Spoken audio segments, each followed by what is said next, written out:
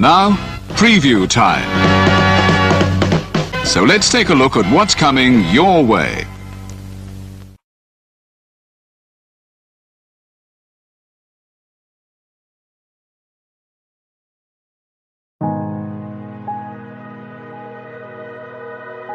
Gary Hebert, the man, the myth, the legend. I was amazed, and I was looking to become a better skater myself, and I wanted to be like Gary. When you look at a guy like this, he's one of the most talented people in his profession. He's been given gifts by God. It can get frustrating at times when you're trying things that, that maybe don't come as quickly to you as other things. And, you never really felt that sense of frustration with Gary. It was always about improvement and positive reinforcement. Was it really the end? Was that head injury really the end? God has called Gary to continue to be a blessing to others and to be a passionate example. My name is Gary Hebert, and this is the World Academy of Hockey, otherwise known as the Inside Edge. I would recommend anybody that have a chance to come to his hockey school. I think it'd be well worth it. It'd be rewarding to all the kids and anyone he coaches, from whether it's an adult, a professional player, to a little kid like a mite or a squirt. Gary, from day one, has been instrumental to my hockey career. I started out as a potential Division III player, and Gary brought me single-handedly through high school and into a top Division I prospect. I owe it all to Gary, the biggest legend on and off ice there's ever been. Listen, watch, learn, be confident, and have faith. Those are the answers I was brought to. Yet, I only now am really learning how truly important those 5 things are. Through preparation, through appropriate thoughtfulness and thinking, we can learn to untie the typical knots between our ears that drive us into underachievement and underperformance. And lo and behold, we can learn, I think, to fulfill our God-given potential. Gary has the innate ability to make people not only better players, but better people. The life lessons they learn from Gary are incredible. I can always remember leaving that rink knowing as a player I got better, or I had something to improve on to get better. And I think that's what you excelled on as a coach, is giving us the knowledge to know what we needed to do to get better. There's coaches who know the game, but can you communicate and create passion in your kids and in your players? And Gary's able to do that. Gary's got great knowledge and the great hands, but more importantly, his ability to connect with people and care for them. His communication skills, to me, really stand out and separate him, and that's why he's one of the best, in the world. Gary's a legend. He's a special, special man.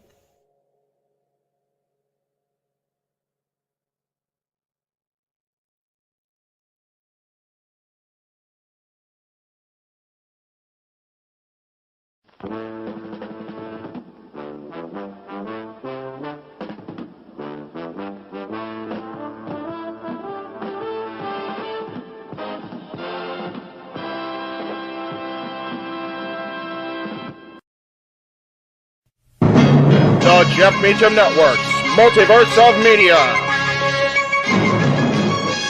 For over 15 years, the recognized symbol of excellence and the standard bearer in coverage of sports and entertainment.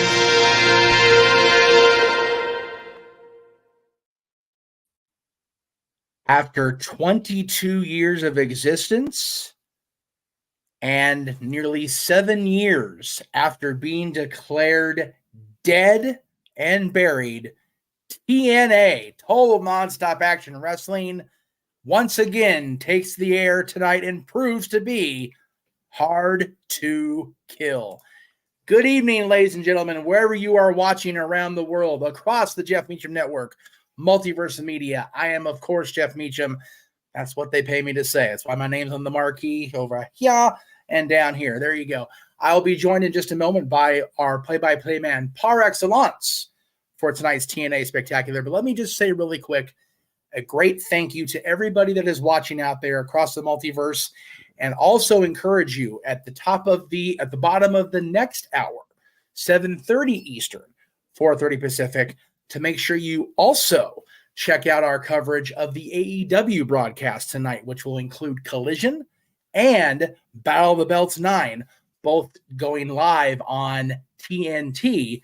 Coming up again, our coverage at 7:30 Eastern, 4:30 Pacific, and I will be joining them at the very top of that show briefly to give you guys the introduction to that night. Now, let me bring in the man who is going to help us, the Jeff Meacham Network, Multiverse of Media. Welcome back, total nonstop action, TNA Wrestling, to the forefront it deserves. He is our simple man with a spectacular voice, much less fluid than me now, thank God. He is Noah Foster. Noah, my friend, it is wonderful to have you with me today.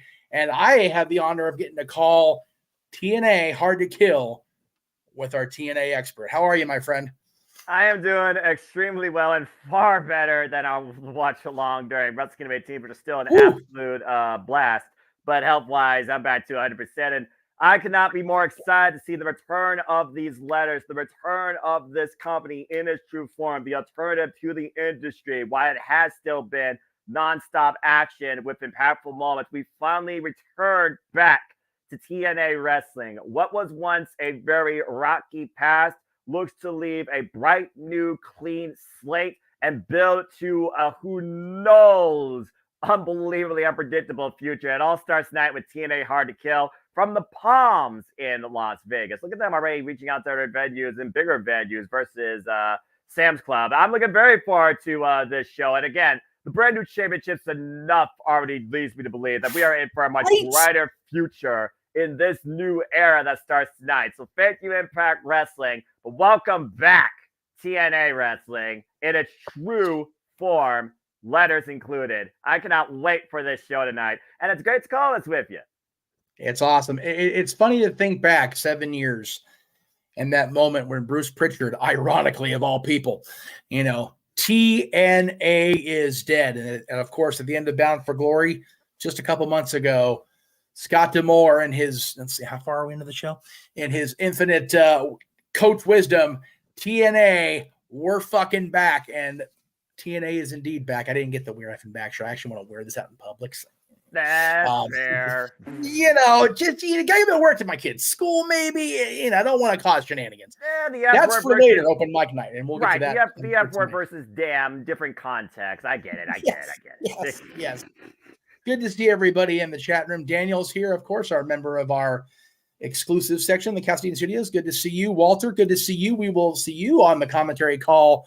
First time Walter's calling the show on the Multiverse of Media, as he'll be joining James and JJ for the AEW portion of our show. Again, it will be on a separate stream, but across the multiverse. So we're simulcasting for the first time ever in Multiverse history because the wrestling industry is going to continue to challenge everybody to choose how are you going to keep up with all the content that you love? Because at the end of the day, there's not one company that defines passion in this business, nor the greatest in this business. It is an entire ecosystem of incredible talent where the quantity and quality is spread out vastly across so many great companies. And tonight proves that as we got TNA Wrestling, All Elite Wrestling, and New Japan Pro Wrestling all in the same night. And I definitely encourage everybody to check out the New Japan show on demand. I'm not going to tell you not to buy it live because y'all fans do what you want to do, but Open Mic Night, second anniversary, hosted by this guy. So tune in. Lord, help me. That's it. But yeah. No rest for the weary. No rest for it is going to be speak his name and he shall appear in the chat room. This is JJ, the Renegade himself, in the chat room waiting to go live with us here at 7:30. He will again be on a separate stream, but he will be there as well. And it's going to be awesome to see what happens tonight. And let's get into the crux of what's going to happen here as my screen goes dark because, God forbid anything work for me technology-wise. Screensavers are a thing too. It's happening all over again. As again, the countdown that literally is exclusive to TNA Plus members, and TNA Plus members, again, you still have a chance to join the new service. $9.99. The countdown starts in just a little bit over 23 minutes, and we got 3 matches. 3 matches just on the countdown. We've got a musical performance. We've got a teasing of worlds colliding and not believing who's going to show up. That one is definitely got my attention.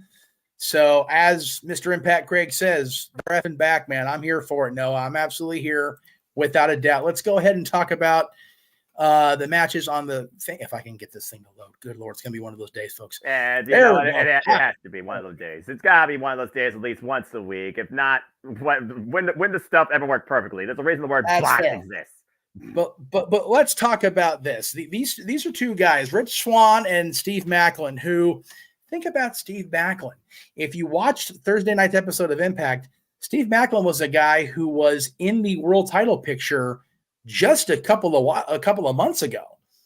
That's right. He was battling with Josh Alexander, battling with Alex Shelley, battling with these guys that were in the world title hunt, and now again he has a spot on the return of TNA Wrestling on pay-per-view. He's on the countdown.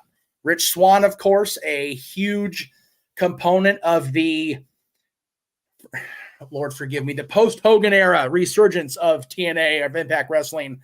And it's been great to see Rich Swann still maintain activity. We'll see his former partner, Willie Mack, coming up on Collision tonight against the natural Dustin Rhodes, which I know JJ's looking forward to. I'm jealous of him getting to call that. Damn you, JJ. I'm a little bit jealous of that too. Because Dustin Rhodes is my all-time favorite wrestlers. Anyway, continue.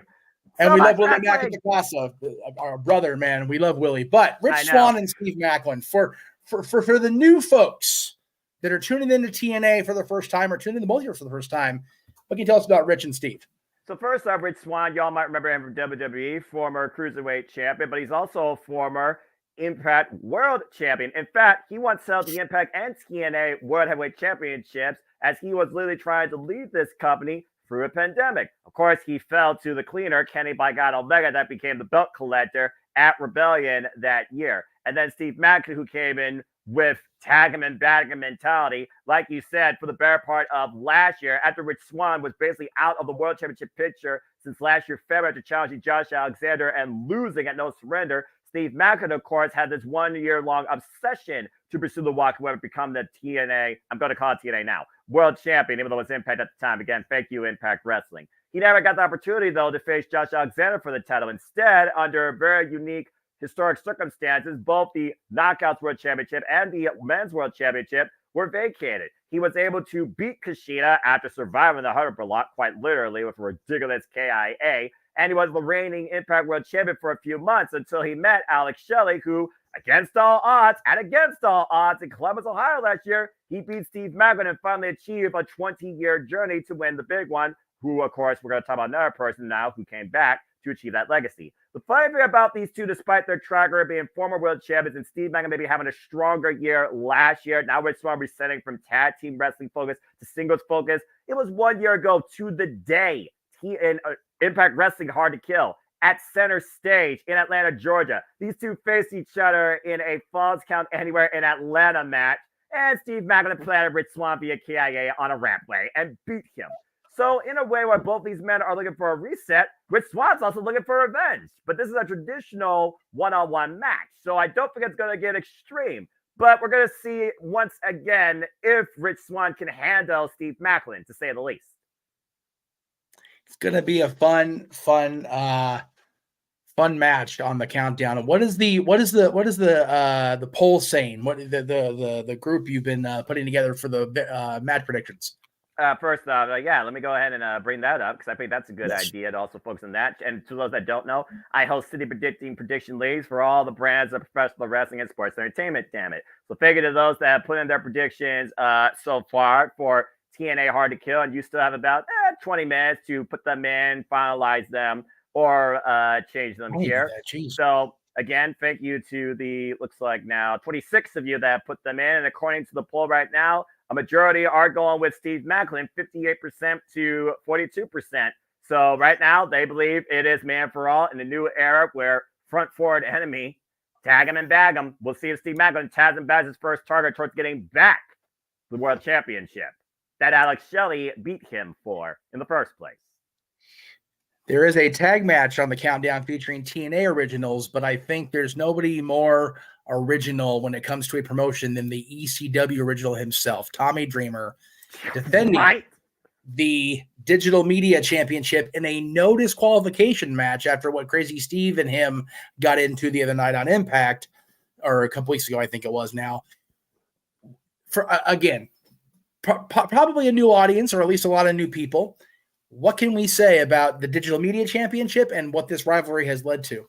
The Digital Media Championship has really been an internet-focused, driven championship defended across digital platforms in and out of Impact Wrestling and TNA. Originally started with, believe it or not, the history maker herself, Jordynne Grace, and has been held by the likes of Brian Myers, Matt Cardona, and the most prolific champion, Joe Hendry. But of course, Joe Hendry lost to Kenny King, damn it, and Tommy Dreamer put everything on the line and beat Kenny King last year at Victory Road for it. And since then, he's defended his title, especially against Diener, but what he thought was a friend now has become an enemy that has driven him back to those hardcore days that Tommy Dreamer tries to leave behind, the dark side within him, Crazy Steve. Crazy Steve and Tommy Dreamer previously faced off for this title November 9, 2023, and to your point, it ended via disqualification when Tommy Dreamer forked Crazy Steve in the head, and Crazy Steve laughed maniacally. So now these two are going to settle it once and for all under no disqualification. While Crazy Steve no longer rolls with Decay, he now rolls alone. He calls himself the Angel of Death, has come to deliver you, and he looks to be the death of Tommy Dreamer's career and the run as Digital Media Champion too. But Crazy Steve is also an Impact OG. He came back during the days of 2017 six-sided ring, where Decay with Abyss and Rosemary and him run rampant over the years. Yet he's never held gold himself, and many people believe this guy should be an X Division champion. In fact, he previously faced Trey Miguel for the championship in a Monsters Ball match. Another unique thing about Crazy Steve, he's actually blind legally. So it's one of those things where I look at this title, this representation, what it means, an opportunity. And does Tommy Dreamer need to be a champ in 2024 when he's given so much back to the business? And why this is like, I think one last hurrah, I think Crazy Steve is even more hardcore than him. And under these circumstances, I think Crazy Steve can take this championship. And your group poll, which actually is flowing out right now for the records, because I forgot too. That's my bad. Oh, you're fine, man. What are they saying? You're busy. I got you. Right now, it's actually pretty split with this, but a majority, 56, if that tells you anything, 56-44, they're going with Crazy Steve. They believe there will be a new champion. Again, it's no disqualification, and why it's hard to argue against somebody part of the original ACW, literally Mr. Hardcore himself. I do think that Crazy Steve deserves an opportunity to see what he can do as a champion, especially since right now he's no longer being part of a faction or trying to create, tag team championship glory with the likes of Black Taurus. So I think this is a nice reset point for Crazy Steve. I think Crazy Steve can literally get the better of Tommy Dreamer emotionally and get the better of him in this match tonight. I think Crazy Steve could do it. Yeah, I'm in agreement with that. I really think that I love Tommy, always have. I'm nothing but respect for him, and I've always respected Tommy. But the fact that they made haha when they were presenting him with the new championship. If you notice in the video that Coach D'Amore was presenting Tommy, joking that it didn't quite fit around it. Maybe take both belts, it'll fit together. And Tommy's like, double champ, and it's like, ooh, okay, we're making haha, Tommy. Okay, so we're led to believe that he's not, physically ready for this. So it falls in security, but I still think that Crazy Steve definitely has the edge, if you will. So I will agree with you and agree with the room that we will have a new digital media champion on the countdown. Probably the match I'm looking forward to the most, at least on the countdown, for a variety of reasons. I've got friends, I've got skin in the game, if you will, as they say in Vegas, I know Vegas odds betting here, especially in light of what's happened in his outside of wrestling life this week with Frankie Kazarian en route to Vegas. Yesterday, I saw a video he posted, and he'll be teaming with another TNA original, Eric Young, to take on Eddie Edwards and Brian Myers, of course, with Alicia Edwards there at their side, and she'll be an Ultimate X later tonight. We'll talk about that later during the course of the show. Oh, yeah. But as we're getting ready for the countdown, I wanted to talk about this one for sure. Again, Brian Myers for the uneducated or the new folks, former Kurt Hawkins and WWE, partners with Zack Ryder, Matt Cardona, who put out a challenge to Nick Nemeth last night, by the way. That was interesting. Eddie Edwards, considered by many for a long time to be the heart and soul of TNA Wrestling, Impact Wrestling, prior to Josh Alexander kind of assuming that mantle. Now he's fought without honor, and he was part of that group as such for a good period of time. Year and a half, honor no more. Yep, honor no more. Thank you. Eric Young, of course. What has Eric Young not done? Part of Team Canada, former Grand Slam champion, legitimate crazy person. We love Eric Young, but he's got a couple screws loose, that boy. And then that's Frankie, fair. And then Frankie, as dubbed by the No DQ Galaxy back in 2004, the coolest wrestler alive. Even now, 20 years later, we love Frankie. What say you about this tag team match, and what got us to these four men and Militia, of course, being on the countdown show tonight? Well, Eddie Edwards and Brian Myers basically decided to go a different route in pursuit of tag team gold right now, with Moose pursuing the world championship. Most professional wrestling gods right now kind of been put on hiatus. And Eddie Edwards, after losing out in that crazy feud against Frank Kazarian and that killer Impact 2 out of 3 falls match. And right now, Eddie Edwards and Brian Myers, both tag team special, though, right? But Brian Myers only held the Disney Champion for a cup of coffee. Eddie Edwards, though, has previously held the Impact World Championship and Impact Tag Team Championships. Why Eric Young, like you said, has held every title imaginable in this company, including the tag title on multiple occasions. Frank Kazarian, also a previous 6-time X Division champion, and came back again 1 year ago today, returning back home to fulfill the rest of his legacy and career here in TNA, to lead this locker room into the future, and of course, to achieve the big one, which he has yet to do. But again, Alex Shelley finally did, so who knows? It's an interesting avenue for Eric Young and for Kazarian to start off maybe looking at tag team gold in this new era TNA and raise the tag team division, considering they are both incredible tag team specialists. I mean, the later half of last year, Eric Young was tag alongside Josh Alexander. A couple of times I thought we were going to get a new Team Canada, but there was a couple of stutter steps there. And Josh Alexander, of course, has a whole different opportunity waiting for him that we'll talk about later tonight. But for me, I look at the originals, I look at the impactful ones here, because that's really what Eddie Edwards and Brian Myers are. They came in during the Impact Wrestling era, while Eric Young and Frank Kazarian, they're OGs, and they still bring it to this day. And after Eric Young came back from the dead and Team Canada reincarnated with Scott D'Amore won last year at Slammiversary, and Frank Kazarian, who he respects Eddie Edwards, but after the two could not coexist as a tag team, maybe they are better as enemies. I think Eric Young, Frank Kazarian, they not necessarily think about maybe tag gold, but they come up with a win here and think about how they start in this new era. I think Eric Young, Frank Kazarian, just on experience alone, is going to get the better of Eddie Edwards and Brian Myers. Even though Eddie Edwards and Brian Myers do have previous tag experience, one match, and they lost to the ABC for the tag titles last year for Resolution. I look at the overall tag experience and the history of Eric Young and Frank Kazarian, whether it's SCU, whether it's Team Canada, whether it's Sanity, whether it's whatever team you want to say, I think it favors the TNA Originals, in my opinion, in this match. All right. Very cool. Went through that pretty well. Well, Noah, you mentioned his name earlier. Matthew made a very good point. You mentioned the poll believes in Steve Macklin, but do they also believe in Joe Hendry? Well, Joe Hendry is not booked tonight, unfortunately, for you and for our correspondent on the ground, Attila. But, guys, say his name, and like I said, he shall appear.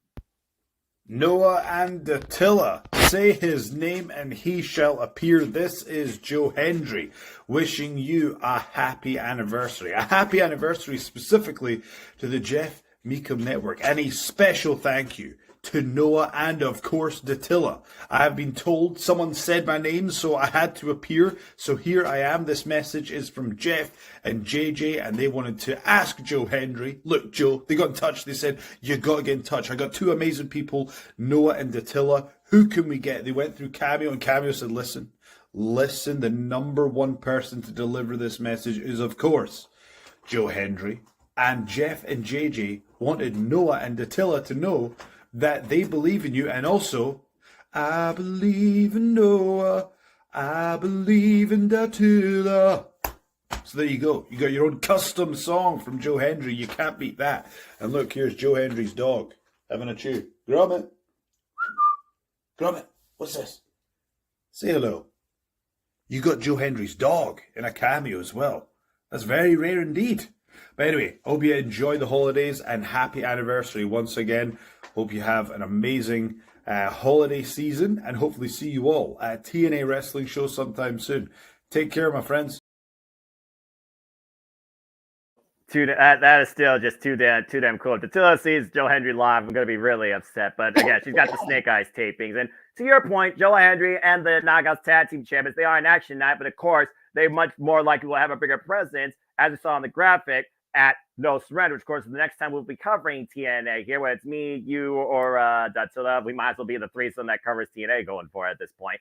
I'm very curious to see what the future holds for the Knockouts Tag Division and the former longest reigning Division Media champion who 1 year ago today, he moves toward the house down at center stage. And as far as the poll, by the way, 90% believe in the TNA Originals, Eric Young for Kazarian winning that tag match. But again, with TNA, unlike other companies, you never know how unpredictable these shows can be. And this is the start of a new era. So it is a clean slate, anybody's ball game. Well, I definitely want to bring this up since we're getting into the crux of the main show before I pop over to the stream to say hello to everybody on the AEW side of things. Yes. Worlds will collide tonight, Noah. That's been the teaser that TNA Wrestling has been throwing at us for the better part of a month now. What say you? What do you think is going to happen as a result of this very vague, very, I won't say generic, because generic sounds like too weak a word, right, but very vague for sure tease from the folks at Anthem and TNA Wrestling?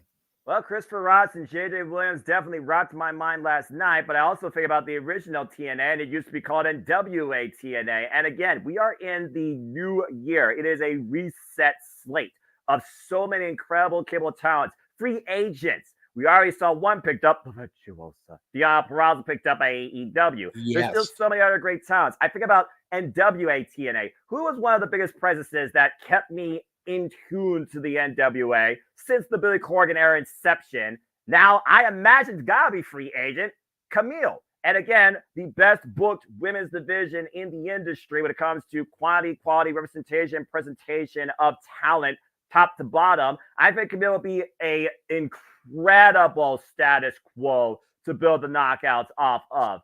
And I keep it at Worlds Collide. I think it's got to be interpromotional. And I do think it could be a signing because it's the first pay-per-view of the new era. You got to bring somebody big into the fold. I got to imagine it's got to be maybe a new signing. I can't imagine this being a one-off. We know Will Ospreay is going to be part of the tapings because they'll be facing Josh Alexander at Snake Eyes, as well as Kazuchika Okada, who, of course, Will Ospreay faced one of the night down the valley. But Okada will be with the Motion Machine Guns, also the tapings. And to have Okada signed on the dotted line for any company not New Japan Pro Wrestling, sorry, I just don't believe that. It's got to be somebody, though, where it's got to be an interpromotional thing, and it's got to raise eyes, and it's either got to be in addition to the roster or it's got to be a marquee show to come. Again, this is the first pay-per-view in their Big Four. They actually have literally only a Big Four. Of course, we know next big one is Rebellion. Then it goes, of course, Slammiversary and Bound for Glory. So if they already are planting the seeds for a big interpromotional showcasing either during WrestleMania week or Rebellion, I gotta imagine this has something to do with it. And why the number one thing I would love to see is the phenomenal AJ Styles return to TNA. It's still extremely hard for me to buy into at this point, considering he's already got to deal with the tribal chief Roman Reigns. But for AJ Styles to give us one more phenomenal run or marquee match, especially when you think about the fact he was the freaking first ever X Division champion, I would love to hear "Get Ready to Fly," and I will literally jump out of my seat. I'm hoping it's AJ Styles, but more longer than that, maybe Camille becomes part of TNA. I truly don't know what to expect.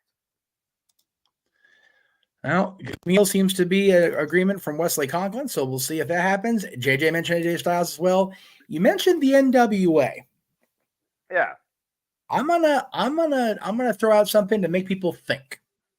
Please do. AJ would be my first choice, without a doubt, just to make people go, holy shit, right? Right. But the NWA and TNA did not really part on happy terms.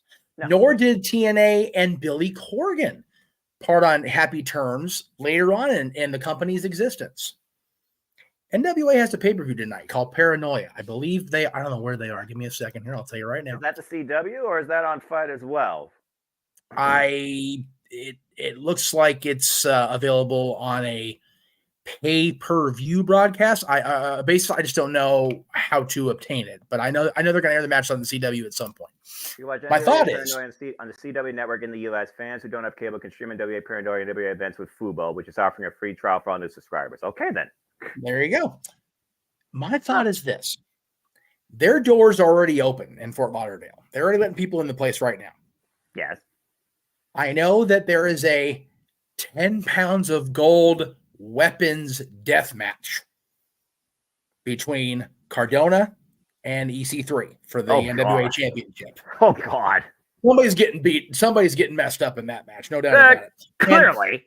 And if you believe Joe Galley and Kyle Davis's tweets, it's much more than 10 pounds of gold weapons. More like a full truckload heading for Fort Lauderdale. Of course. So let me throw something at you. Depending on when that show ends, it doesn't say they're showing up live in person. Right. What if the NWA champion, be it EC3, be it Cardona, if he regains the title he never really lost, appears via satellite and goes, guess who's back? Either way, the NWA champion on a TNA broadcast on their first night back as an existing company.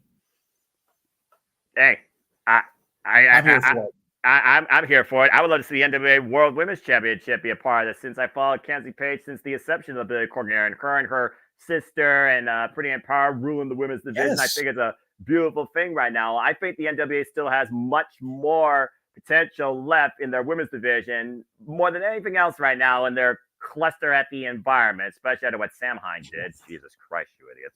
So we don't talk about that. So, I mean, it's one of those things where I can definitely see that more realistically, because what I've noticed with Impact and Scott D'Amore, Gail Kim, Anthony Corelli, and this locker room environment and the way they've cultivated their eco structure when it comes to especially Multiverse United shows, they have really mended a lot of bridges. Again, we're getting Okada back in TNA, and he's titled alongside the Royal City Machine Guns. Do we need to talk about how Okada was treated back in TNA days? No, that was ugly.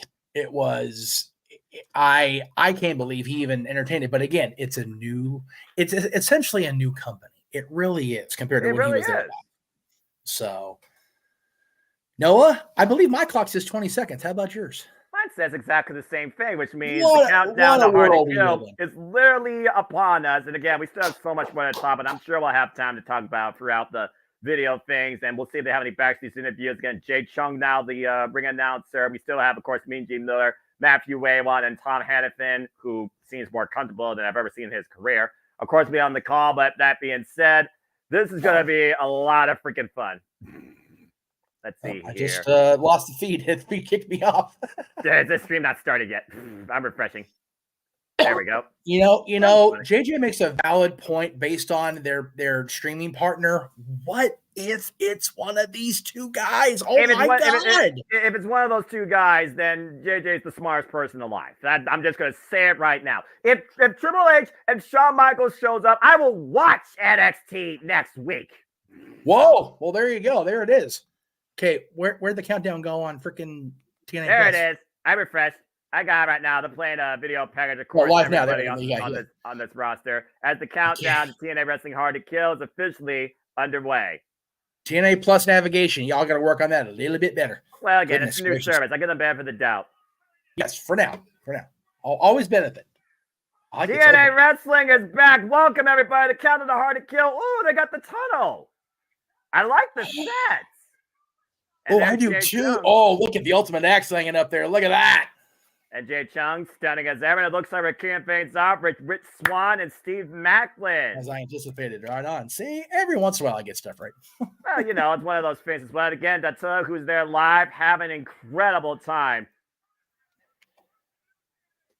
Yes. First new TNA show, the new era, live from Las Vegas, Nevada at the Palms, where campaigns off with a former Impact World Champion, former X Division Champion. Tried to go for the tag titles alongside Sami Callihan. We don't know what the future is for that madman. Rich Swann looking to start off this new era right, and I have to imagine pursuing the TNA World Heavyweight Championship. And again, the last time he was involved in Las Vegas, he faced Josh Alexander for that title last year at No Surrender. Losing effort, though, but still a great match. I like this setup, man. They did a Yeah. really nice job here at the Palms here. I like this. Yeah, and I like the single tunnel. It's a single tunnel, and that's Yes. just a big screen. It feels like the show is bigger than what it used to be, and people for the longest time been wanting to see just a little bit more added to the presentation. And if this is a sign of things to come, I am all for it. JJ's on one already. He ain't messing around today. Okay, terrible. Damn. Anyway, Steve Oh my Macklin, God, of course, leader of the Front Toward Army, former Impact World Champion last year, after winning the vacated title against Kushida at Rebellion, losing it though to Alex Shedd against the odds, who will be, of course, involved in our main event. And of course, 1 year ago, these two took the fight literally to the streets of Atlanta, Georgia, and Steve Macklin beat Rich Swann that night. I like the Yellow Roughs too. Yes. No love lost with these two 1 year later to the day. I think Rich Swann still remembers that KIA. Yeah. I picked yellow on a whim for the theme tonight. I'm proud of myself. Tell you what. TNA chants rating out loud and proud, and I love it. TNA, baby.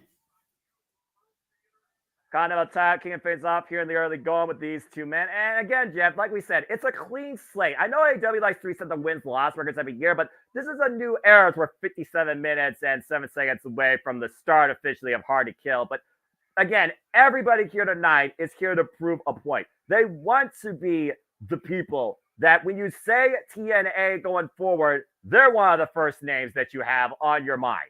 Absolutely. Absolutely. They want to show that everybody that has ever said this company is dead in a year, in 2 years, in 5 years, it's 22 years later. Can we just admit this little engine that could has some serious steam behind it? And let's just let it be what it is, which is the true alternative to the mainstream we see on USA and the Turner networks every night. Exactly. Oh, man, Cannonball sent it off the apron. Goodness gracious. Rich Swann taking a huge chance in the early goal, and of course, Rich Swann, no stranger, taking it to extreme heights.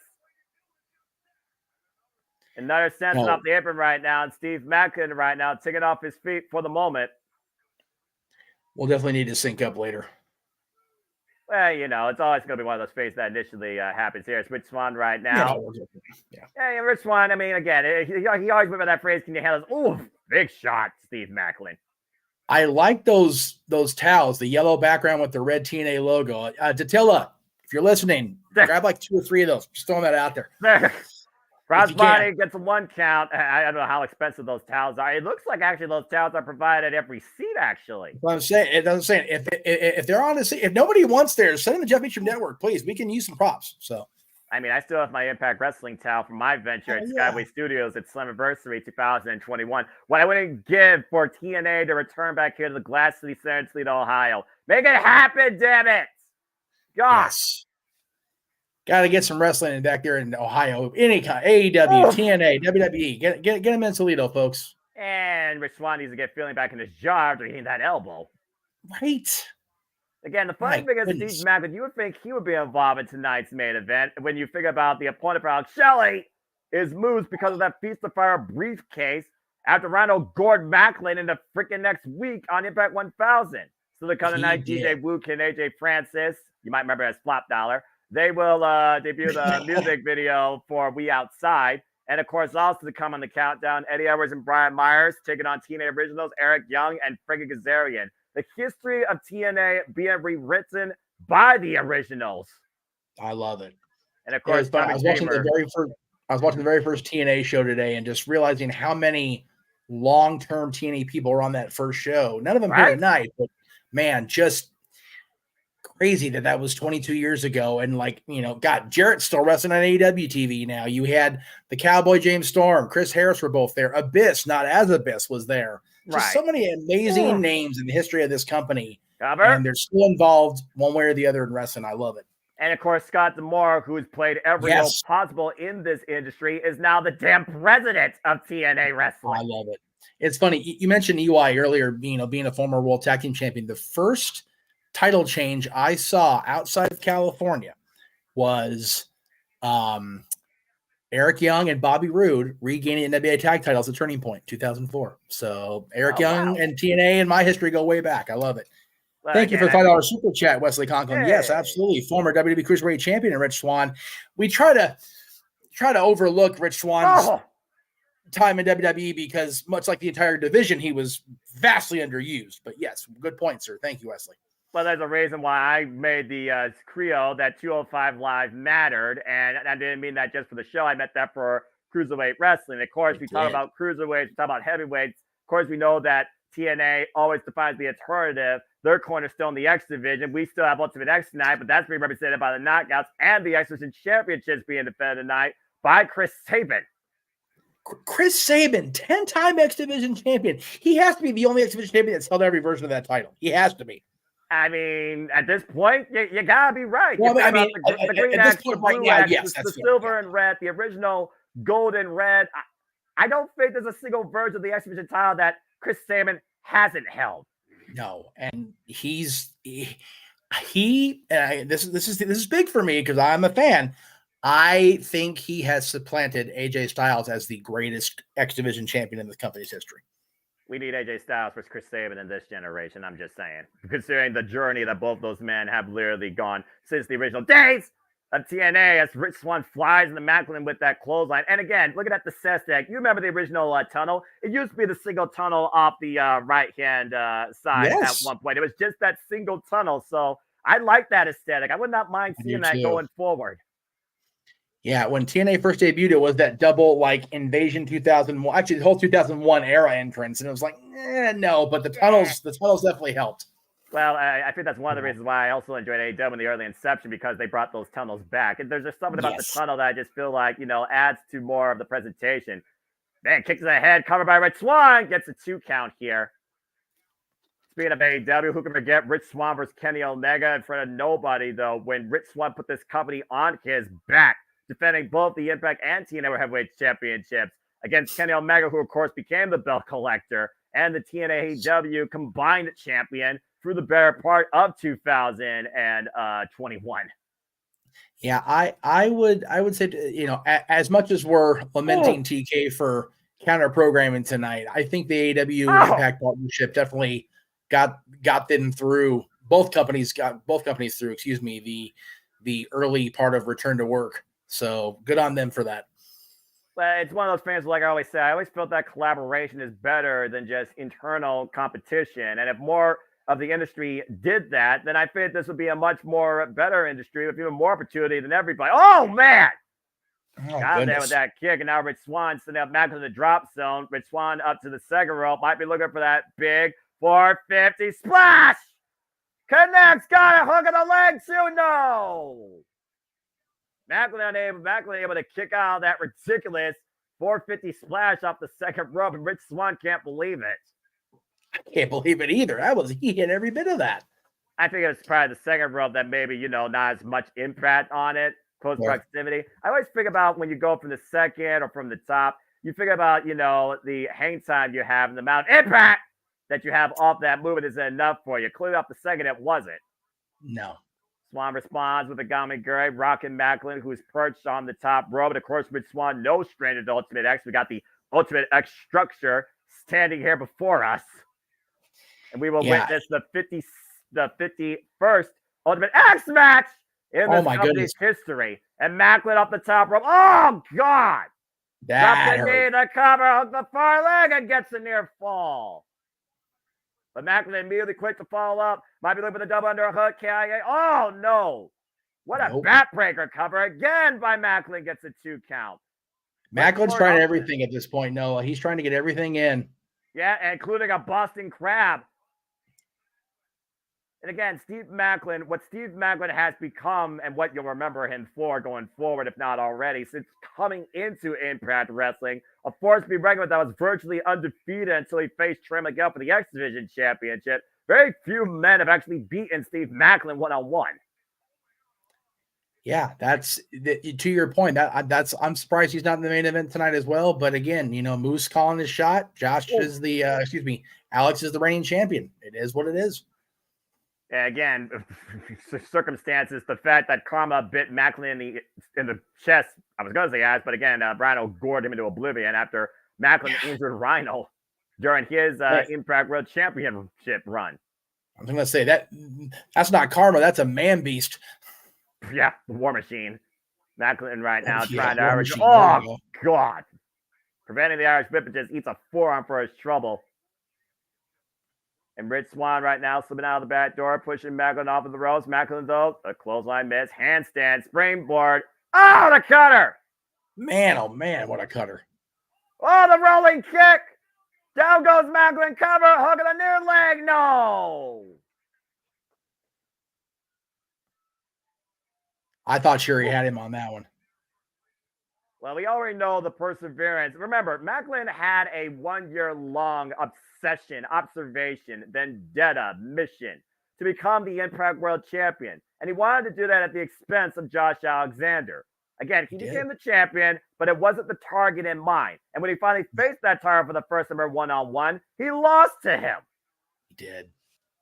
And Rich Swann right now, from off the second rope, the Phoenix may roll through with the Phoenix Splash. Macklin able to move. Meanwhile, Rich Swann up the trio. Whoa, might be caught in the crosshairs. Oh my goodness. Double under, hope I see Macklin. KIA! He got him with it. Good night, Rich Swann. Macklin wins the first match of TNA. That's a hell of a start for a new era right there for this impactful one. Standing back his first target, Rich Swann planted on his head. Just had the 3 count for me. That's how far ahead of you are. That is no problem. And Macklin, though, fired up. Again, Macklin good for Macklin, though. Forced to be reckoned with in TNA. Absolutely.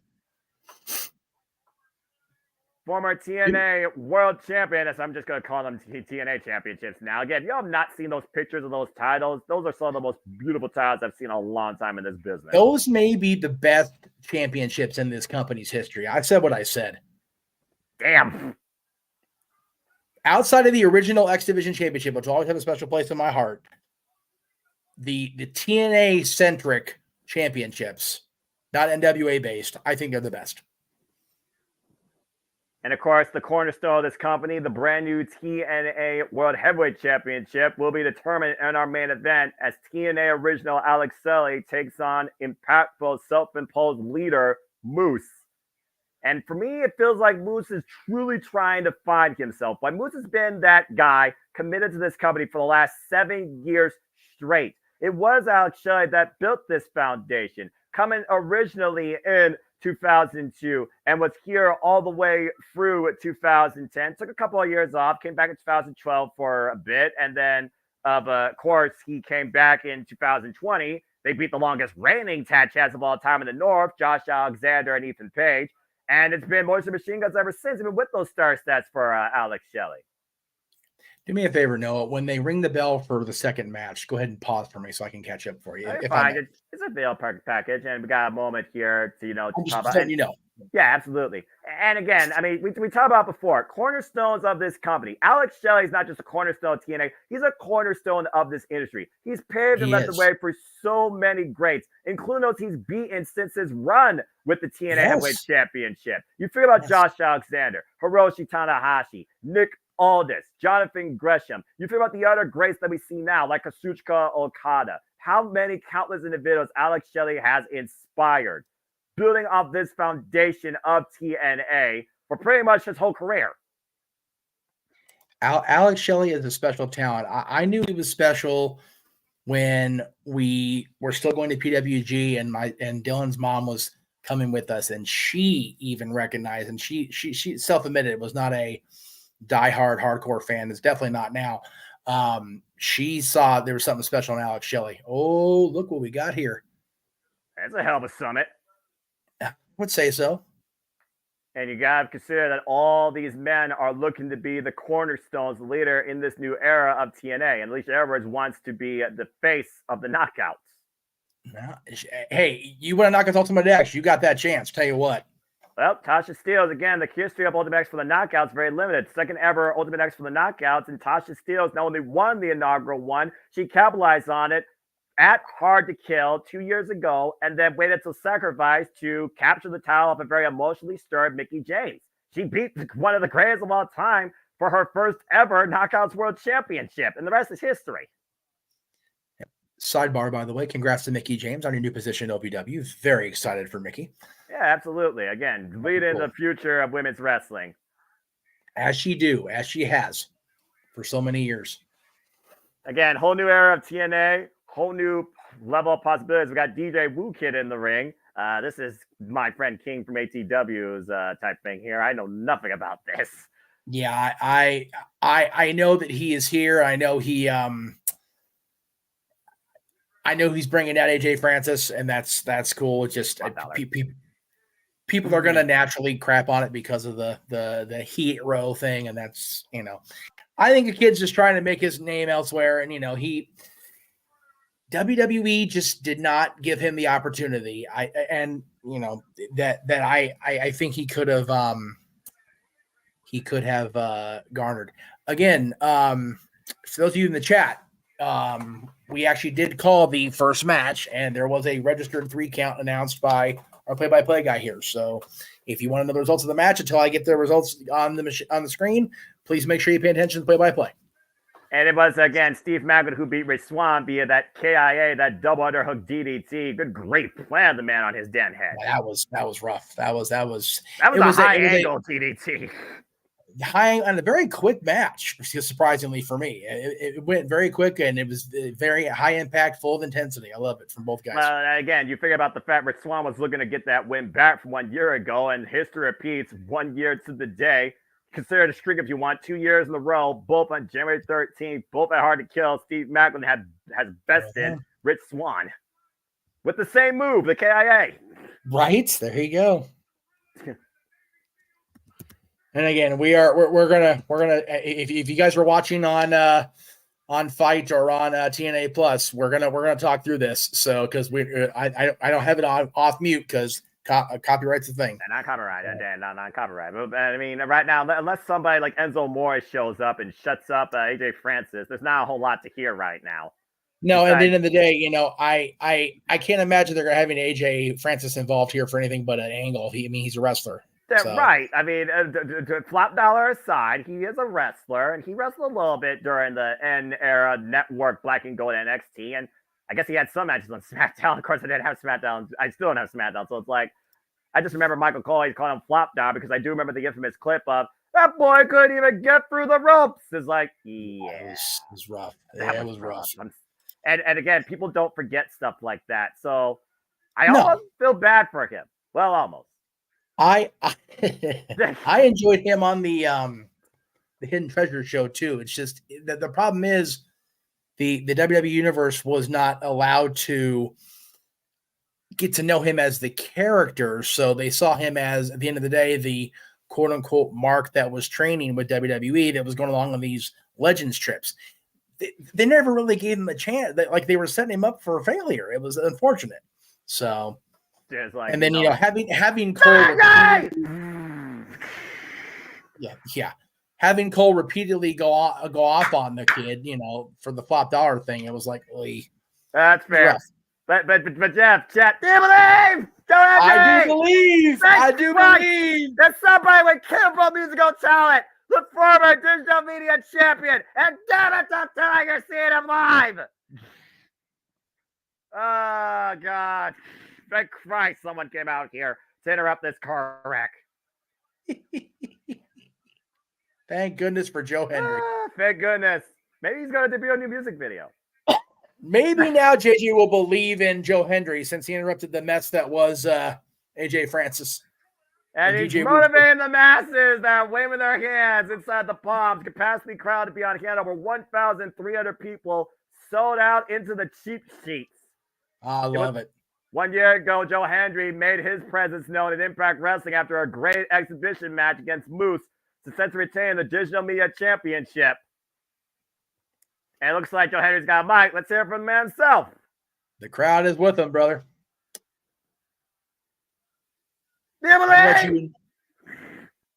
to let you enjoy this while I go intro the other stream. I'll be back momentarily. All right, I'll pause it on the bell of the next match. You got my word. I'll just Oh, talk. well, no, you're good on that. If I'm not here, go for it. All right, that's Christine. She's giant Polaris. I love it. This is gonna be good. So Joe Henry's about to roast AJ Francis. and Woo, DJ Woo. Oh my gosh. Oh, nice. Joe Henry welcoming AJ Francis into TNA. TNA chant very loud and proud. I love it. Yeah, of course. TNA welcomes creativity and individuality. I realize I'm too early. Go ahead. We'll keep going. Yeah, you're fine. I mean, it's 7:20. We're good. And Joe Henry, welcoming him to TNA. TNA all about welcoming creativity. Yeah, Joe Henry has a passion for making music videos of his own. Yes, he does. Yes, cameos too. He made one just for AJ Francis. Oh no! Yes, let's hear Joe Henry's latest creation. The footage being rolled now. Don't. The AJ Francis story. This is not going to end well. Oh, sweet mother of God. He wrong for this. He's so right.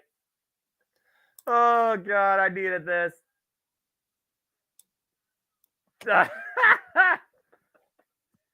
Tatilla, I better get a full report on how awesome this is.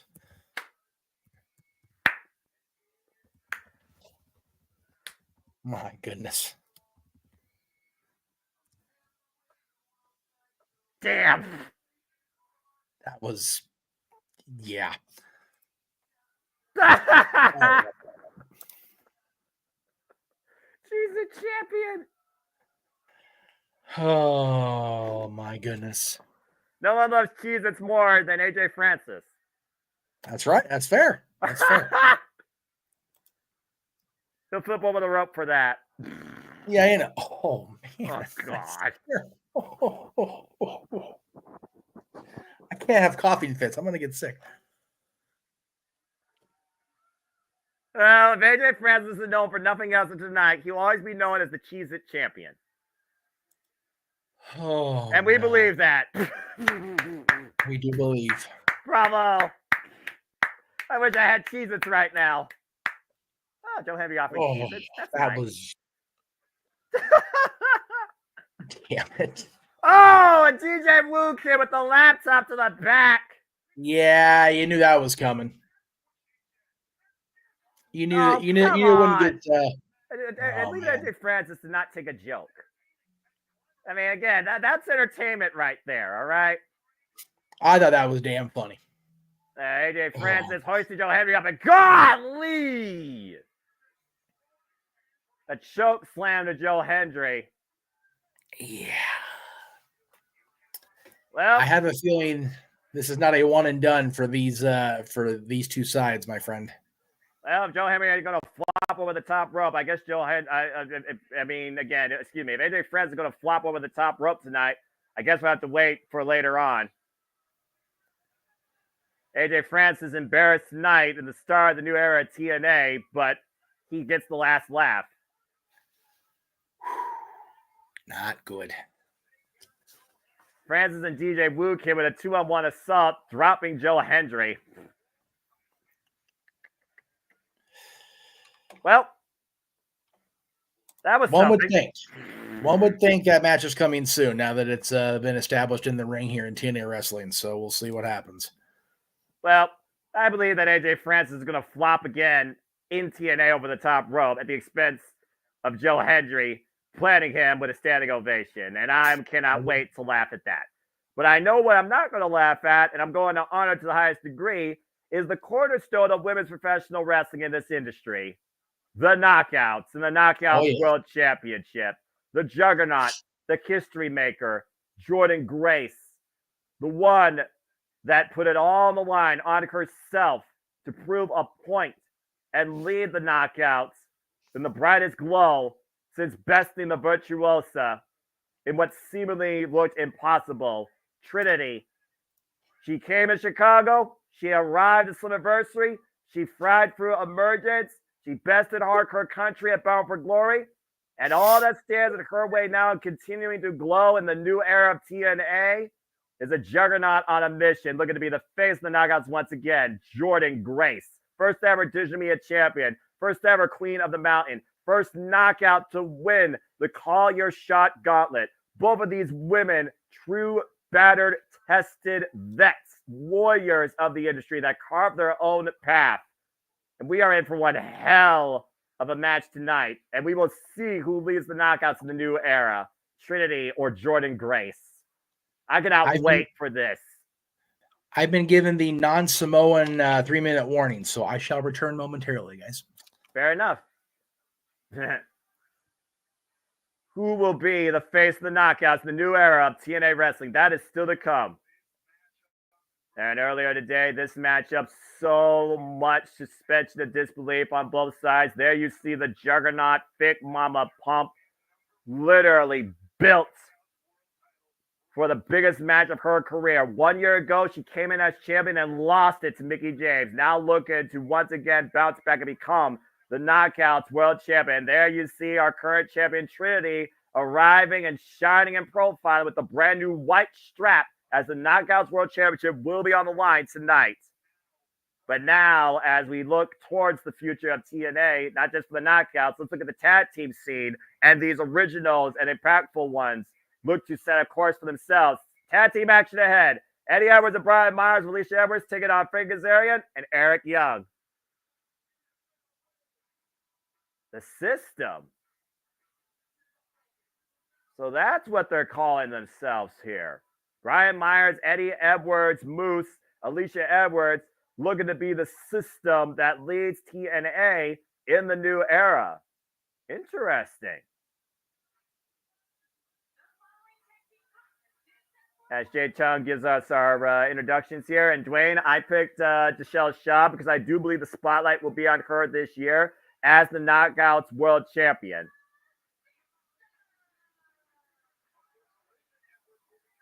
Alicia Edwards, of course, will also be competing in the Ultimate X at, I imagine, what's going to be our opening contest here in the main pay-per-view. In the second ever Knockouts Ultimate X, Alicia Edwards' previous experience in the first one. And it looks like she is not escorting Brian Myers and Edwards to the ring. She is leading them out in the battle. Again, Eddie Edwards, Brian Myers, we are not a part of your system. We are not part of the TNA system. We are the system. And we will be the system to rule this company in the new era. That is the mindset right now of Eddie Edwards and Brian Myers. But I know somebody that definitely is part of the system. And you guessed it, the Full Metal Rebel, Frankie Kazarian.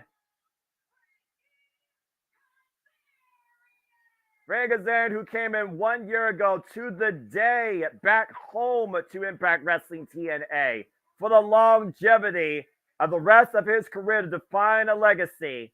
And speaking of coming back home, about coming back from the dead, here comes his tag team partner and fellow TNA original, the man that has held every title possible under every facet of his creative imagination, from World Class Mania to Super Eric to Knockouts Tag Champ to Team Canada, Eric Young.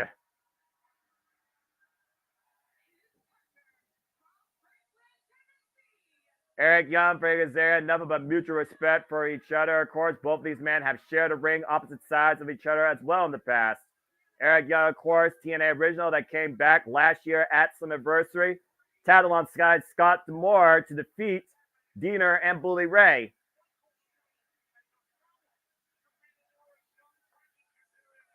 Of course, Eric Young literally has played coach, manager, mentor, every role possible in this business, including world champion, a feat that Frankie Kazarian has yet to achieve in his career.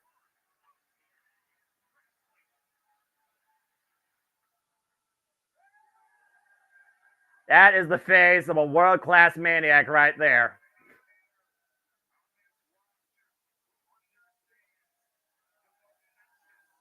You got to consider how big this feels for Eric Young, that also was part of the original TNA.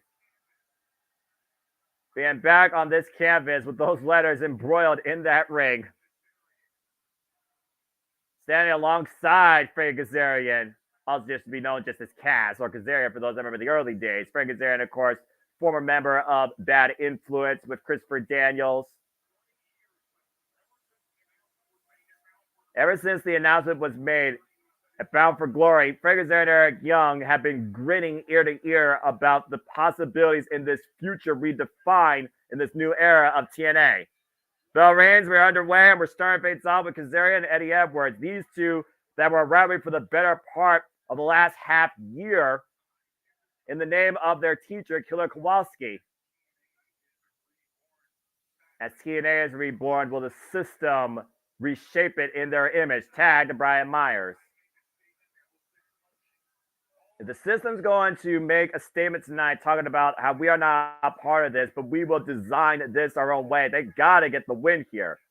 But they're against two of the all-time vets that know this company very well and definitely are what TNA's always been, hard to kill. Speaking of which, TNA Hard to Kill takes the airways here. 27 minutes and 35 seconds, folks. And again, you can join the conversation using hashtag TNA Hard to Kill on the Twitter. Oh my gosh, they're going to bite Brian Myers' fingers. And we all know how nasty, sadistic, twisted, insane Eric Young can be. Bit of corkscrew loose or two. That drops suplex his entire career. They're covered by Eric Young on Brian Myers. Gets a 2 count. Good start so far for the world-class man, who, of course, came back into Impact Wrestling at Slammiversary Tag 2020 in that 6-pack challenge. Of course, he and Eddie Edwards feuded over the Impact World Championship during that bit of that time. And, of course, Rich Swann became champion later on. Again, if you did not watch that Killer Impact match with Eddie Edwards and Frank Kazarian, you owe it yourselves to see that Killer Impact match. That was insane. So many TV classics from Impact TNA. Drop down now for Kazarian, picking up speed. Prevents the hip toss. Tags Eddie Edwards down with a clothesline.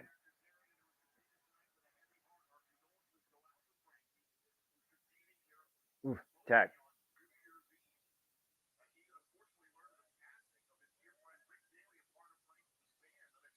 And again, for those that don't know, nice move from Netbreaker, Fred Kazarian, of course, right now. We send our condolences out to everybody affected by the passing of his bandmate on New Year's Eve.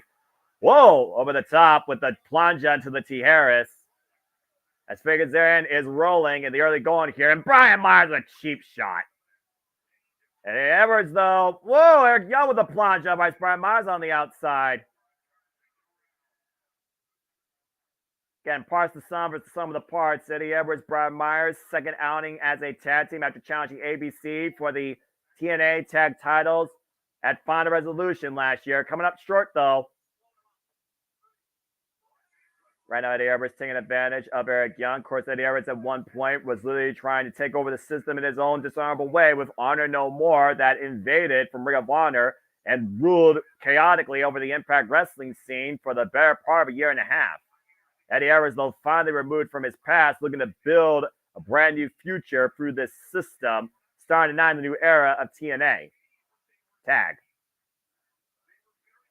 And again, it was a band member of Frank Kazarian's band, Rick Daly, I believe his name, that passed, unfortunately, on New Year's Eve. And again, our condolences to all party members affected by that passing. I'm sure Jeff Meacham, when he returns, can tell you more about that with how close he is to Frank Kazarian and that band. Of course, he's seen perform live and drink live. And again, all four of these men could put a bid in towards maybe challenging for the TNA World Heavyweight Championship to take the keys to this company and create a system in their own image. Tag Eddie Edwards right now. Brian Myers, no stranger to tag team wrestling, as we talked about earlier. Brian Myers, Matt Cardona, former WWE Tag Team Champions. Eddie Edwards, former Impact Tag Team Champion alongside David Richard and the American Wolves. Oh! Who hung against the likes of the Hardys and, of course, Team 3D. Ultimate X, by the way, folks, will be our opening contest here tonight. And again, that will be contested with 6 women for the second time ever. The Knockouts take center stage here in the Palms in Ultimate X for a chance at the Knockouts World Championship. Michelle Shaw, Alicia Edwards, Tasha Steeles, Jodie Frett, Zaya Brookside making her TNA debut, and the newly signed Danny Luna. Now looking for the backpack stunner. Eric Young, fine bat though out the back door, pushes Eddie Edwards off, looks for the clothesline, ducks her knee, Dustin needs to close out again. Both men collide in the middle with a crossbody. Edwards and Eric Young are down for the moment. Kazarian and Brian Myers both waiting and ready for the hot tag. Eric Young rolling over towards his partner, Tad Brian Myers. Tad to Kazarian. And Kazarian against Myers now. Eddie Edwards singing off the apron. Kazarian right now swinging for the fences and anything that moves. Brian Myers, the Irish whip though. And Kazarian flies into Brian Myers. The Full Metal Weapon on full display tonight. Oh! Caught with the leg drop between the ropes, and Edwards looking for a cheap shot. Scoop slam to Brian Myers, and for Kazarian off the second, the springboard. Leg drop, got enough of it. Eddie Edwards, though, as Brian Myers rolls out, double underhook denied. Standing switch, referee distracted, standing switch exchange again. Eddie Edwards up and over, Kazarian out the back door. And a backstabber by Kazarian.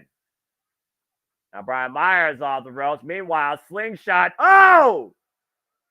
Beautiful slingshot cutter. Covered by Kazarian. Brian Myers gets the 2 count. The system against the TNA Originals. That is the blueprint for this tag team contest night. Shout out to the blueprint, Matt Morgan. Deep arm drag there, trying to go for something there. Maybe the chicken wing. Frank Kazarian sitting up and over. Oh, knife and chop as the system takes advantage of Eddie Edwards in the corner. Now looking for the backpack study. Eddie Edwards got Frank Kazarian cooked and plants him in the middle. Meanwhile, Brian Myers with a top rope elbow drop. The system with the cover on Kazarian gets a 2 count. Kazarian able to kick out of that great double team offense there by Brian Myers and Eddie Edwards. And Wesley, thank you for the super chat. Noah, do you think we have Pyro to open up the main card? If there's one thing I've noticed about TNA, Wesley, and Impact Wrestling, they never needed Pyro. So I would say no. And based on the simplicity of the set, I don't even think we're going to get a smoke effect here. Looking for the roster cut. Frank Kazarian able to counter, though. Might be looking for the chicken wing as Eric Young sends Edwards into the apron. Baby changing to cow switch. Oh, man. And now at the top, Eric Young with the elbow drop for the heart of Brian Myers. Covered by Kazarian. The original almost gets the win on the system. Ooh. Great resilience shown by Brian Myers there as both sides pulling out all the stops here in the first match, tag team match of the new era of TNA. Yeah, TNA and Impact, you can speak on behalf of this, Jeff. I mean, they've used Yazelites before a period of time, but they really have not used a lot of pyrotechnics in this company's history when it comes to, you know, added effect on entrances. You get a little bit of fog, you get a little bit of strobing, but as far as like pyro and fire, you don't really see that out of this company. There was a short period of time during the, 2010, oh man, what a clothesline. But besides that, you got none of it. Boston knee party to Kazarian and Brian Myers with the cover. The system has won against the Originals. My goodness. Wow. I'm surprised at that. I'm not going to lie. Well, again, Eddie Edwards, Brian Myers, Moose, Alicia Edwards, all with a stand. They are not part of your system. We are the system, and we will shape this new era TNA in our own image. Talk about a statement win tonight right now by Brian Myers and Eddie Edwards to back up that claim. And again, the challenges for the TNA Heavyweight Championship. Can the system literally define TNA in the new era by the end of the night? I felt bad not being on that call because I had a great comment started from Matthew from earlier for Eric Young. Yeah, that's fair. Oh, well. Oh, well. The spirit was there, Matthew. I was trying. Yeah, there you go. Again, thank you. Go ahead, Jeff. I was saying thank you to the folks over at our AEW stream for doing the thing because they are getting ready to call that 3-hour block over on TNT. So thank you guys over there. And again, we're getting ready, as you said, for the digital media. I don't know where that match went. It's not in here. I'll get it. No, you're fine. Digital Media Championship, as he says, the Angel of Death is coming to Tommy's room after stabbing Tommy Dreamer literally with a fork in his back. That was disturbing. That was disturbing. Literally stuck. It was planted into his back. I was like, what the hell? Yeah, I was watching the recap they were doing on Impact. I have to end you, Tommy. It's like, no, you don't. No, you don't, Steve. No, Steve, that's bad, Steve. Ooh. Well, I mean, Crazy Steve might be legally blind, but clearly he sees dark omen for Tommy Dreamer and looks to fulfill that tonight after bringing out the worst of Tommy Dreamer in their last one-on-one encounter. And Tommy Dreamer got disqualified, and while Crazy Steve got caught with a fork as part of revenge, it was Crazy Steve who was still smiling maniacally in the end. You know, Noah, it's funny. We were talking about, you know, the Worlds Collide teas we've been getting from Impact and now TNA Wrestling for a few weeks on this pay-per-view tonight. I didn't even think about this, but Alex, even though it's not a super chat, I will bring it up. What if the world colliding is my world? I can't rule it out because Jeff Jarrett was literally part of the foundation that was in WATNA. I can't rule it out. Yeah. Wouldn't that be a bitch if we didn't get to call Dustin Rhodes and Willie Mack because it's on the other channel? And we're on TNA, so we don't have to have the Jarretts and Ray W, but we get him instead here. That I'm about to say again, the worlds collide, the industry wide open, anything's possible here, and anything's possible in this freaking no disqualification match. Here's a bit of fight bites for you. Crazy Steve won the first match via disqualification, but Dreamer had to use a fork introduced by Crazy Steve. And here, though, whoever scores a pinfall submission in the ring will be the TNA Digital Media Champion. It was their second ever one-on-one encounter. It has to be in the ring. That's the key. It's no disqualification, so they can go all over the place, but it has to be in the ring for the pinfall or the submission. And again, I will request now that we're both here again, when the bell rings to start the match, to please pause and wait for little old me. Of course. Thank you, sir. Much appreciated. This man right here, very disturbed, self-tortured individual. Has been his entire TNA career, if we're being honest. Has been his entire life, apparently, according to what he talked about with Tom Hannifin and his family upbringing. Yes. And by the way, you mentioned earlier, shout out to my friend Jay Chung, long time, met her in PWG years ago when she was managing the Dynasty. So very cool to see her back in wrestling and back doing ring announcing for TNA. Very cool to see her. Attila, if you're listening, tell Jay we say hello. Oh boy. Again, we don't necessarily know what visions Crazy Steve has in store, but clearly we know one thing's for sure tonight. He wants to end Tommy Dreamer and claim the Digital Media Championship. How many people know have claimed or tried to in the last quarter century to end Tommy Dreamer? To no avail. That's a crazier question than the fact that PCO is still alive. Speaking of which, here comes Mr. Hardcore himself. I'm going to say PCO's on the main card tonight. What is happening? Oh, he's not wearing polka dots either, Jeff. He's wearing barbed wire. Oh, boy. Yeah, this is not the Tommy Dreamer we've been listening to with the polka dots. Nay. No. Well, I see one big polka dot wrapped in barbed wire, but this is not the same humble Tommy Dreamer that he's been wanting to be as of late. Crazy Steve's about to bring out the worst in him, and he's wearing the that shirt. I love it. I love it. Oh, boy. There's that beautiful TNA Digital Media Championship. And you know how serious Tommy Dreamer is taking this match. Again, the first championship match of TNA. I paused for the bell, by the way. First championship match of TNA here. Oh, boy. And we're going hardcore. Of course we're going hardcore. I mean, why wouldn't we go hardcore? There's the bell for me. There you go.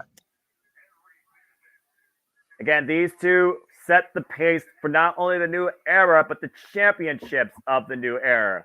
Tommy Dreamer, who literally was going all or nothing last year, claimed the title against Kenny King back at Victory Road. Already has a couple of successful defenses under his belt, but Crazy Steve has brought out the worst of Tommy Dreamer. The part that Tommy Dreamer wanted to not bring back, wanted to leave dormant, wanted to leave behind. You see the wicked smile right now on both of these men here.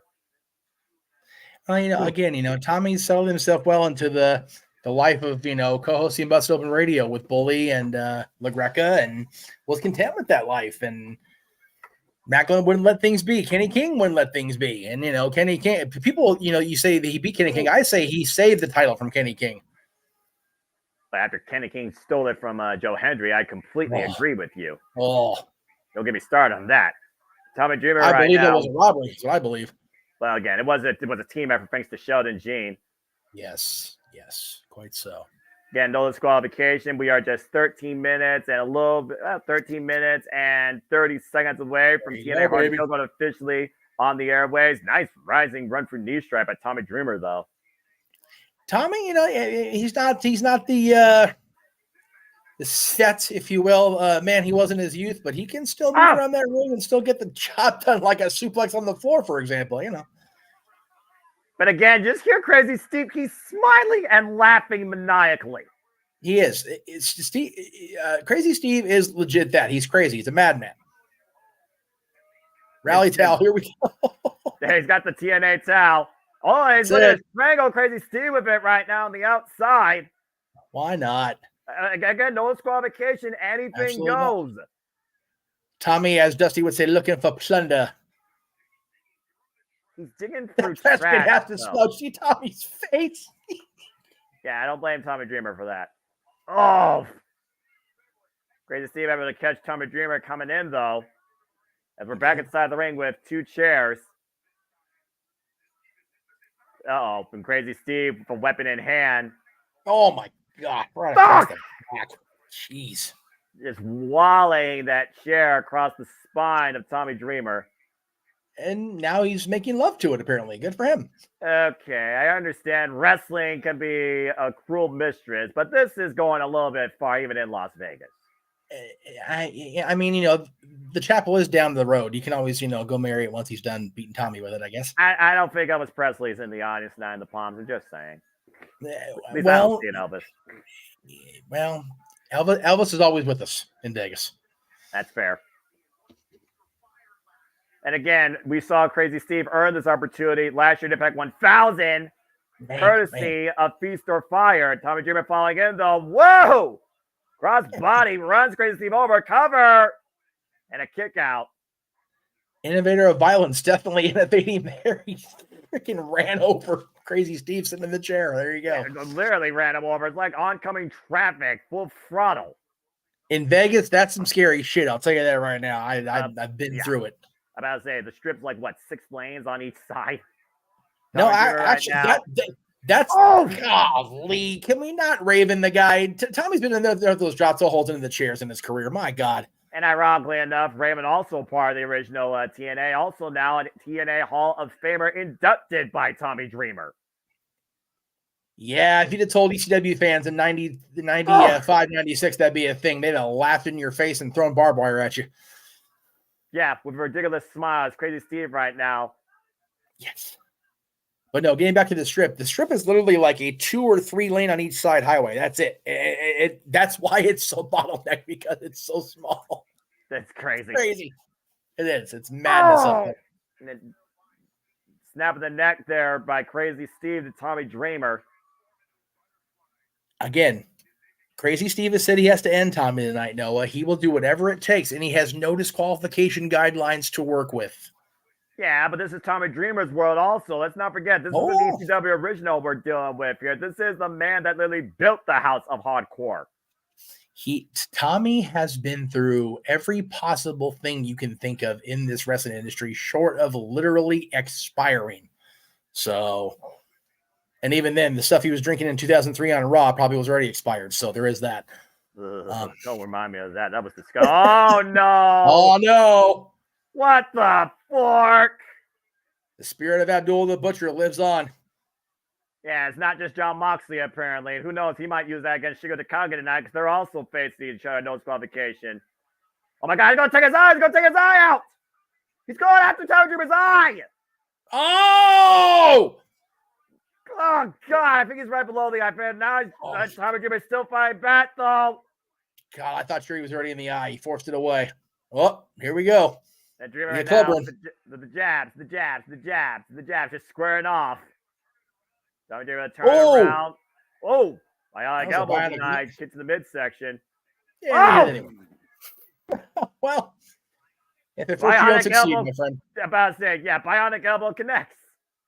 Hey, Dusty would hit it if he was bleeding like a stuck pig. Tommy's not there yet, so what the hell? Look, if Frankenstein can still hit the flux capacitor, then Tommy Dreamer hitting the bionic elbow does not surprise me at his age.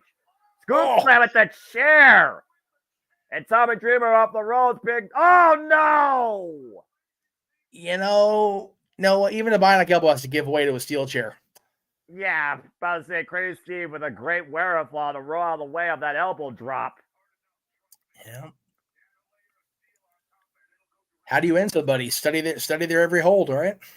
Well, again, we also talked about the long-term friendship of these two. Tommy Dreamer pointed his heart out to Crazy Steve prior to being stabbed in the back with a fork.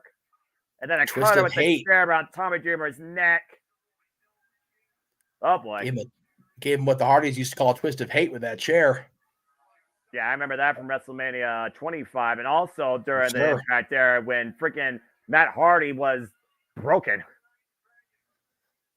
Yeah, broken was definitely a terminology for the Hardys back then. My goodness. Well, you know, that Matt Hardy was broken, Jeff Hardy was obsolete. It was a whole different time. Yes. The referee checking on Tommy Dreamer right now, see if he could actually continue. While Crazy Steve has a Singapore cane in hand. We all know what those things can do to the human body. Multi-layered Singapore cane at that. Whoa. One of them multiple banded there. Oh, that's gonna hurt. Playing a miss, but beautiful cutter count there. But Tommy Dreamer with the cane in hand. Oh, God. And we all know Tommy Dreamer knows how to swing one of those. He does. Oh, no. Whoa! That was innovative, to say the very least. Pump handle up and over, dropped on his head, cover, get a retain, gets a 2 count. That was close. That was very close. I guess Tommy's trying to show the fans in Vegas what's going to be like when the baseball team shows up in a couple years. And now Tommy Dreamer right now digging through trash, trying to end the self-proclaimed angel of death. Right, what the hell is he doing with a handful of garbage? I don't think it's just a handful of garbage. I think he's got a toy under there. Oh, gosh. Or he just rubbed trash in the guy's face. Hey, either way, you know. Again, we talk about how brutally personal this rivalry's gotten.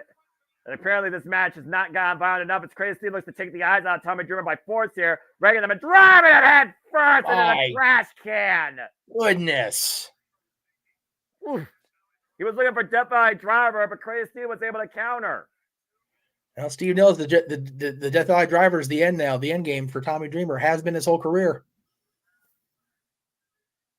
And the DT. What else can these two do to each other? What else can these two pull out?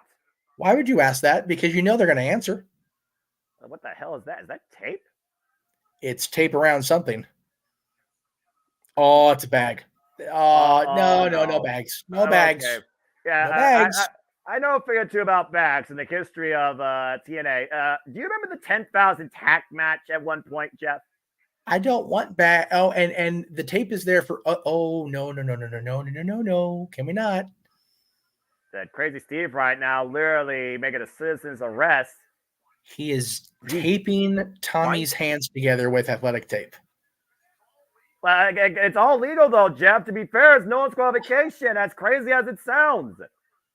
Tommy better break out of that tape because Steve is bringing out of the back. Oh God, another fork. More utensils. Delightful. No, please, God, no, come on, man, no. I know it's qualification, but we're talking about a man's future here. Another fork.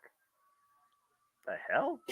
Okay, those belong to the hotel. You have to bring those back. Oh, my God. Oh, God. What the hell? He just planted a bunch of forks inside Tommy Dreamer's shirt against his chest. He can't pull them out, so I mean, I don't like where this is going. What the hell is this madman thinking? That. Oh! Oh, no. On the chest. That's a lot of cutlery. He said he had to end Tommy. This is one way to do it, Noah. Oh my God, this is bad. This is not a fork in the road. This is literally Tommy Dreamer stuck. Move, Tommy. Move, Tommy. Oh, boy. Crazy Steve. Oh, my God. Cannonball in the corner with a fork-driven Tommy Dreamer. Several forks. All those forks driven into the flesh of Tommy Dreamer off the cannonball. Crazy off the second. Oh, my God. Bellatoni's kiss. The angel of death succeeds. Crazy Steve's the new digital media champion. No, Matthew, you can say put an entire kitchen of forks into Dreamer. He's done. New champion. And sealed it with a kiss of death. Bellatoni's kiss. Implant DDT. Your new digital media champion in the new era of TNA. Crazy Steve. First title change of the new era. There you go. At the expense of a longtime friend, Tommy Dreamer. That was ugly. My goodness. If Crazy Steve was willing to do that to somebody he once called friend under extreme circumstances, what is this madman willing to do under normal circumstances now that he holds the digital media championship? I'm scared to find out the answer to that question, though. I'm not going to lie. Well, I guess that's just a question yet to be answered as we look towards the cornerstone of this company in Ultimate X in the X division. Again, they are about no limits. We have seen incredible risk taken, countless moments, careers shortened, and champions defined by that symbol of the division. And now the Knockouts are looking to carve their way into the new era of TNA for the second time ever. And all they got to do it is grab the X. Think about that for a second, Noah. Two cornerstones of this company, the Knockouts and a match designed for the X division coming together. And there you see the replay of Tasha Steelz from Hard to Kill 2 years ago, you said? Yep. And that will be our opening contest, Jeff. Ooh. And I love it. And again, the very first title match of the new era TNA has already given us a brand new champion. Crazy Steve has defeated Tommy Dreamer, forked him to death, quite literally, practically. Literally forked him to death.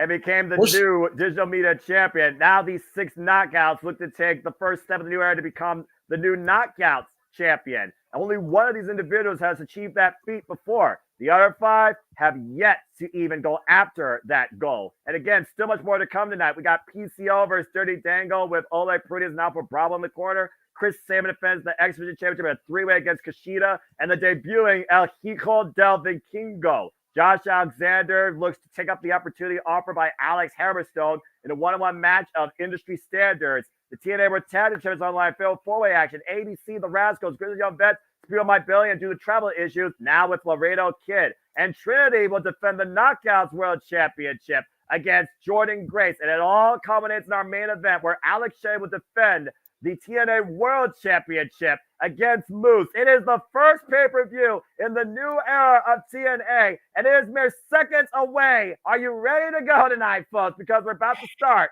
right now. I am here for it, man. This is going to be a hell of a show. Yeah, it is. As, of course, they're doing their traditional video package, hyping up everything that is to come tonight. That is Total Nonstop Actions Rebirth in 2024 as TNA Wrestling is officially back. Let's fucking go. Trying to get the feed loaded back in here. Yeah, you got to do the FBI warning. Oh, the FBI warning. There's the FBI warning. If they find you, they will find you. They are watching. We'll find you. They won't find me. They will never find me. You got nothing on me. I pay for this shit. Leave me alone. I pay for it legally. I pay my dues. We don't pay for our shit. I pay my dues like I pay my taxes. That's why I never had to deal with the IRS. Man. Anyway. Not even Mike Rotunda? No, never deal with that. Well, because if you deal with Mike Rotunda, you had to deal with Bray Wyatt eventually. That's So a whole different animal. And this company is a whole different animal in this industry. Just remember, though, he may not have believed, but he does believe in Joe Hendry. Damn right. and we believe in the company that many thought was dead. Oh, yeah. They were saying this company was dead within a year. When I ordered that first pay-per-view in 2002, they were saying it was dead when Hogan showed up. They damn sure was saying it was dead when he left. When AJ Styles went to New Japan, when the Feinstein scandal removed the people from TNA, removed the TNA folks from Ring of Honor. Everybody has been singing the death knell of this company for its entire existence. And that man, Eric Young, you're seeing on screen right now, walking through the streets of Vegas, has been in and out so many times. And here he is, back tonight, along with our buddy Dattila, along with everybody on this roster. You and I here on the call. I am so freaking excited. TNA, as the chat room's getting into it, man. TNA's back. I'm here for it. Every bit of it. So excited. The energy never left, but those letters, you thought you would never see the light of day again. And now we've finally returned to what it once was in a bigger, better, brighter way with more possibility than ever before. This, ladies and gentlemen, is total nonstop wrestling. This is the company's, the industry's alternative for the better part of 22 years, and we are fucking back. This is TNA, and we truly are, have been, and will forever be hard to kill. So welcome, everybody, to the rebirth of the new era, and welcome to TNA. And welcome to the Jeff Meacham Network live virtual events here at the JMN Multiverse Media as we welcome you into the rebirth of TNA Wrestling. This is Hard to Kill. And Eric Young bringing us in.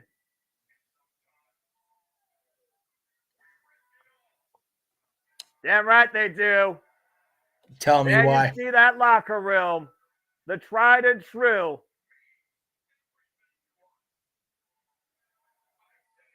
Grizzled Young Nuts. Gail Kim, Scott D'Amore, the entire TNA locker room.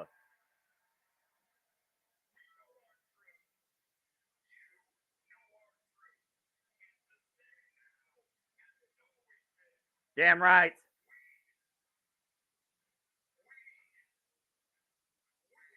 We!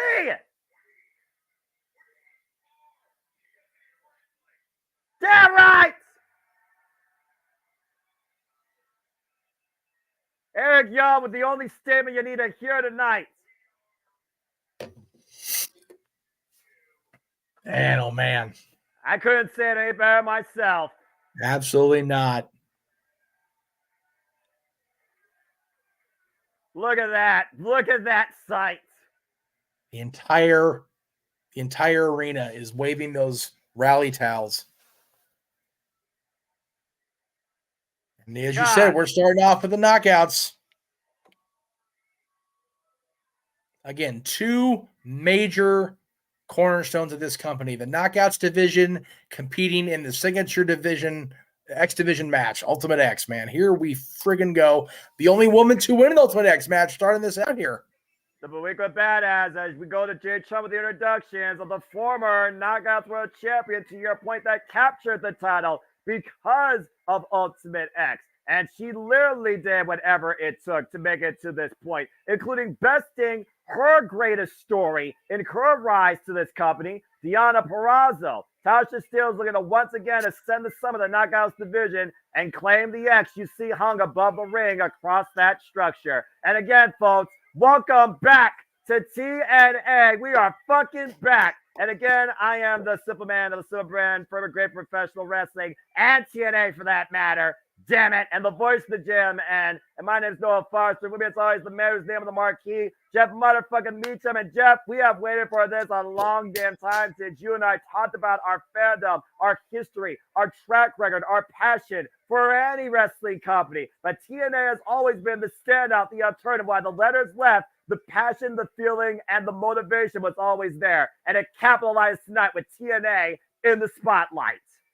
This company was always at its best when they stayed to their vision, the true alternative to mainstream North American wrestling. And they are going back to those roots right now. You see, we're starting off with not only a Knockouts, a women's match, but an Ultimate X match. And coming out, you had Tasha Steelz come out, Giselle Shaw, the quintessential diva, the woman who has shown that what you come into this world as is not what you have to be in this world. And now we've got people who have already been victorious tonight in the countdown, leading in Alicia Edwards. My goodness. And as we learned tonight, Brian Myers, Eddie Edwards, Moose, Alicia Edwards, they all call themselves the system. They do not want to be part of the TNA new era in the eyes of the company, in the eyes of the fans. They want to write this era in their own way. They want to dictate, control, and create the system. And they're going to do it their own way. And to your point, Eddie Edwards and Brian Myers did that earlier, as Alicia Edwards, with the kendo stick in a can, looks to follow suit and claim her second ever chance towards the Knockouts World Championship. Now, Noah, when we saw this woman entered into the chat as being part of this match, you gave a particular pop. Tell us about Jody Threat here. Jody Threat is a force to be reckoned with, known as the Wild Child. Came in part of TNA last year, signed by Scott D'Amore, a great independent vet of the Canadian scene, and a force to be reckoned with, and also no love lost between her and Alicia Edwards and Giselle Shaw. And then Danny Luna coming out now. Danny Luna also a newer signing to the Knockouts roster. Danny Luna, the powerhouse of subculture. You want to talk about people that carved their own way, did things their own way. Home with the virtuosa Diana Purrazzo. Of course, her and Flash Morgan Webster and Mark Andrews, they've always rode alongside each other. And this young lady coming out now, Zaya Brookside, one of, for me, the biggest oopsies by WWE letting her out of the NXT/NXT UK system. What a talent Zaya Brookside is. The daughter, of course, of British legend Robbie Brookside, yes, also a member of Club Venus in Stardom. Young, bright, rising, up-and-coming talent, Zaya Brookside. And, of course, her and Danny Luna have tremendous history with each other as Zaya Brookside makes her TNA debut. The youngest competitor in this match, by the way. You say she's still so young, Noah. 25 years old, 8 years in the game. Goodness. She can barely rent her own car now in this country. But she's still crazy. She's still gonna do more than Billy Starks. I'm just saying. And Billy Starks probably has a bigger track record than her, and that says something. Hey, you know what though? If Billy Starks isn't the first Ring of Honor TV champion, I'll be very surprised. Hey, anyway. Billy Starks right now is my top end. I'll say it once, I'll say it again. Ring of Honor has the depth to hold a TV title. Here we go. It's all 6 women right now. It looks like it is just going to be the 6 women here. No surprise factors, it seems. And again, the only thing that matters is climbing up those trusts, making your way across the ropes, and retrieving that X any way possible. It's one of those things, Jeff, where there really is no strategy. You just pick an opportunity. You just try and outweigh or outlast the field. And right now, we got 3 in the ring.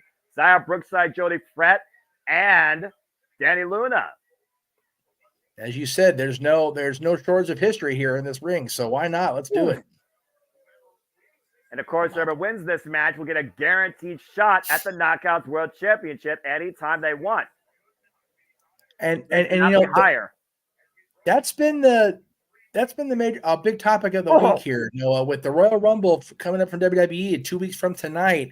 The scuttlebutt is, will we see a new Knockouts champion, and will we see Trinity return where she feels maybe home? So this match is going to be very crucial to the future of the newly rebranded TNA, because whoever comes out of this match will be a short order contender.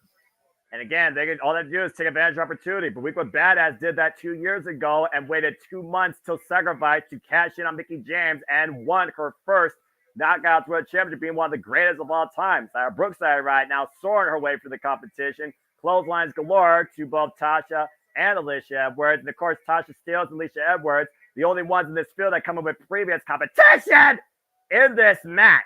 Lee. And Brookside right now looking very strong the early going, taking advantage of the field. 2-for-1 special there for Tasha Steele, Alicia Edwards. Uh-oh. But here comes Michelle Shaw. Oh, God, what a pump kick. She got her every bit of that, too. You also can't be afraid to take risk here either. We talk about all the time. It's sometimes about the moments you leave. We talked about before. This is the 51st Ultimate X match in this company's history. And whether people have grabbed the X, they left you gasping and wanting more from them and what this company could bring. Standing switch here by Jody Friend, Giselle Shaw here. Jody Friend able to hold on to the ropes though and runs through Giselle Shaw with a clothesline. Goodness.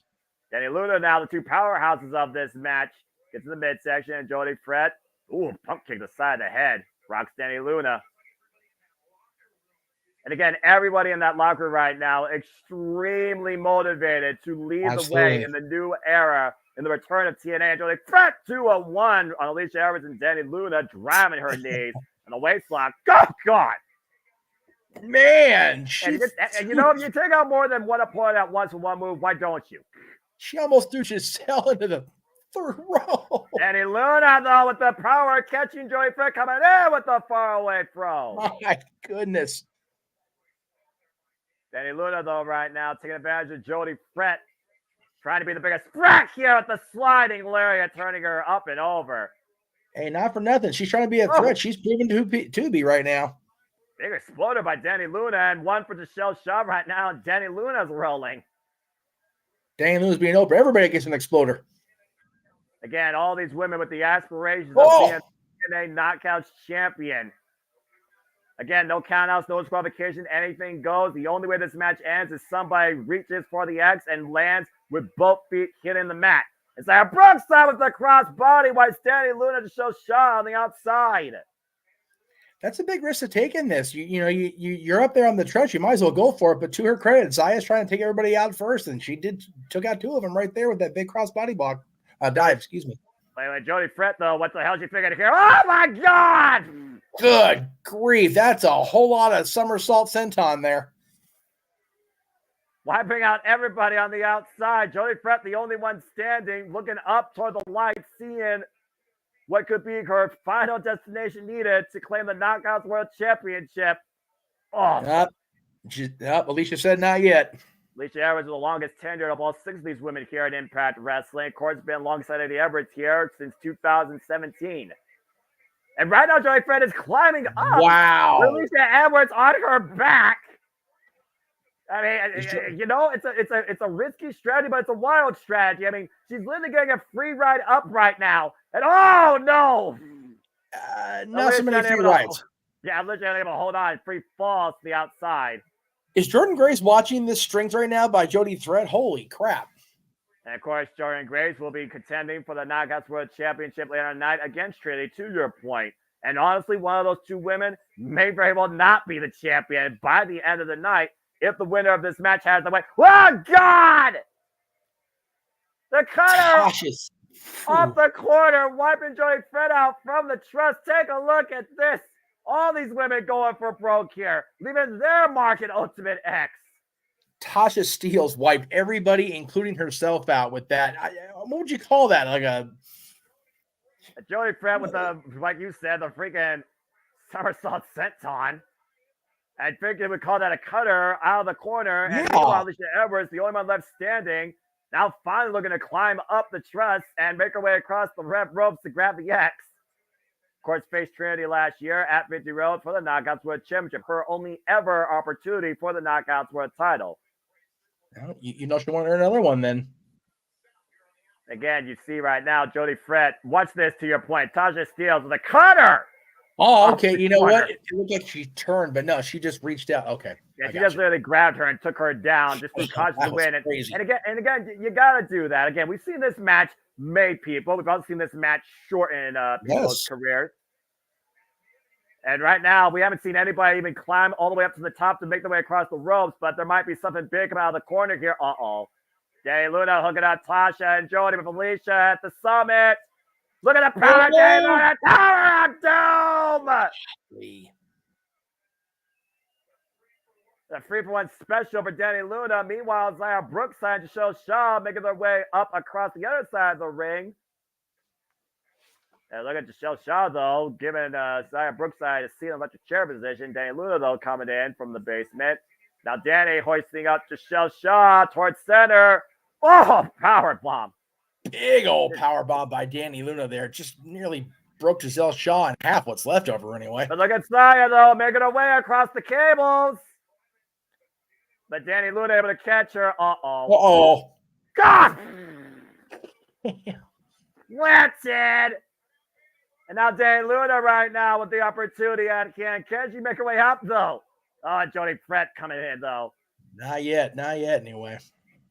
Oh, man. Now we got the two powerhouses doing it out here. I like this. Jody Fred and Danny Luna. Can we get Danny and Jody in a strong style match just for the hell of it? Hey, they're both signed. I mean, I'm up for it. And they're gonna be a tag team. Put them up against MK Ultra. Meanwhile, Danny Luna 2-for-1 on Tasha Steelz and Jody Fred. I mean, no, now Alicia Edwards looking to capitalize, though. Again, sneaking her way behind everyone else's back, and now trying to hug herself up across the ropes. This is brilliant. She's got herself up there. She's Luna can't reach up. No, that's brilliant strategy. Couldn't hold on to it though. She lost her footing, and meanwhile, gone the clutches of Danny Luna again. A counter DDT by Alicia to Danny Luna. Nicely countered there by Alicia. She DDTs Danny into the center of the ring there on that beautiful new TNA Plus logo. Again, if you can't, make your way across the cables, you just, preserve yourself for another chance, or you find a different way towards the X. TNA logo, not TNA Plus. Excuse me. I read that incorrectly. It's fine. That's fine. This is on TNA Plus after all. Meanwhile, Alicia was going to sweep for the fences, and now Sasha steals the kendo stick.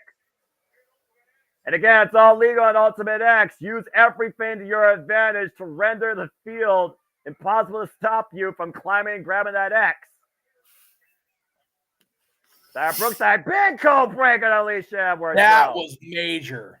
That was momentum changing right there. Alicia was on a roll. Good grief. That clothesline watched the shell shot from Danny Luna up the press kick. Here we go with the finisher spam, Noah. Sorry, excuse me, the signature spam. Yeah, I'm about to say, it's literally a spamming chaos effect here right now. Chain reaction, domino effect, everyone to call it. Everybody just wiping each other out. Jody Fred again with Zaya Brooks up on the shoulders. Ooh, using her like a weapon. Hell? And Jody Fred with Alicia and Zaya up on her shoulders. Are you kidding me right now? She's got them both up there with relative ease.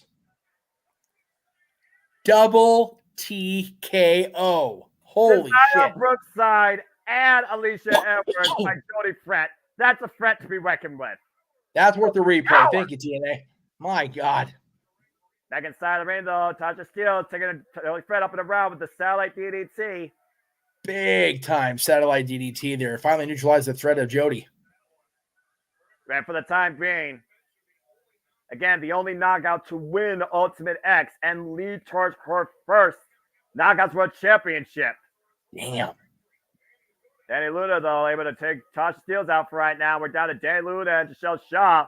Giselle Shaw, former Red Pro British Women's Heavyweight Champion. Jody Fred, though, right now, making her way across the cables.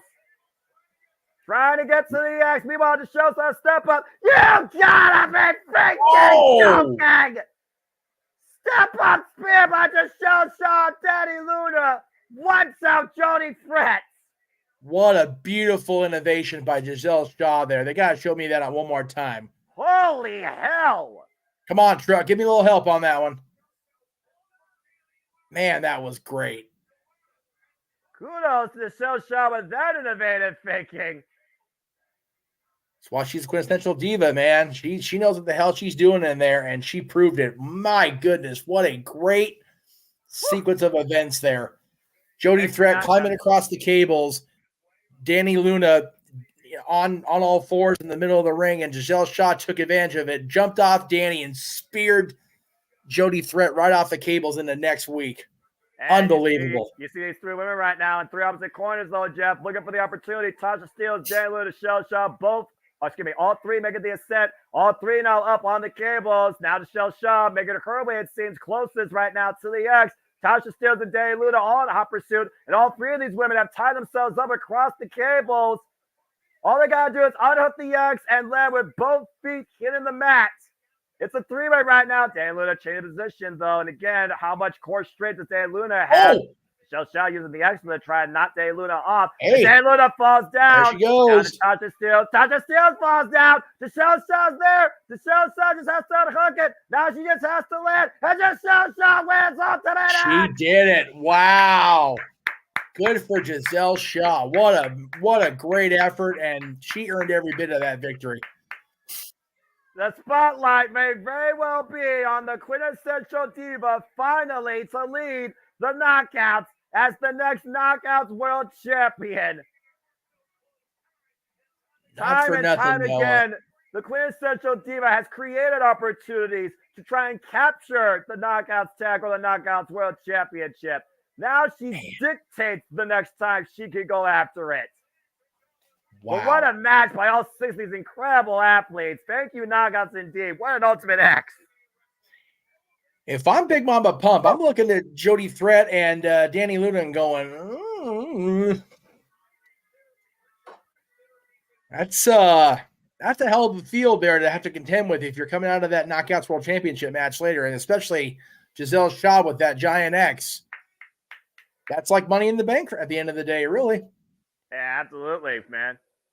Who do you want to be in 2024? That's in yourself. Is the question. Lifeman Institute offering exclusive match. Oh, okay. Okay. So it's a nice. It's a real commercial. Got it. Okay.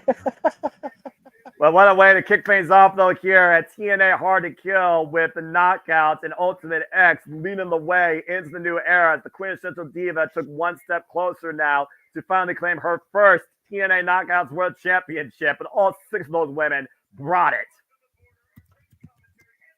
And of course, we have French commentary for TNA Wrestling, as of course TNA is internationally shown, but of course we also are simulcasting it for the first time ever here at the JMN Multiverse Mia. I want to give a shout out to Walter Cruz, the Renegade Wrestling, JJ Williams, and James Hebert. They are of course keeping you in tune at all Elite Wrestling as they cover Collision and Battle Belts 9, including Dion Purrazzo's AEW debut, former all-time Knockout Grand Curl, right, to lead the Knockouts division for the last 3 years. It is a huge positive feel tonight in the wrestling industry. Oh man, you gotta love professional wrestling.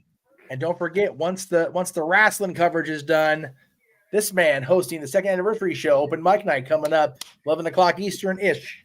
Stay tuned, kids. Again, Jeff, we're just getting started. We still have PCO versus 30 Danger. We have the S Division Championship at 3. We have Josh Alexander taking on Alex Hammerstone, 2 Iron Man of this industry. For their respective companies. Alex Hammerstone now a free agent. And of course, the TNA World Tag Team Championships will be defended in 4-way action. ABC, Rascals, Grizzly Young Vets, Speedball Mike Billy, and Laredo Kid due to travel issues with Trent Seven. And of course, we saw Giselle Shaw. She very well could be a future Knockouts World Champion, but still be decided right now between Trinity and Jordan Grace. And of course, the cornerstone and the keys to this business will be decided in our main event. Alex Shelley versus Moose. I'm sorry, what was that team from NXT UK that's debuting in the tag team title match? That would be, he is James Drake. He is Liverpool's #1, Zach Gibson. And together, they are the grizzled young veterans, soon to be recognized as TNA's #1. Thank you. Been waiting for that for a year. Man, you have no idea. With all respect to Joe Casey and Ava, God damn, it's good to have those two back. Exactly. As we look back earlier on the countdown, Joe Hendry gave us another musical classic, but of course, Flop Dollar, being a music hater, not motivated at all, planted Joe Hendry on the cheeses with the TNA logo in the middle of the ring after being embarrassed. With assist from DJ Woo Kid. I believe Payback is going to come, and it won't include Cheez-Its. It always includes Cheez-Its. The Cheez-Its are one of the best snacks ever. I mean, I'm not going to argue that. I'm more of a Lay's potato chips guy and a cheese Ritz Bits guy, but that's just me. Yes. You know, but again, what a way, the knockouts again. My God, that was freaking awesome. Datilla posted on Twitter some great footage. She's got great seats for Hard to Kill. She got a great shot of Giselle Shaw winning the Ultimate X. Nice. Good for her. Right on. I can't wait video. for her recap on It's Wrestling Time. I imagine she's going to do that probably when she gets back from Las Vegas, but we definitely got to get some talk about her live TNA experience, to say the least.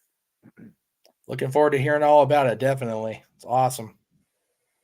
Trying to find a graphic if they're going to, or an updated graphic for the tag title match, but we don't have to worry about that right now. Nope, because right now we got to worry about the first signing, by the way, when TNA was officially announced. Yes. Taking on Dirty Dangle. Hey, you know what? My dad's happy Dirty Dangle's got a job, so good for Johnny Curtis. I mean, really, you know.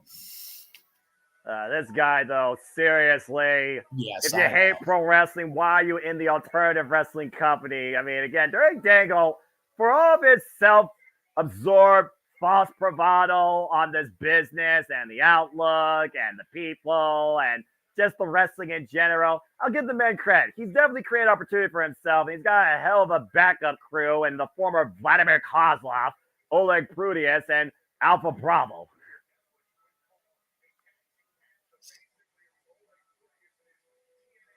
And it looks like he's got a microphone, so oh Lord, he's got something to say. Oh boy. Oh boy.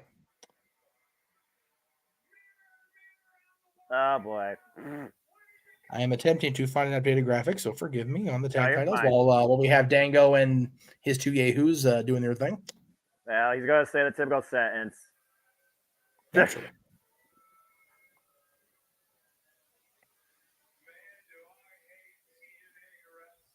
How dare you? Yeah, go, Johnny, go home. Just go. Go home. Go home. Let's put it politely. You're bugging. Oh boy. Well, just like TNA, you cannot kill what won't die. This man was on WrestleMania 30 years ago. Yes. It's not the same man. Let's be clear. He has definitely been reborn. But goddamn, he crazy. I love Carl. I do. I think he's one of the greatest wrestlers I've seen in my fandom. But he crazy. Let's put it politely, Jeff, considering this man is a former Ring of Honor world champion. Yes.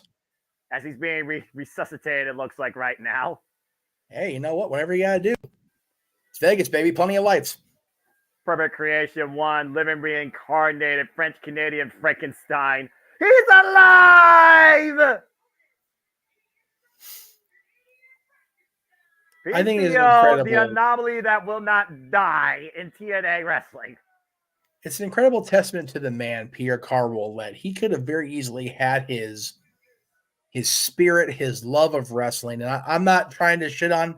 Everybody has the capability of change. But back in 95, man, the Clique were not nice boys. No.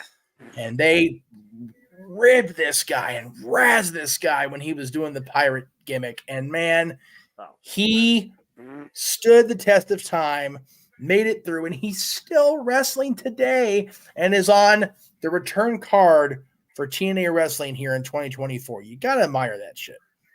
And, of course, PCO scored a very dominant victory on one of the very last Impact Wrestling shows. Yes, very dominant. The reigns are underway for this unique singles exhibition. And I hope Dirty Dango came up with a plan, and clearly the plan probably will involve Oleg Prudius, who looks like he's always dressed for combat. Yes. And hashtag Hard to Kill right now trending worldwide on the Twitter. And of course, we're following this show on Triller TV or TNA Plus. You guys are also part of the conversation. We thank all you. Oh my God! He just literally threw the man up and over the top rope to the outside, and now PCO is looking to fly. Whoa! And wipes out Dirty Dango. Pierre. I understand you're a creation, but the man has a family. My goodness. Does Frankenstein have a freaking brains, no feelings, whether it's pain or somebody else's pain? I'm just saying. That's a fair point, I suppose. I know he's not human, but goodness. Oh, I agree with you on Twitter, by the way. Hell of a match by the Knockouts. Bravo to all 6 girls. That was amazing. That's women's professional wrestling, damn it. Meanwhile, Alpha Bravo is coming in. What the hell is Alpha Bravo doing? Alpha Bravo right now. Oh, God. That was hideous. And with that, we got a disqualification. PCO wins via disqualification after Johnny Bravo tried to play interference. But I think PCO might have just landed on his head and neck. I just freaking updated the results. God damn you, Alpha Bravo. I mean, let's be honest here. Dirty Dangle was not going to beat this man clean as a whistle, all right? No. And it was never about beating PCO. It was about making a statement. And now he's bringing it over. Come on. What does this prove? Seriously, what are you proving here? No, wait a minute. Hold on. What? Uh-oh! Uh-oh. The War Machine, the Man Beast, Rhino! Well, I mean, if you're going to give him the odds, that's a hell of a person to even the odds with. Right, I'll tell you about a thing or two. And Prudius and Rhino, hey, give me this match. I'm okay with this impromptu. Wait, is that... Okay, forgive me. Is that the former Vladimir Kozlov? Yes, that is! Holy... Like, I just now saw his face. That's why. Sorry. Yeah. And the funny thing is, the last time we were here in Las Vegas, Vladimir Kozlov was backstage with Santino Marella as director of a force. Speaking of which, well, we're going to restore some law and order, apparently. Here comes the director of 40, Santino Marella. Oh, God. Uh-oh. Santino's built for Vegas, man. This guy's crazy. Oh, what's going to happen here? Scary things, Cobras. I said tag team match, player. Oh, you got to love Santino. No.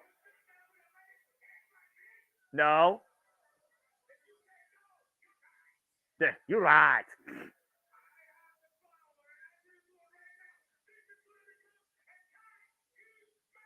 I knew it!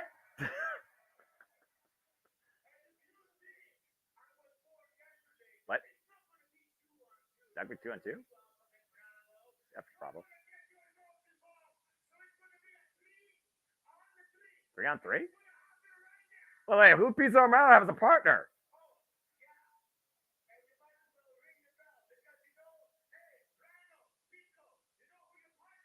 Yeah, who's their partner? Oh, wow! I love this decision! Now this is something! Literally! That's one way to even the odds. Jake Stuffing, Rhino, PCO versus... Whoa! The bell is rung immediately as we got a 6-man tag with Dirty Dangle, Oleg Prudius, and Alpha Bravo. Good luck to the referee getting control of these 3 anomalies in TNA. Oleg Prudius right now charged against sent to the outside. Oleg Prudius making his in-ring debut in TNA. Jesus. And this is what TNA's been all about, Jeff. You know that as well as I do. Wild anarchy. Total nonstop action. He's off the top. PCO salts. Well, he wanted to get the moonsault in. He finally did. He was determined to get that moonsault in however he could, by God. Yeah, it wasn't pretty, but it was effective. The massive humanity dropping on Dirty Tango off of Bravo and freaking Oleg Prudius. It's not going to be pretty at this point in his career and his life, man. It's just going to be what it is, but it was effective. We got Rhino, PCO, and Jake something. I'm just saying. This actually sounds normal.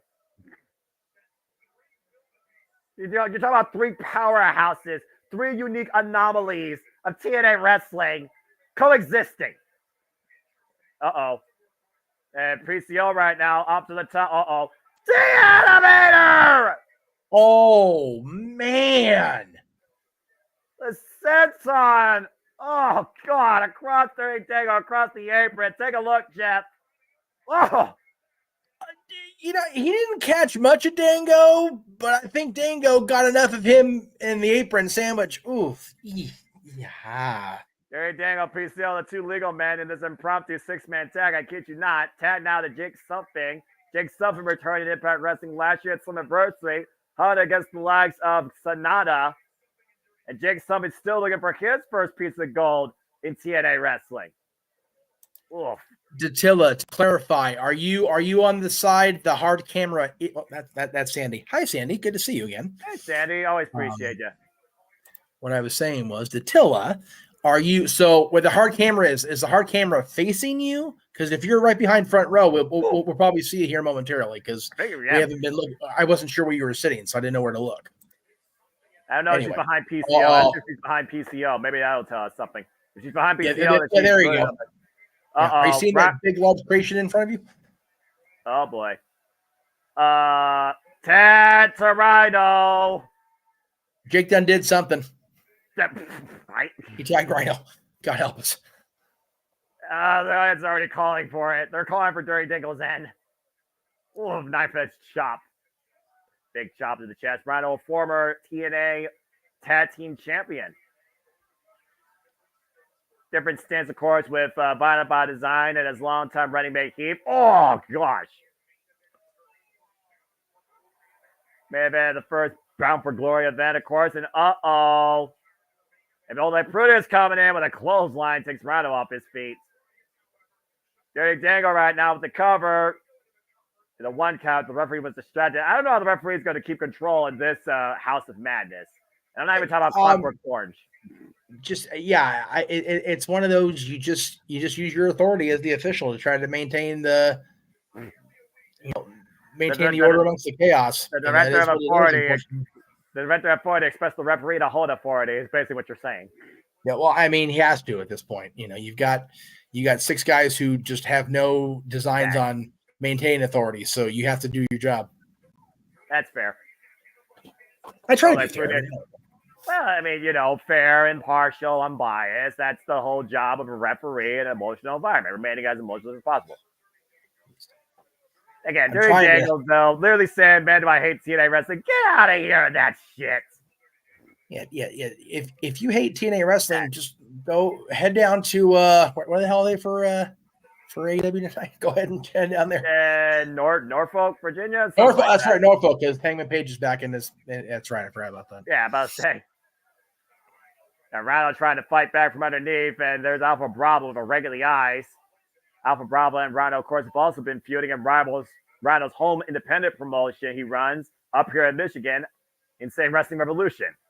Dangle up to the top rope. What's Dirty Dangle figured here? Oh, drop the knees, but on the mat. And with the knee pad down, too. Bone into the canvas. And a tag now to Jake Something. 260 pounds of force just driving its way for Dirty Dangle. That's the best way to describe Jake. He's just a force. Oh, my God. And that's a force of nature colliding into a brick wall. I think he just forced Dangle's heart into his stomach. Well, that was something. Again, big forearm strike. Oh, the shoulder block in the corner again. Bring him in. Oh, went for the black hole slam. Tad to PCO, Tad Alpha Bravo. I did not expect Jake Something to show up here tonight working alongside Rhino and PCO. Might be it's definitely a weird call, but I'm here for it. King Mike, I started your comment. We'll get back to it. I promise you, because that's valid debate. Yeah. We'll get there. Oh, X Factor. Damn.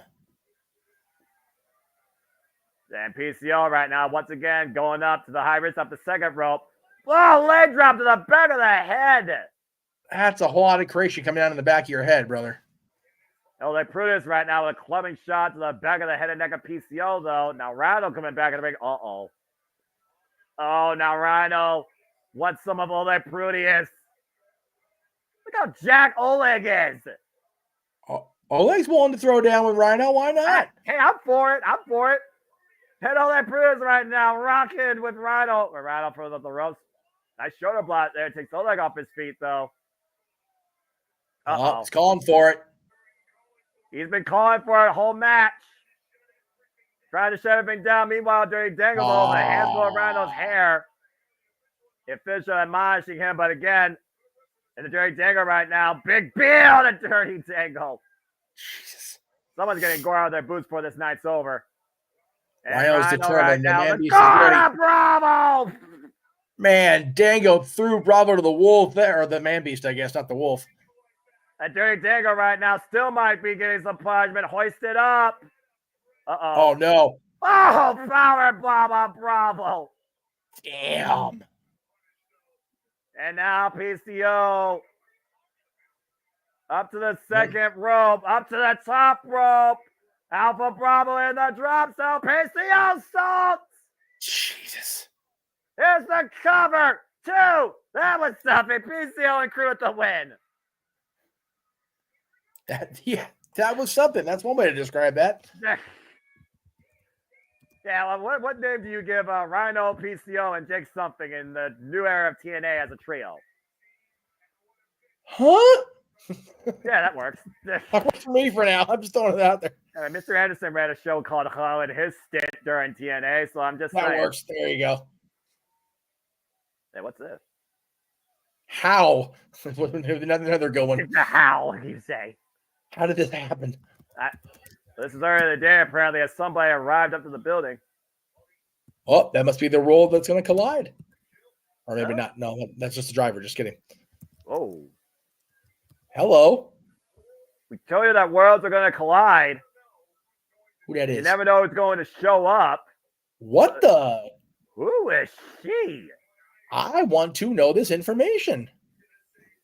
What? Huh? So how do you say Kozlov's Oleg's last name? Oleg Prudius. Prudius? Okay. I'm going with that. Matthew Waymon apparently very excited for this new female presence that apparently is going to be part of the festivities tonight. And it might as well wait a minute. That was. Hold on, everything just went red on my screen. Well, they're not booked, but they damn sure are part of TNA. Here come the Knockouts Tag Champions. With their new belts they got this morning, right? Or yesterday? Oh, it's an impromptu Knockouts Tag title match. There we go. Yes! MK Ultra. Red. Masha Slamovic and Killer Kelly making an entrance as only they can. The two most violent anomalies in the Knockouts division. Noah, since you're going to do it for the Shields later, I'll go ahead and steal your phrase and adapt it for a second, if I may. Go ahead. Tonight for TNA, we're getting all the titles, all the titles, all the titles! Red straps! Yes! Yes. But if we know anything about Masha Slavis and Killer Kelly, who were bound by circumstance after enduring war with each other happily in a dog collar match, they couldn't have a bigger smile on their face being part of this new era of TNA as the Knockouts Tag Champions. Dear God, this entrance.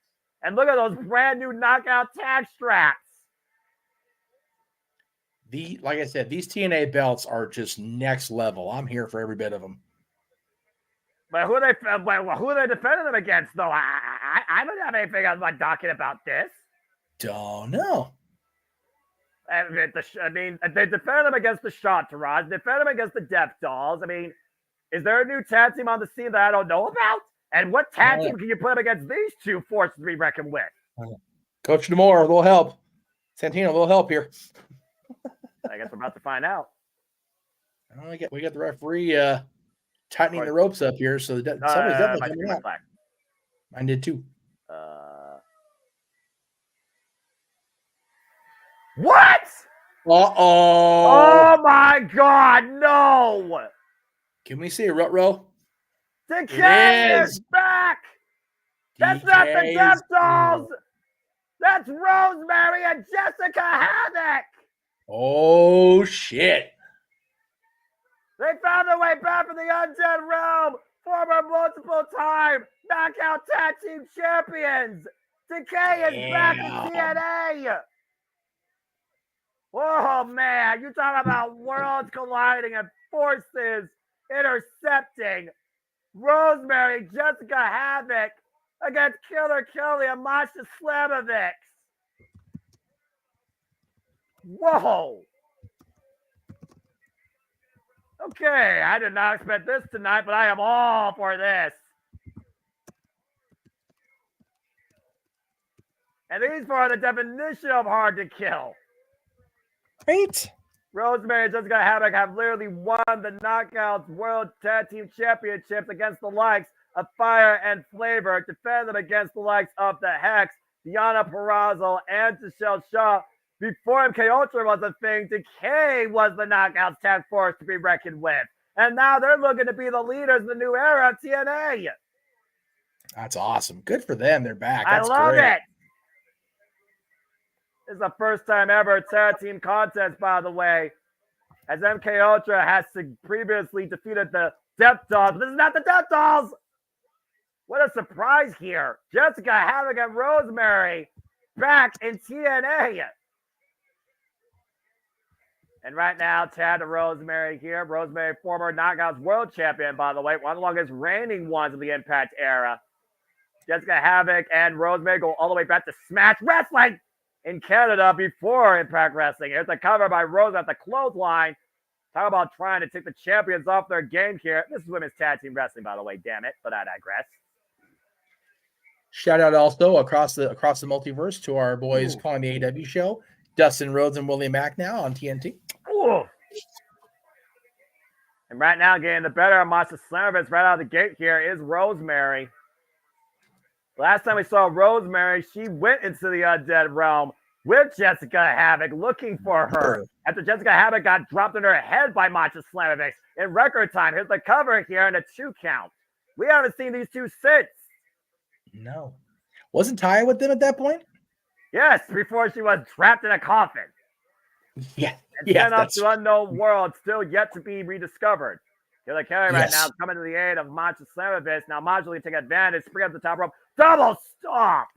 Oh, I think she went for a stomp, but it ended up being almost like a shins into their. Oh, I don't know how to describe that except. And Masha with the cover of that ridiculous, effective physical offense here. Tad to Killer Kelly. Hello.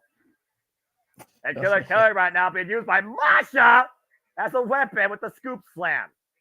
Only these two sadistic, violent, beautiful beasts of the industry will do this type of stuff to each other and follow suit. There goes Masha, cursing Killer Kelly. Killer Kelly is definitely killing on all fronts, as she always does. That's the best weapon you can use your own partner. Covered by Masha on Rosemary, gets a 2 count. As crazy as they are, why not? Hey, it works, all right? That's sometimes the best weapon. I love the teams that literally use their partners as weapons. Absolutely. A snapmare there by Masha. Spinal tap, hit to Rosemary. And Masha again with the cover gets a 2 count. Of course, MK Ultra have been the Knockouts Tag Champions for the better part of over 5 months now. Forgive my ignorance. Titles back at Slammiversary. This has been answered. Did Crazy Steve break his alliance with Decay? I'm not sure at this point. You know, Decay came out his own way, and he literally redefined himself as the Angel of Death after he thought Decay was no more. Cover here by Killer Kelly, that beautiful kick. Because with them back in the fold here, we may, if they become new Knockouts World Tag Team Champions, DK may be on a force to be reckoned with in the new TNA here, Noah. Well, I mean, you got 2 forces to be reckoned with in Knockouts Tag Team action here. Beautiful exploder by Killer Kelly. Oh. One of the most fearsome strikers, trained by Walter. Damn. First WXW Women's Heavyweight Champion. That's Rosemary bent backwards, but those that know Rosemary knows what happens here. Look at Killer. Oh, my gosh. Whoa, baby, what the fuck? And Rosemary right now mounting Killer Kelly, bending her backwards. There's a whole different level of mind games here of violence. And I love it. Killer Kelly picking the ankle of Rosemary. Just gonna have it yet to get involved in this match, by the way. Clubbing shot by Kelly. And Rosemary follows suit. Both women collide and both women down. Rosemary nearly punched Kelly's face into the freaking back of the casino. Holy shit. Someone tells me Killer Kelly likes that because Killer Kelly likes violence. I think she did too, but me watching it like, ow, my jaw. Oh, here we go. This is how it all started. After Jessica Havoc was beaten in record time by Masha Slamovitz during Masha's undefeated run. Oh, God, a headbutt to the heart. Damn it. Jessica Havoc wreaked havoc tonight, the new era of TNA at the expense of MK Ultra. I got both women goozled here. Trying to bring them both up. MK Ultra able to break the hold, though. It's the midsection, trying to take Havoc off her feet. Double clothesline. My God. Whoa. Great teamwork and cohesion shown on both sides here, and Havoc being the difference maker right now. One-woman wrecking crew. Oof. Into the midsection, now hooking up Killer Kelly and Macha Slamovic. And then 2-for-1 with the suplex. Damn. You know, at one point, Noah, right before we had to fold Wild, Havoc was on our radar. We were in talks with her to expand into Europe with her. And man, what a force she has become in professional wrestling. Yeah, there's no who can forget when she came in. She won the Knockouts World Championship cover here. Yes. Killer Kelly, beautiful drop kick. Breaks up the fall violently. Now Rosemary and Killer Kelly squaring off here. Again, this is for the Knockouts Tag Team Championships. Rosemary set up over the outside by Killer Kelly. 2 legal participants still in the ring, though. Macha Slamovic.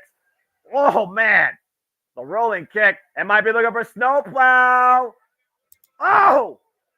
And got it! And Macha with the 1 count! What the hell? At 1! Havoc is out at 1! No one's ever done that! That was frightening, like legitimately scary. And look at Slamovic's face. She looks like she can't believe it. This is not the same Havoc she faced right now. Desperation sitting in right now for the tag champions. Double armor off that kick. Many of the minds, though, by Havoc. Havoc turning it around. Now hooking both a choke slam. MKO. Yeah. With intent, Noah. Good grief. Jessica Havoc literally ushering in chaos tonight. The new era TNA for the Knockouts Tag Division. And now hoist her up. Oh, God. Damn. Get out. Cover. We have new Knockouts Tag Champions. Holy crap. Decay have defeated MK Ultra. Whoa. From the brightest shade of red to the darkest shade of night. What a way to kick off the new era of TNA, the Knockouts Tag Division tonight. Rosemary and Jessica Haddock return and have dethroned MK Ultra and are now 3-time Knockout Tag Team Champions. I don't believe it. That's 2 championship matches, 2 title changes in the new TNA. And this Jessica Havoc is definitely one that is going to wreak havoc for a long time to come. What a return. All things fought to decay, even in the new era of TNA. As we get another bit of a promotion here for Huddle and Help from the NFL Alumni Association, partners of TNA. What a match! What a great way to see Decay come back, huh? New Knockouts Tag Team Champions.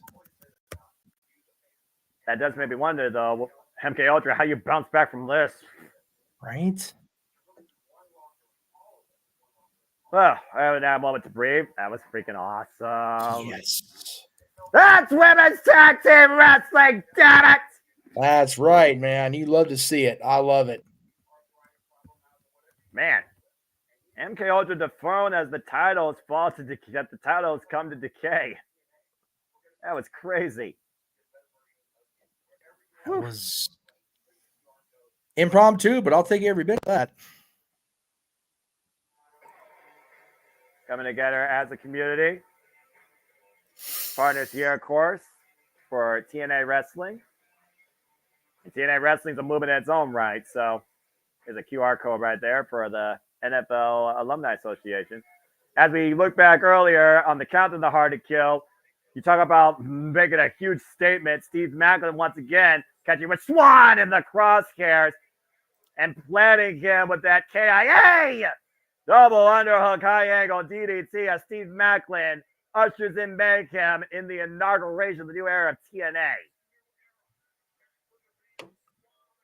Yeah, Macklin looks refocused and redetermined to get back in the world title hunt after that big victory to start us off tonight. Speaking of, let's talk to me, GM Miller, and see what's on Macklin's mind. The very first victory, might I add, of new era TNA goes to Steve Macklin.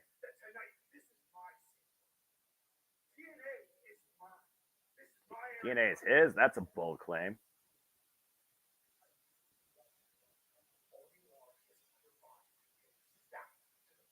Oh boy.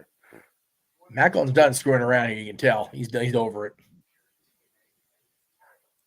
Thank you, Daniel. Appreciate that very much. We hope everybody's enjoying both presentations tonight. And again, 11 o'clock, man. Open mic night, second anniversary, hosted by somebody. Well, Eric Young ushered in the new era of TNA with one hell of a mission statement. Here's the guy that brought it back in the first place with the announcement. The president of TNA Wrestling, Scott D'Amore. So funny watching Scott D'Amore now compared to Scott D'Amore in 04. Scott D'Amore in 04 and 05 with the coach and the obnoxious of Team Canada. Obnoxious Canadian flag, the leader of Team Canada. I know exactly what you're talking about. I love Scott. I think the world of Scott. I even did back then. But my goodness, what a change.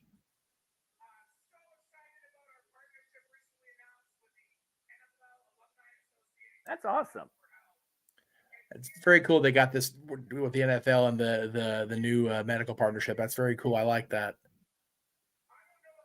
So important to keep everybody healthy and happy. Dorian Rawlin Penna, Lucha Libre Worldwide CEO. Okay, so Dorian's here and worlds are colliding. Okay, well, let's just keep in mind, El Hijo de Vikingo is the AAA Mega Champion. He is contending for the Ice Division Championship. So I'm just saying. Very true, very true. Oh, what's this? Don't know. It might be an announcement, or maybe they're going back. Let's not forget, at the tail end of Impact last year, Impact Wrestling went and collided with AAA in a special Impact AAA dual presented show. If I didn't know any better, they might very well be doing the same thing again. There you go. It's official. It's a partnership. There it is. Nice. With the amount of Lucha Libre history in TNA, this just seems very fitting. And until I know, it's got to be having an incredible moment there, especially because she is Latino. If I may ask, which company was having the beef with New Japan? Was it AAA or CMLL? CMLL. Okay. Because CMLL was NJPW's partner, and AAA and CMLL, they were at like odds ends. But I feel like they were finally beyond that, you know? So we've got these two companies on the same page. Got New Japan always working with both at any given time. Man, that forbidden door is just getting wider and wider. The doorway's just getting double door huge at this point. You're right. It's a giant freaking automatic door, hopefully. Nice. So TNA Wrestling and AAA are literally partners now. Hey, our fans in Mexico, you can see some TNA action. I'm here for it.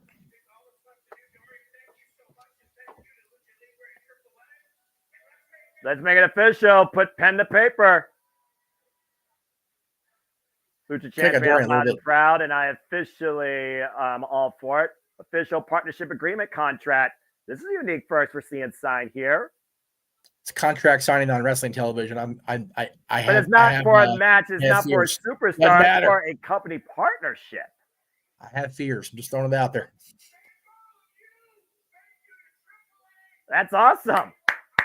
Very cool. I can't wait to see who else arrives from AAA and graces TNA Wrestling. Damn right, God. I'm here for you. You tell him, Scott. Hell yes. Get out of the fucking industry. Learn something, people. Jesus. I love it. Oh, they're pausing for some. Speaking of which, here he comes. Here we go. We talked about the partnership officially with TNA and AAA. Here goes one of AAA's biggest stars ever. The still reigning AAA Mega Champion, El Hijo del Vikingo. And that means, Jeff, it is time for our X Division Triple Threat Championship match. We talked about, Noah, the things that defined the letters TNA Wrestling. This division, arguably the greatest Ultimate X match was between this champion, Chris Sabin, AJ Styles, P.D. Williams. A triple threat match. And here we go. X Factors is on the screen here. Sabin's 10th reign has lasted for 121 days. Kushida challenged for the X Division title back to Victory Road, and this is Vikingo's first title shot in TNA. So these guys are they've all proven hard to kill in their respective wrestling careers, and now they are going in to battle for the X Division Championship as we welcome the Cleaver Colin into the chat room. Good to see you, Colin. Good to see you. And of course, newly signed to TNA as well. To your point, Time Splitter Kushida, who world-renowned New Japan Pro Wrestling, one of the best heavyweights of all time, one half of the Intergalactic Jet Setters, former IWGP Heavyweight Tag Team Champion with Kevin Knight, and of course, 1/3 of Time Machine, partners with Motor City Machine Guns, but he is a 6-time IWGP Junior Heavyweight Champion. And of course, he previously challenged not only for the X Division title last year, he had a chance to win the vacated Impact World Championship and came up short. But this finally could be Kushida's time and moment. He's got a hell of an obstacle to face, not only Chris Sabin, but the longest reigning AAA Omega champion in history, El Hijo del Vikingo, who's held that title now for 770 plus days. Excuse me. Time Machine is no shame one of my favorite logos and gear, especially on Kushida, because Back to the Future is what it is. I say, you know that he's heavily inspired by Marty McFly. This man, though, that title. God, I have so much love and respect and admiration for Chris Sabin. I cannot. If I took all the time, say the good things I had about Chris Sabin, we'd be on for another 3 hours just on that. I just love Chris so much. I'm so glad he's still wrestling. I'm so glad he's still with TNA, and he's a 10-time, arguably the greatest X Division champion ever. Sorry to AJ Styles fans, I'm one of them, but Sabin has been the Iron Man. He's been the guy in the X Division, and as I've said, I think even without this version, I think he's the only X Division champion to hold every version of it. And I think you're right. We see the brand new, newly minted TNA X Division Championship hoisted up high, and I think Tom Hannigan confirmed that fact. Chris Sabin, who has really been part of this company for its entire duration, starting back in 2003, winning the NWA TNA X Division Championship from Jerry Lynn Amazing Red in a triple threat. And of course, stood with that company 11 years straight till he came back in 2020, became tag champion alongside Alex Shelley, and a record time now X Division champion. He has held every version of the X Division title in this company's history. Three-way stiff continental tie right now, immediately in the early going. And since winning it back for the 10th time against Leo Rush in Impact 1000, has outlasted the likes of Kenta and Kushida. Just name a couple of people he's essentially defended this title against. Again, don't blink, folks. That's all I gotta say. Don't blink. I was gonna say Noah's gonna be calling this one. I'm not able to keep up. Deep arm drags here exchanged so far with El Hijo and Kushida, and then Hijo right now to Sabin. Now Kushida with the deep arm drag to El Hijo. Deep arm drag by Sabin and Kushida. And all three men right now are literally deep arm drag or steamboat style. They're early going stalemate off the spinning heel kick attempt. Yeah, Matthew mentioned earlier, he always loved Chris Sabin because Chris chose the last name Sabin from a video game character from Final Fantasy VI, which happens to be his all-time favorite video game. Final Fantasy series, one of the best video game series in history, and I definitely agree with the name choice there. There's a reason why Kenny Omega calls himself the One-Wing Angel Sephiroth. Again, you talk about greatness. Greatness defines greatness. Greatness identifies greatness here. And we're going to see who will lead the greatest division that defines absolutely everything possible in this industry's history, the X Division, after this triple threat. All three of them right now just looking for a spot here. El Hijo sent up and over, landed on the apron. Kushida sends Sabin up and over. Both men land on the apron. Now opposite corners. Double handstand kick. Rock Sabin and Hijo off the apron to the floor. Finally, Kushida with the first real shot in this match. Good kick there by Kushida. Now Kushida running off the apron. Whoa! And of course, longtime friends, Kushida and Chris Sabin have never faced each other one-on-one. They've only worked with each other in tag team or trios action. Take a look at the replay here, Jeff. Flipping senton, running flipping senton off the apron. White Sabin out on the floor. You know, usually when you get that kind of running senton or like a somersault, you get a full rotation. Kushida seemed to like rotate and then like literally hover in that half turn position. It was very odd on television the way it came off. The guy's another level. He's so amazing. One of the best junior heavyweights of all time. And of course, we talk about the legacy of the X Division Championship. Of course, Chris Sabin comes in the 104th champion in this title's history. The first, of course, like you said, AJ Styles in 2002.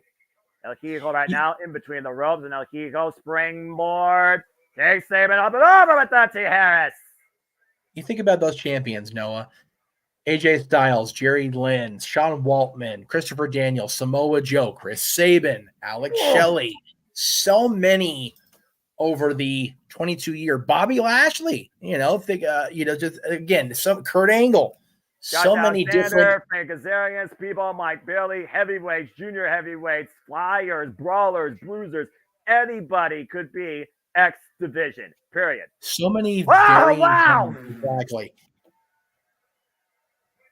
With ease, the imploder 360 to Kushida out of the corner. El Hijo de Vikingo, the living cheat code of aerial offense.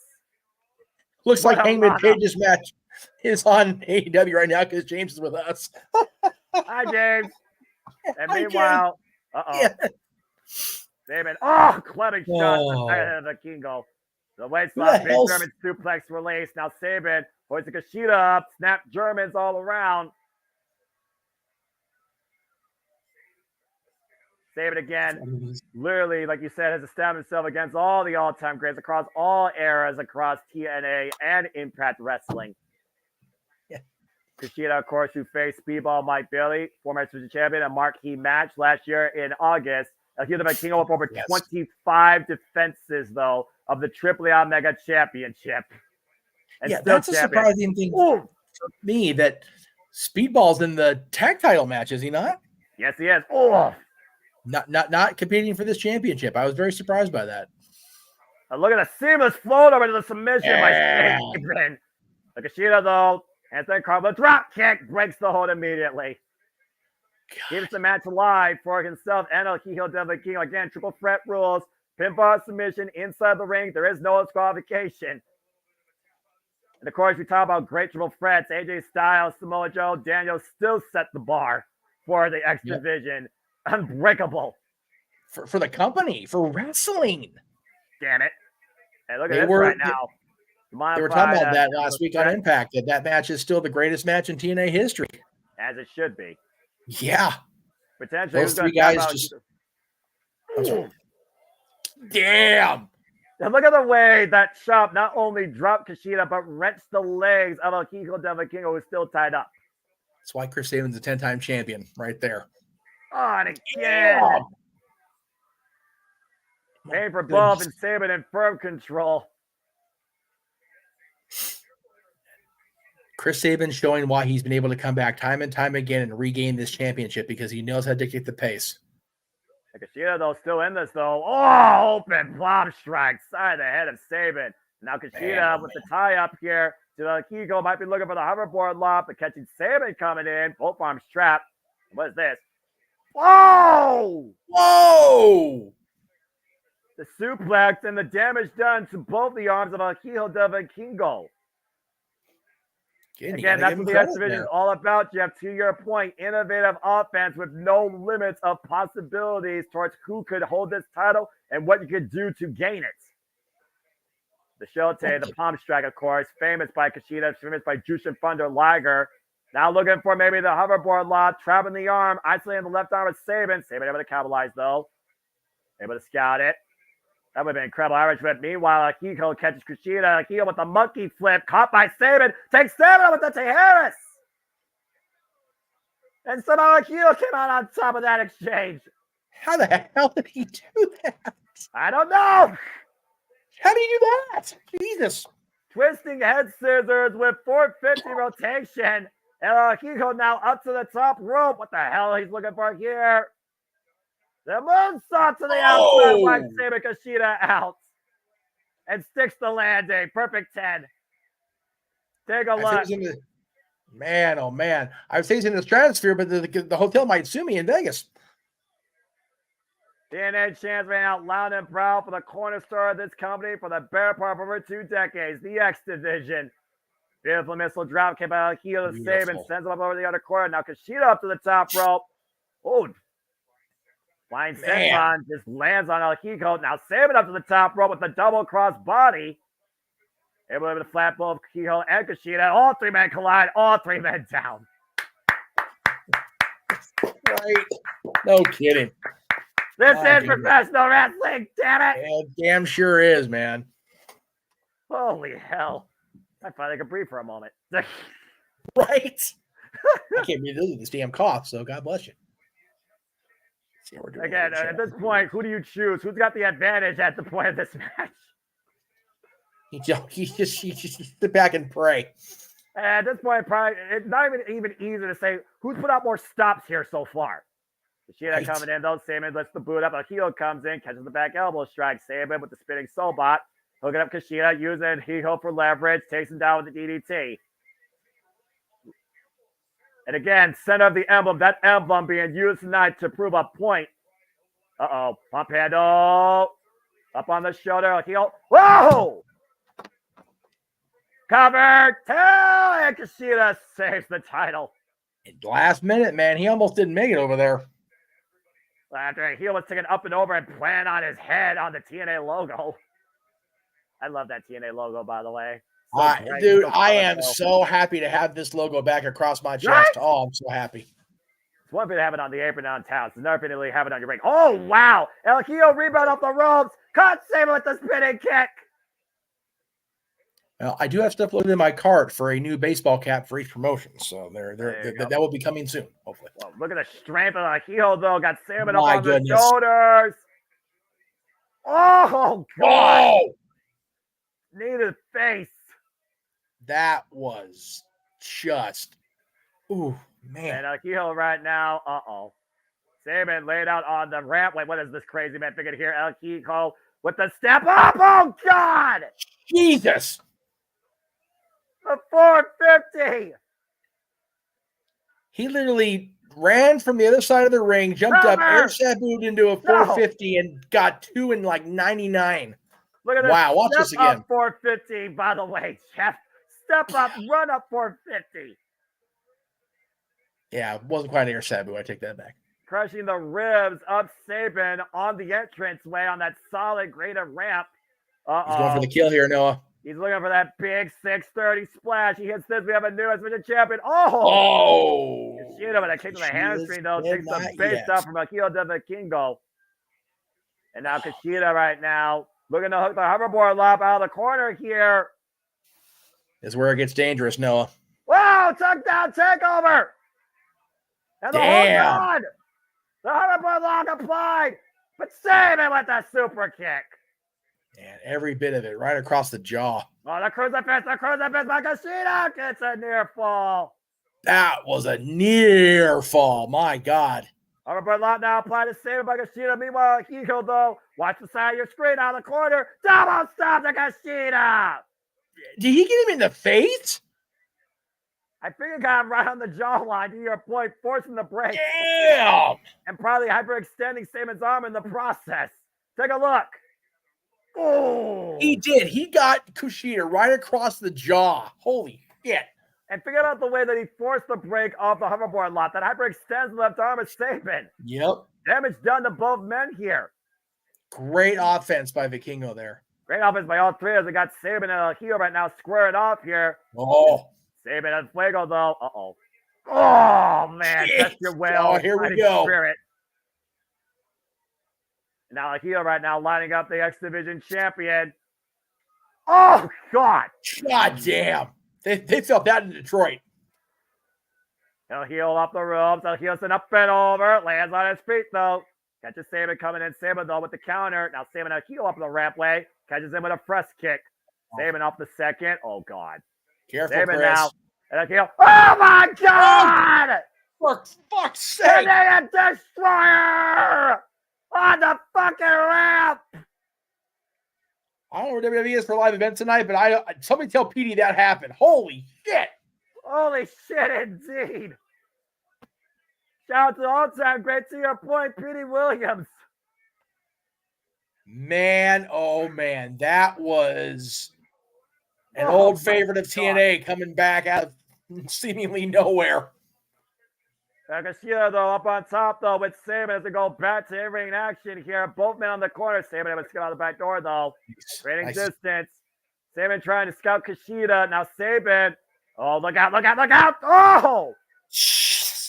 Up and over with the suplex. Down goes Kushida. And Saban right now might be one cradle shock away from retaining the title. Is it time? Kushida with the arm. Look at the cradle that shot. arm. Counter with the hoverboard lock. Saban with a counter. Cradle shot. Cradle shot. The He hit it. counter. No. Saban retains the title. My God, what a match. Hail Saban in the new era of Damn TNA. right. Still the X Division fucking champion. Wow. First retention of the night. But a phenomenal showing by all three. And again, Saban proves why he very well has, is, and still will be the X Division. Good Lord Almighty, that was the clinic. Oh, man. As we begin a new era here, we of course look at the partnerships, we look at the reach out to the community, we look at what TNA stands for, where if you haven't seen anything, you haven't seen everything yet. We go now to this little partnership here at the world's most paradoxical experience in Las Vegas, and they took in the sights and sounds with Joe Hendry and Tommy Dreamer into this unique alternate reality museum. And we get a moment to breathe. It is definitely an experience. I'll tell you that right now. It's a trip up there. Hammer. Okay. If you guys have not seen Alex Hammerstone, this dude is a bad motherfucker.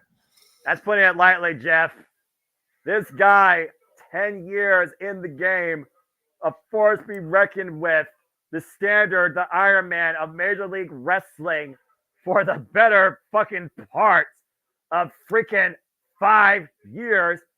Both the national openweight champion and the world heavyweight champion, beating Giga Fatu for the world heavyweight title back in October 2021. He held the world heavyweight championship for 644 days and the national openweight championship for 854 days. And now he's a free agent. And he's not looking for opportunity. He is presenting it. So who took him up in that open challenge? None other than the Iron Man, the standard, the walking weapon of TNA, Josh Alexander. We're about to look at a match with two of the biggest heavyweight standards of the industry in the game. Yeah, these two guys, Really special. you know, the whole ha-ha is, big meaty men, slapping meat. These are just two solid walls of granite that happen to be in human form that are just going to lay into each other here shortly. And again, if he wants to be the standard, the champion, the face of TNA, it has to start tonight. Absolutely. Josh Alexander, tried, trusted, true veteran of the game, has faced so many challenges physically and mentally his entire life. And this is just the first, he believes, in this new era. It's Josh Alexander and Alex Hammerstone. First time ever one-on-one encounter. And it is now. Oh, boy. Just to give you guys a little peek ski on what's going on across the multiverse here real quick. Let me do that real quick. Can I? There we go. That's what I wanted to do. Oh, man. Jay Chung, I'm sure she's going to be completely impartial introducing her husband into this match, I'm sure. Right. Just saying. I'm just saying. Oh, boy. Again, nice you look at the resume of both of these men. Through the ropes and then just kind of like dropped her arm. That was Red Velvet. Is Red Velvet wearing a knee brace? You guys know that his trying to give everybody a little look, see what's going on the other side of things right now. He recently came back from a knee injury. It won't let me load the screen. There we go. He's being fooey. He's okay. Of course, over also on the multiverse media right now, you can check. Come on, load you turd. Freaking the latency. It is. It's just it's so bad. Okay, well here I'll wait till it actually does the loading. Go back. Anyway, over on our another one of our feeds, you can check out the Red Velvet call, the debut of Deonna Purrazzo on AEW television. So there you go.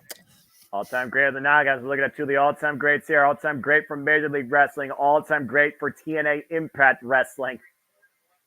Again, Josh Alexander came back from a torn left tricep last year to remind us exactly who he is. Representative Allison Lee rings the bell, and this heavyweight exhibition is underway in TNA. Josh Alexander, of course, came back and defeated Steve Macklin at Victory Road. This man, Josh Alexander, part of the longest reigning TNA Impact Tag Champions of all time, the North of Ethan Page, former X Division champion, 145 days, hung with TJP in an Iron Man match, former world champion, longest world champion in this company's history, 336 days. Nice handshake, bit of respect there. And outlasted Speedball Mike Bailey in a 60 Minutes to the Classic. Both of these men are true tested valor candidates of their craft, but this is Josh Alexander's home. And again, thank you to everybody that's watching across the JMN Multiverse Media on all channels. We appreciate all you. Please subscribe, comment, tell a friend. If you love what you're seeing, know that we do this for all the shows, all the brands, and all Fame Sports Entertainment and professional wrestling. Damn it. Wait, doing our best. Right. And shout out again to Walter, James Hebert, and JJ Williams covering All Elite Wrestling tonight. And of course, the Virtuosa, Dion Perrazzo's debut, where hopefully a new era awaits the Virtuosa to bring life into the women's division. Speaking of women's division, as we saw already on display tonight, me and maybe Jeff, and maybe this become the standard for TNA. We'll be back. We'll calling TNA content for you here on the Multiverse Media next month at No Surrender. Stay tuned for more details on that. Ooh. I mean, you look at the size of these two, Jeff. Oh, God. And we compare Josh Alexander to so many all-time greats. Samoa Joe, Kurt Angle, that amateur collegiate wrestling background. What's it going to take to break down one of these two? A lot of power and a lot of patience for both men. They are just such solid athletes. Oh, both God. These guys have a tremendous amount of athletic amateur background, if I remember right. I think Hammerstone does as well. But Josh Alexander, there's no doubting his credentials in professional wrestling. Hammerstone, I've had a chance to see him live. He is just he's a specimen. There's no other way to describe the guy. And then you got Alexander, who has become quite literally the heart and soul of TNA, now TNA Wrestling, for Impact Wrestling, the last few years. But guy who has been the longest reigning Impact World Champion, or up there in the echelon. Again, as we talk about, again, you can literally look at a tail of the tape when it comes to both these men's accolades and be like, the only difference is if the man was in the other company, he'd be just looking at an opposite tail of the tape here. No, you're absolutely right. You are absolutely right. They are both just such cornerstones for their respective companies, and it's so cool to see them get to interact here in Vegas as part of TNA's return. And again, Josh Alexander, he is TNA home. Alex Hammerstone is looking maybe for a home, but at this point, all he's doing is presenting opportunity. He's not looking for it, he's giving it. And that's why Josh Alexander took this up. Again, Josh Alexander has overcome so much in his career. Moose, Tomohiro Ishii, Minoru Suzuki, Jonah, which I still find unbelievable still to this day. Alex Hammerstone right now caught with a dragon screw leg whip. Damn, that move has to suck. That shit. I hate that. It's the worst thing in wrestling. I said what I said. I agree. Again, I hate that dragon screw. There's a reason Hiroshi Tanahashi, now the president, by the way, of New Japan Pro Wrestling and the current World Television Champion, oh man, twisting again, has used that move so effectively to get his 7 world championships. I'm just saying. It's oh. Again, Josh Alexander is about getting back on track. As we saw last year, Josh Alexander lost to Alex Shelley at Bound for Glory in trying to reclaim the TNA World Heavyweight Championship. But he won alongside Sassy Jr. against the Morrissey Machine Guns last year at Final Resolution. You see Josh now putting an attack on the knee on the ankle. Yeah, that was the match of the night. That was so damn good, my God. I need Sassy Jr. more in TNA. I'm just saying. Yeah, it's one of those that I'm glad we had Natilla, and I'm glad she's going to be our regular TNA color analyst. But, man, I would have loved to have been on the call for that had I been available. Yeah. But, again, at this point, you, me, and Natilla, we are Team TNA and JJ. But I just feel like us three are literally the key players. Well, you all believe in Joe Hendry, and Joe Hendry believes in you too, so I'm good. Yeah, fair enough. Knife fist chops by Josh Alexander to Alex Hammerstone in the corner, wailing away at the former MLW heavyweight champion. Referee right now calling for a break, hard Irish whip, and Alex Hammer. Oh my God! The power of Hammerstone hoisting belly to belly. Sherman suplex release overhead. Oh my God. That's a big dude to toss around like that. I'm just saying. Alex Hammerstone right now might be going for a ride. We know that Josh Alexander is a suplex machine. Big forearm strike, though. And hoist him up. Oh, man, the power. Got caught. And up in the fireman's carry. The hell? Alex Hammerstone is outpowering Josh Alexander. I can't believe I just said that. But the shoulders, again, pump kick missed, and big right, checking the jaw. I mean, yeah, it's just a big, solid right hand, man. What the hell? Oh! Damn! Hammerstone hammered drop on the apron. Which is like stone at the end of the day. Well, where steel meets wood and steel beats spine every time. Just dropped straight down. That is corners of planks of wood and steel just driven through the side of Alex Hammerstone with violent force. My he focused goodness. He focused on the leg. Then he worked the ankle. Now he's working the back. Josh Alexander is literally dissecting his opponent for everything. And we know Josh has the ankle lock and the C4 spike. And we all know there's no slow road to the dark side for Josh Alexander. I mean, part of the Northman, he's very easily susceptible to giving in to the temptations of the dark side. And if he wants to prove he can be back in the world title picture, this is the way to do it, unfortunately, for Hammerstone. Sometimes you got to go a little deeper in yourself to redefine what you are. And we saw what happened with Decay earlier tonight when they came back to their roots, darker than ever, and they dethroned MK Ultra for the Knockouts Tag titles. He's got that ankle lock on him, Noah. Hammerstone's trying to fight out of it. Again, reverse the pressure, turn your body around. He does so. That kick just took him down. Like it was reverse the pressure all you want, but you can't get about a boot to the face. That just is what it is. He just perched up, Jeff. He did. You were saying? No, I'm not saying you can't sped up from it, but when you're trying to fight the pressure off, that's how you do it. You show intimidation, you're lost. Look at Hammerstone. He's asking for more. He wants more. Josh will give it to him right now, but Hammerstone can take it. Hammerstone, like I said, he's a bad motherfucker, man. Oh, just dropped to a knee and got goozled. He caught him. Look at the eyes. Hammerstone. Are you kidding me? No way. Oh! We may have an upset on our hands here. Catatonic, and right now just shaking the ropes after sidewinding Josh Alexander down the mat. Alex Hammerstone fired up. Oh, Hammerstone man. hammering away against the walking weapon in the corner. Again, the standard of TNA taking on the standard of Major League Wrestling. We're talking about a guy in Alex Hammerstone that beat Jigga Fatu, defended the title against the likes of Richard Holiday, Davey Boy Smith Jr., just to name a couple. And Alex Hammerstone up and over, great agility, but again, the work on the leg and knee might have tweaked it there. But catches Josh Alexander with a power slam, cover, on the far leg, and a near fall. That tweak right there nearly gave Josh Alexander a moment, but Alex immediately able to capitalize on it. Yeah, again, Hammerstone is not to be underestimated. I said it at the outset, these guys are going to be a big test for each other.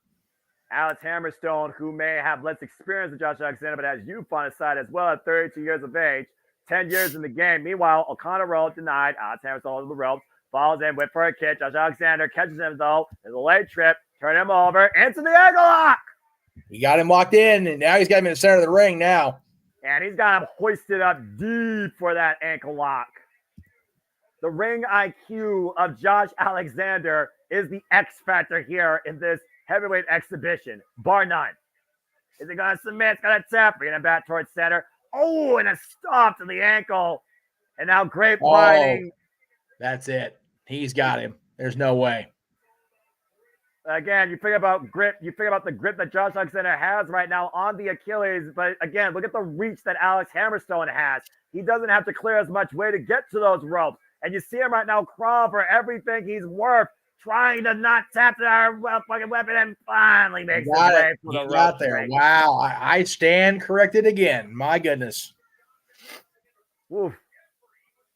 Again, you figure about how much pressure, how much effort, how much power Josh Alexander was putting into that ankle lock. And for Alex Hammerstone to will his way through that.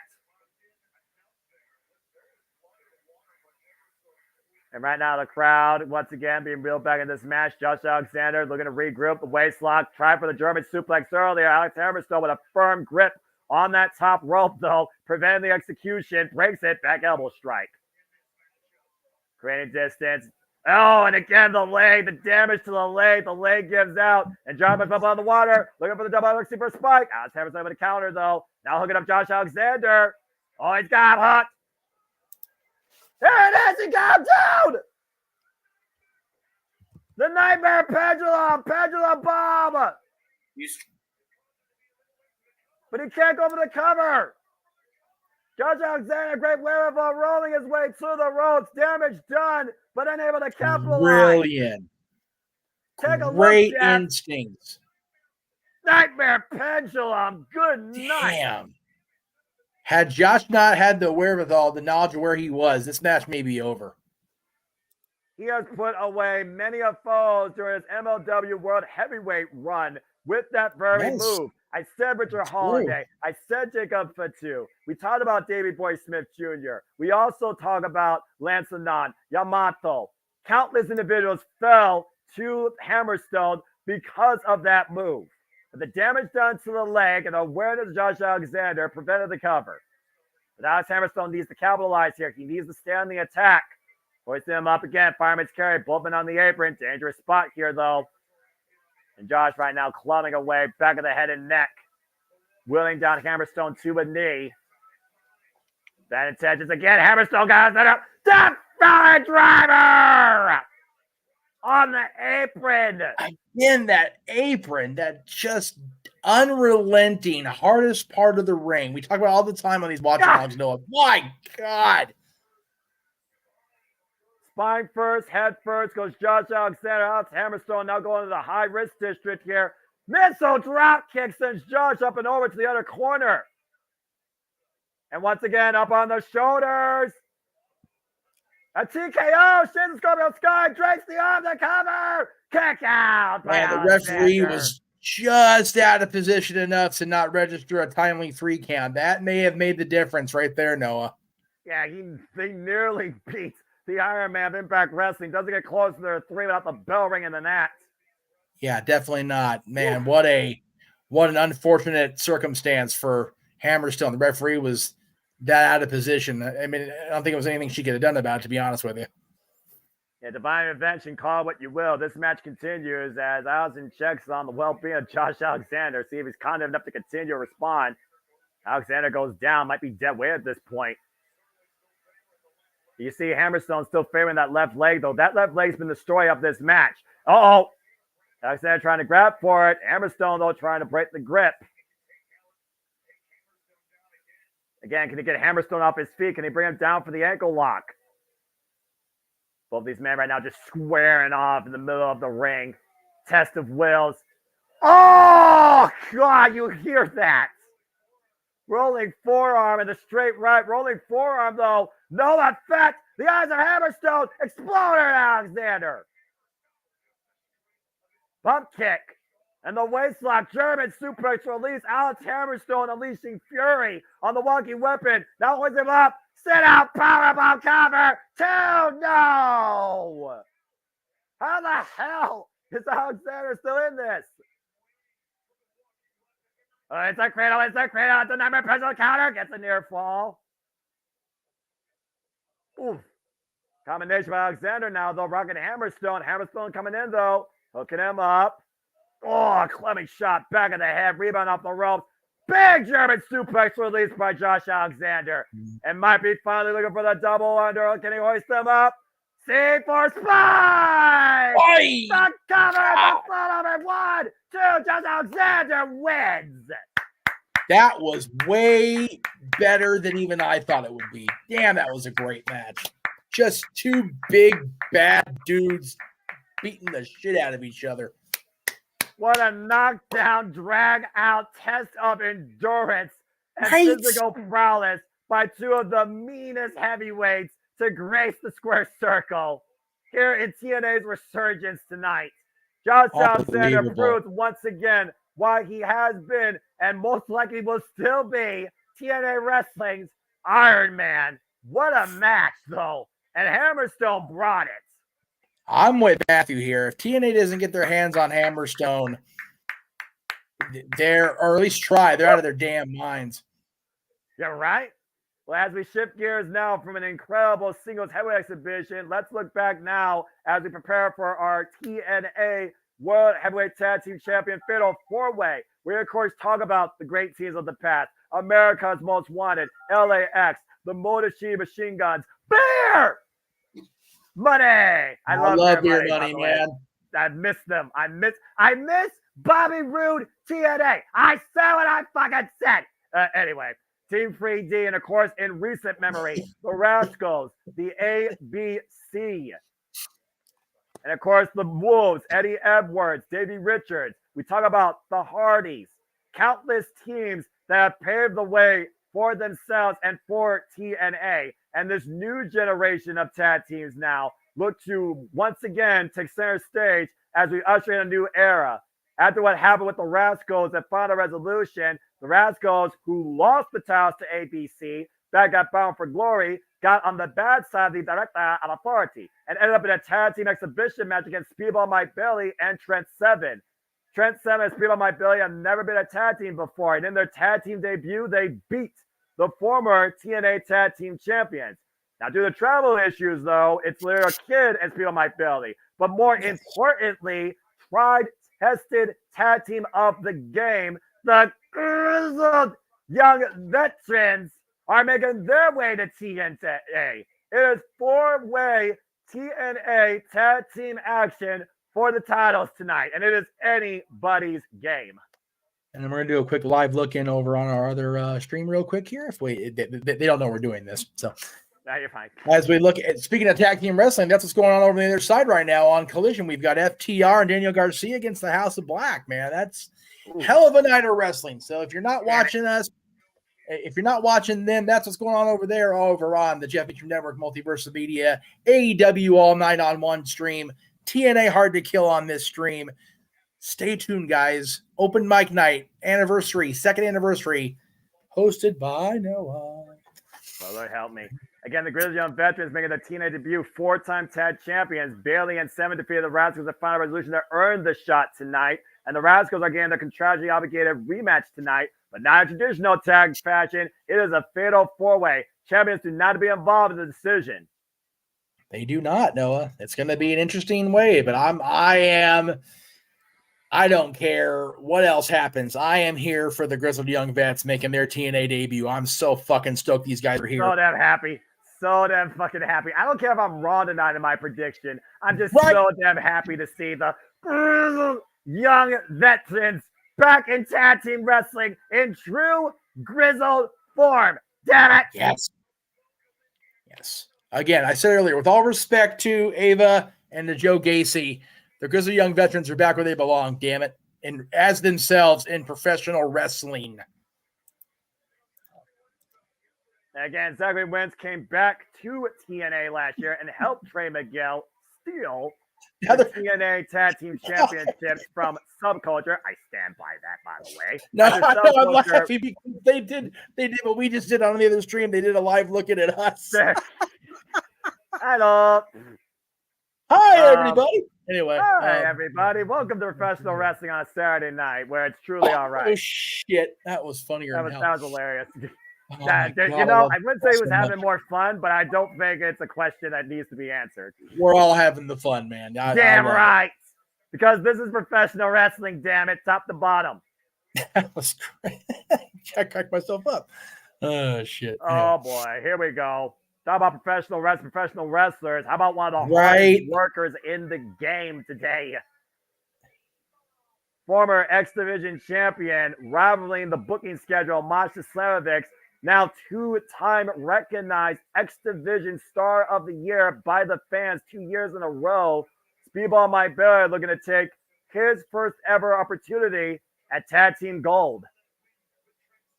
We saw what happened in that win with Trent Seven, so Speedball Mike Bailey can definitely get it done. But I'm very curious to see this first-time duo of the Real Kid and Speedball Mike Bailey and how they work together as a tag team. Grit your teeth. Yes! Oh, this makes me so fucking happy. The Grizzled Young Veterans, former NXT UK Tag Team Champions, former Progress Tag Team Champions. Those are the words of Liverpool's #1 and his partner, James Drake. We're going to go straight to the heart of TNA's Tag Team Division. Good luck to everybody trying to outwork this duo. Hey, look, it's James' favorite auto-tune theme. Happy Saturday. Too sweet. Here come the Tag Champs. I still say this theme is better than what Bullet Club uses nowadays. And this is the original Bullet Club theme. Bite me if you think otherwise. Ace Austin, Chris Bay, our current TNA Tag Team Champions with those beautiful red straps. The first time a red strap actually looked like something. Oh, sorry, did I say that out loud? Ace Austin and Chris Bay have the X Division title 4 times among themselves. Tell me when I'm telling lies, Jeff. I apologize for being distracted. I was watching back the playback of them simulcast share screening. I've just laughed my ass off. I'm sorry. That's hilarious. We're incepting each other here at the Multiverse of Media. I love it. I love every bit of it. Hey, what we need to do is once they're done, bring them into here, or if we're done first, go into like however it works out, you know? Yeah, I agree. Again, we saw ABC ascend to Tag Team Glory last year against the Motor City Machine Guns in Las Vegas in February. They are now two-time TNA Tag Team Champions after reclaiming the gold against the Rascals at Bound for Glory. Coming back to Vegas as conquering heroes. They won the titles a year ago in this city, and here they are back again. Damn right. But goddamn, it's good to see James and Zach back. Oh, I love this shit. This is professional wrestling. Damn it. This is tag team wrestling. This is TNA wrestling. This is how professional wrestling is supposed to be. God, those titles. So and that is what a fucking tag team championship is supposed to look like. And I'm talking about one company in particular. Damn it. Prince Pennies. Oh, no, you're good, man. I'm coughing. You're good. Okay, you're coughing. You know. Still coughing. That flu's kicking my ass. Yeah, you know, the flu is what it is. Let me fucking get this shit again. Anyway, let's see. Sorry, did I say it out loud? And nonetheless, we got 4 teams here. 2 men will be legal at the same time only, and you can tag out to anybody. The reigns are underway, and of course, we know the bad blood at the heart of this match centers around the ABC and the Rascals. And Trey Miguel and Ace Austin, no strangers to each other in TNA, especially the rivalries of the X Division Championship, particularly. And there's a tag by Liverpool's #1, Zach Gibson. That man's name is Zach Gibson, for those of you that missed that. All right, now we got Steve Cornell. They look great, man. They have not taken any time out of the gym or out of their schedule, man. They have stayed in shape. As they should, damn it. If they're going to be grizzled, they got to prove why they are Liverpool's #1, soon to be recognized as TNA's #1. That's what this is all about here. Nice hammerlock here. Transition. Tad to James Drake right now. Of course, these guys came on to be released from prison. I mean, WWE. Of course, challenging for the Deadlock Pro Wrestling Tag Team Championships and also been involved in House of Glory. Returning in fine form back to the tag team wrestling landscape. Thank Christ. Right. I said what I said. Of course, Zach Gibson previously involved NXT UK in the tournament made it to the finals, challenged Pete Dunne for the NXT UK Championship, and when the NXT UK Tag Team Championships were minted, they beat British Strong Style, Mustache Mountain, Trent Seven, and Tyler Bate to become the inaugural NXT UK Tag Team Champions. But on that point, you said you watched SmackDown highlights from last night? Yes. Did you see the segment with Tyler Bate and Butch?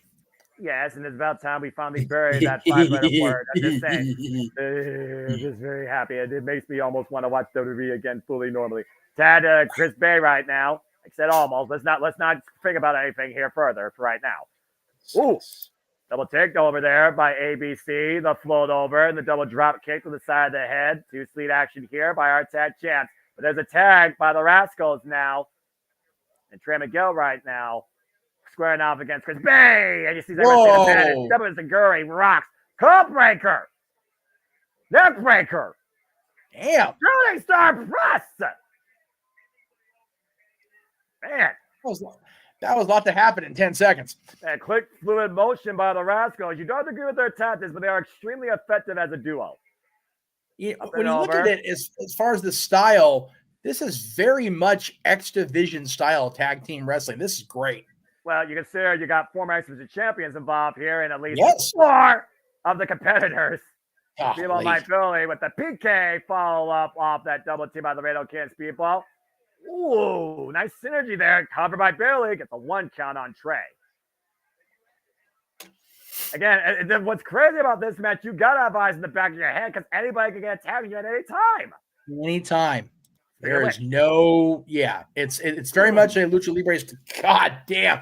I'm a Lucha Libre. That was just an exchange of shots, blows, whatever you want to call it. My God. And everybody breaks it up there. Speedball almost got the win up the attempted Rana. Uh-oh. 4-corner standoff here. Referee might lose all control here. Every team for themselves, but who's going to blink first? And referee Frank Costello right now trying to restore law and order here. He knows how important this is. There's no way we want to see disqualification. Yeah, this is the same referee that had to deal with PCO, Jake Something, and freaking Rhino earlier. I'm just saying. The man's clearly a glutton for tag team chaos. Well, from Trios Chaos to 4-way tag team chaos. There you go. Maybe he's going to become the premier tag team official. Who knows? Irish whip by Speedball Mike Bailey. Meanwhile, handstand, springboard. Whoop. Nice guy by Zach Gibson, though. And again, you can't do nothing here. You just got to take these shots and take the shot inside the head. The fury and the speed of Speedball Mike Bailey. We talk about PCO not being human. He's a creation. We talk about Will Ospreay being from another planet. I swear to God, Mike Bailey's from another world, too. Golly. I mean, you saw what he did with Will Ospreay at Bound for Glory. Speedball Mike Bailey, one of the most tested individuals of the Impact TNA Wrestling roster since arriving on the scene. And up the ropes, the drop down by Zach. Meanwhile, taking out the leg and a side kick to the head. Grizzly Gun Vets taking control now. Whoa, poetry in motion of sorts. Takes real kill off the apron. That shit's crazy. And that's what makes the grizzled young veterans so fucking effective. My God.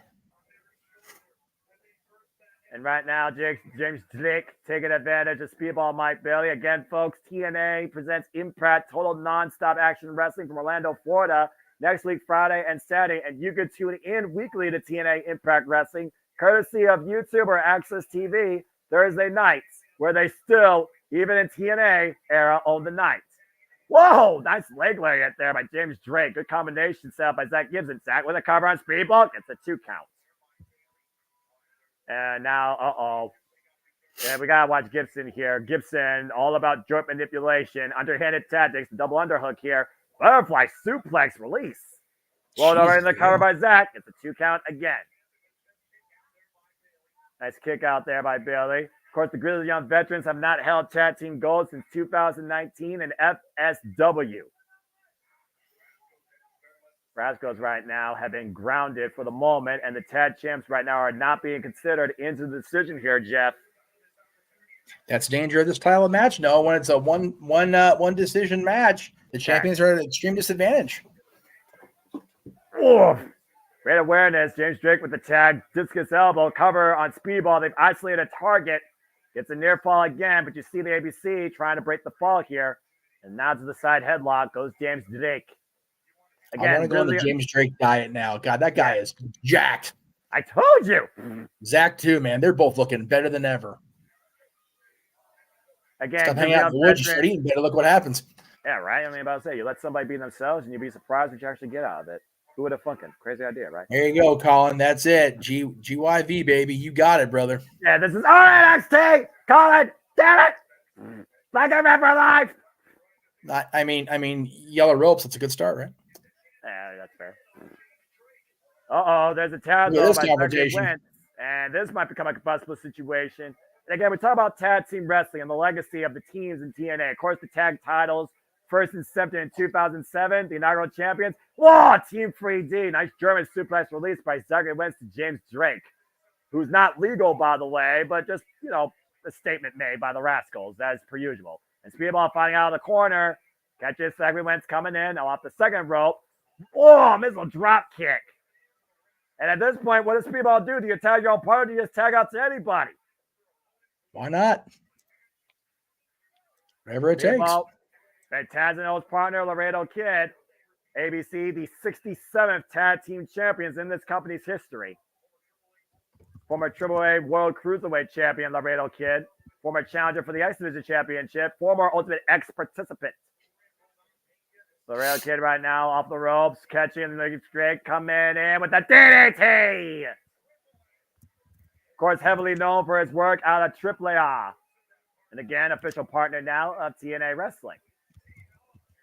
And Laredo Kid right now has been a standout here. Second Wentz catches him coming in the corner. And now Wentz and Laredo Kid up in the second rope here. Now going the high wrist stitch. Laredo Kid, a second Wentz hook. This could be bad. Oh, God, look out. Frog Arrow! God damn. Is this enough to have new tag champs? No. Whew. Take a look King at this. Mike, it's a bad King Mike. You fail math. Nope. I thought he did the deal with the fucking arrow off the second rope. Again. Laredo Kid being the random element in this match. Nobody prepared for him, but due to the issues with Trent Seven, as you said, we've got him involved now. God! Maybe not. His head's in the fifth row, so maybe not. Well, now you got Tag and ABC who are finally in the match here. Great miscommunication there by ABC, catching Laredo Kid and Trey coming in. And this is exactly where the champs want to be. In control of only one team present. And of course, their greatest rivals right now, the Rascals. Damn, just caught Trey with a double spinning back heel kick. And up and around, Ace Austin catches Zachary Wentz coming in. Now Chris Bay, shades of showing their own finesse here. Ace Austin falling in now, hooking in Wentz, taking him into Chris Bay. Now Bay has him up on the shoulders. And look at the fluid motion of Ace Austin here. Out of the corner. Whoa. Botch. Whoa, got caught though. Finally with the cutter. Heel kick coming in the cover by Ace Austin. Number 10 gets a 2 count. Okay, again, I'm gonna call it like I saw it there because that could have been a lot worse. Yeah, Ace got lucky there. Yeah, he got very lucky. There's no denying that. Trey McGill coming in though with the Meteora. Oh, and Bay turns him inside with a clothesline. Running knee strike by Zachary Wentz. Here we go. Now everyone's gonna rock each other. Whoop, Matrix escape off the kick. Caught a super kick by the Rail Kid. Took out the knee by Bailey. Both Rail Kid and Bailey rocking Wentz. Now the Grizzly of Vets coming in. And Zach gets it with the cover to steal the titles and gets a near fall. Whoa. We almost had a mega pop from Toledo, Ohio. If that would have gone down. Nearly captured the TNA tag titles right there on Zachary Wentz off the chaos that ensued. The savvy back to that moment. Here you go. Never mind. Oh, man. Now, God. TNA Wrestling is back in full effect, and you're seeing the tag team division on full display right now. Yeah, they are. Look over here. James Drake with Zachary Wentz hoisted up. Doomsday Device! Every bit of it. Cover 2! No! Speedball with the save. It would have had to have been Speedball. Nobody else would have been fast enough. Yeah, take a look to your point, Jeff. Wow! God. Not only did he hit the Doomsday Device, he impacted against him as he hit him. Just almost like stopping a wall. Kid comes in, though, breaks the Vets down, though, with the double missile drop kick. And Speedball Layer Kid right now trying to take control. There's a tag legal now made by Speedball Mike Bailey. Now Wentz is taken out. James Drake right now. The Grizzly Young Vets, Laredo Kid, and Speedball squaring off. Again, Ted Chance right now not being factored into the action, nor the decision for the moment. And Zach Gibson set up and over by Laredo Kid. Lands on the apron, though. Speedball comes in, though. Crack a bone stop to the outside. Wipes out the champs. That was smart by Gibson to duck and get out of the way. Yeah.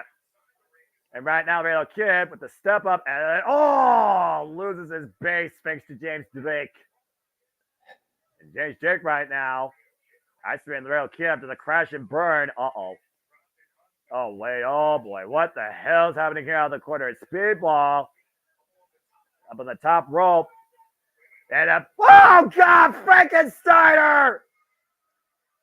Poison Rana. I was going to say, Poison Rana there. Yeah, he went backwards. Yeah, he hit him on the top of his head. Spinning kick, catches James Drake in the corner. Oh, Laredo Kid right now. What the hell is this? 450 to the floor to Zach Gibson and Speedball up on the corner. Ultimate weapon. Oh, my God. And Speedball with the cover. And the Rascals save the titles. Man, if the Rascals hadn't got there, we'd have had new tag champions right there. Oh, bar none. Double press kick, though, by the Rascals. Saving their chances right now. Reno Kid's got something on his mind. Oh, Lord. Oh, Jesus. God, they're taking so many risks. Twisting corkscrew, takeover, head screw. Wins with the UFO out of the corner, though, on Speedball. And Poison Rana out of the corner. Great call there, Jeff. Laredo Kid with a 450 on the outside. Is that Gibson? Action all over the place here. Spinebuster by Trey McGill. Isolating James Drake. The Rascals right now have picked the target. Oh my goodness. Zachary Wentz up the second rope. Double stop backstabber combination. That may be it. With the cover. 2. And Ace Austin saves the titles. Again, these guys are having to get in there the last millisecond to save this match. Oh, here we go now. ABC and the Rascals once again eye to eye. It's where it all began. This is the showdown we've been waiting for. They are 1-1 with each other. The Rascals and the ABC squaring off in the center of the ring. Chris Bay, Ace Austin, Zachary Wentz, Trey McGill. All for the TNA Tag Team titles. Double handstand. Oh, got caught. Oh, my God. ABC might be looking for the 1, 2, 3 here. Ace Austin setting up the art of finesse to Trey. And the phone.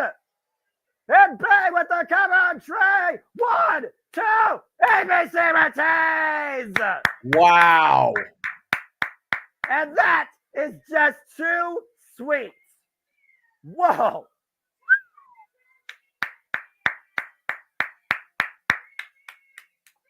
ABC overcomes the odds tonight in Vegas and still hold the jackpot, the TNA Tag Team titles, pinning the Rascals and outlasting Speedball Mike Bailey, the Laredo Kid, and the Grizzled Young Vets, who were not factored into the decision.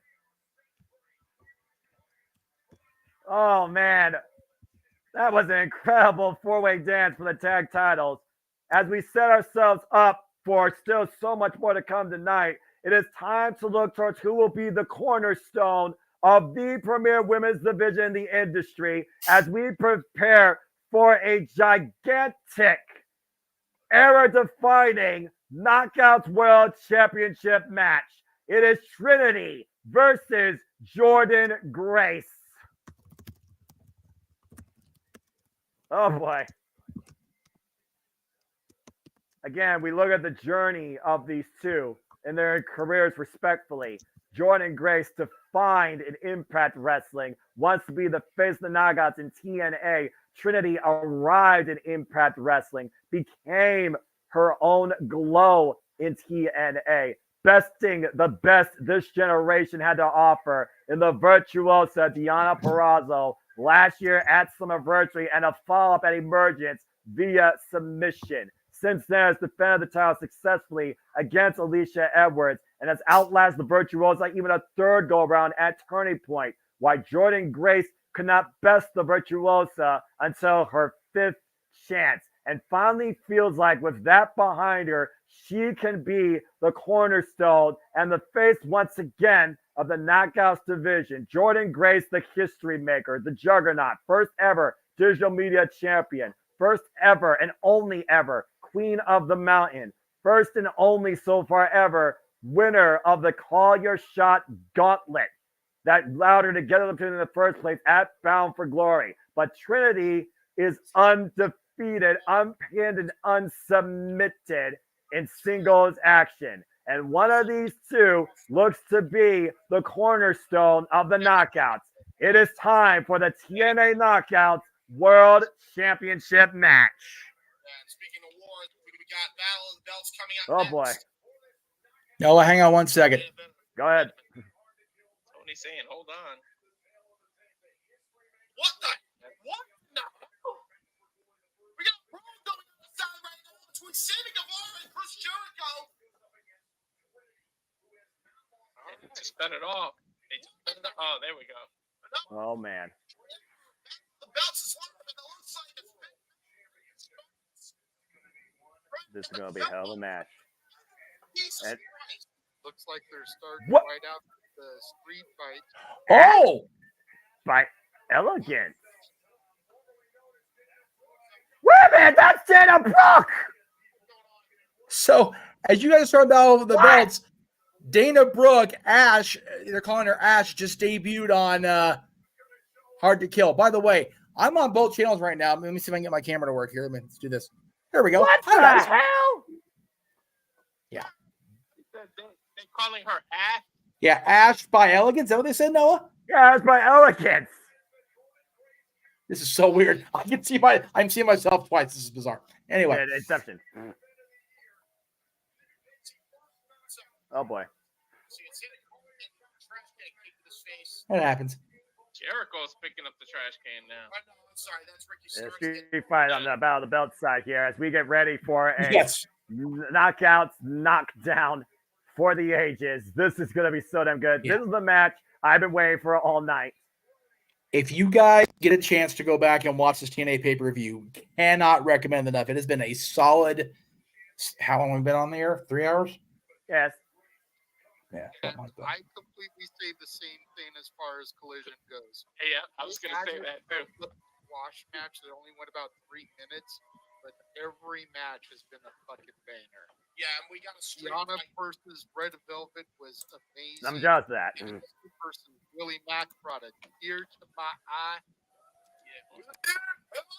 As they do. As they all do. I love it. I love it, man. It's Long great. may she reign. That's only the virtuosa can deliver. But tonight, Trinity and Jordynne Grace, you have to top that shit for the cornerstone. You guys got about an hour. You guys are having a tag title match. We got the Knockouts World title. Have fun, y'all.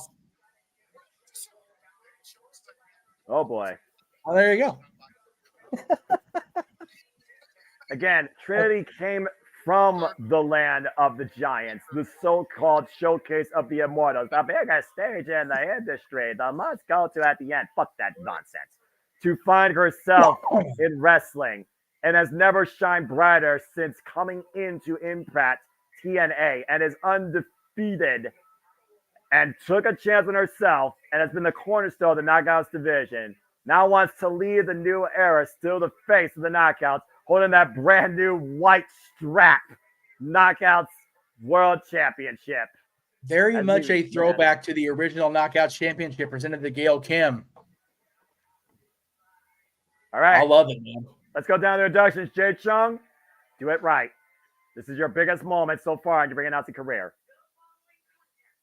Oh boy. There is the one fall.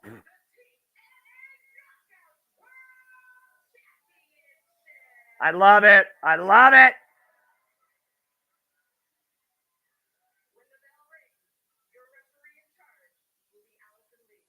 Yeah, Allison Lee. Respect the referee, damn it. She's doing a hell of a job.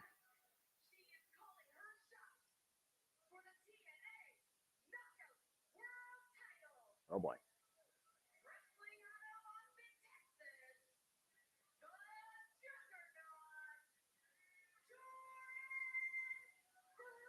And she is a juggernaut. There is no denying that. She has been the force to be reckoned with since arriving in Impact Wrestling. You can agree or disagree with her viewpoints on the tweeter, but she is a bad mother. Oh boy. And then you got another amazing athlete here. This is the showcase for women's professional wrestling.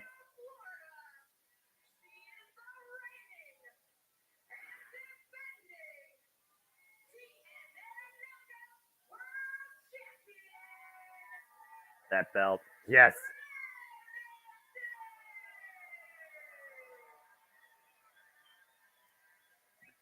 You know, it's funny, you mentioned earlier that the Knockouts World Tag titles were red strapped. So were the originals, if you recall. Yeah. So definitely a throwback to the original Knockouts championships. One already changed hands. New Knockouts World Tag Team Champions. Are the rumors true? Is this Trinity's last bout with TNA? Will she be in Fort Lauderdale in 2 weeks? Well, not Fort Lauderdale, excuse me. They're in Fort Lauderdale for NWA. I apologize. Yeah. What the hell's Tropicana Field, by God. Tropicana, Florida nonsense. Right. The handshake. I know it's Florida. I was just trying to be specific. So I get for being a smart ass. I know, it's all right. Oh man. But yeah, that's unfortunately that's the big thing swirling around this. Where's Trinity's future going to be after tonight? We can't look towards the future unless we define the present. That's what we're here to define tonight. This field has been set by Jay Chung. Tremendous fucking job. Yep. And somewhere where WWE's having their live events right now around the world, I'm sure Jimmy Uso is very much looking forward to seeing his wife do her thing here.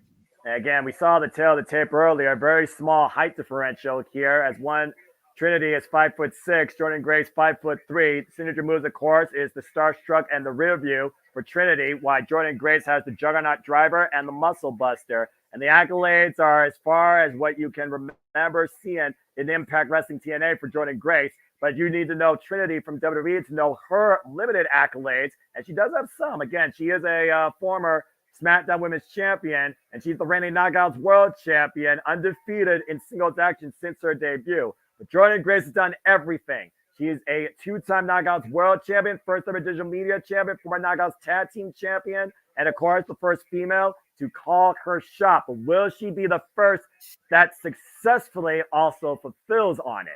And that's what we're here tonight right now in this stiff test of strength.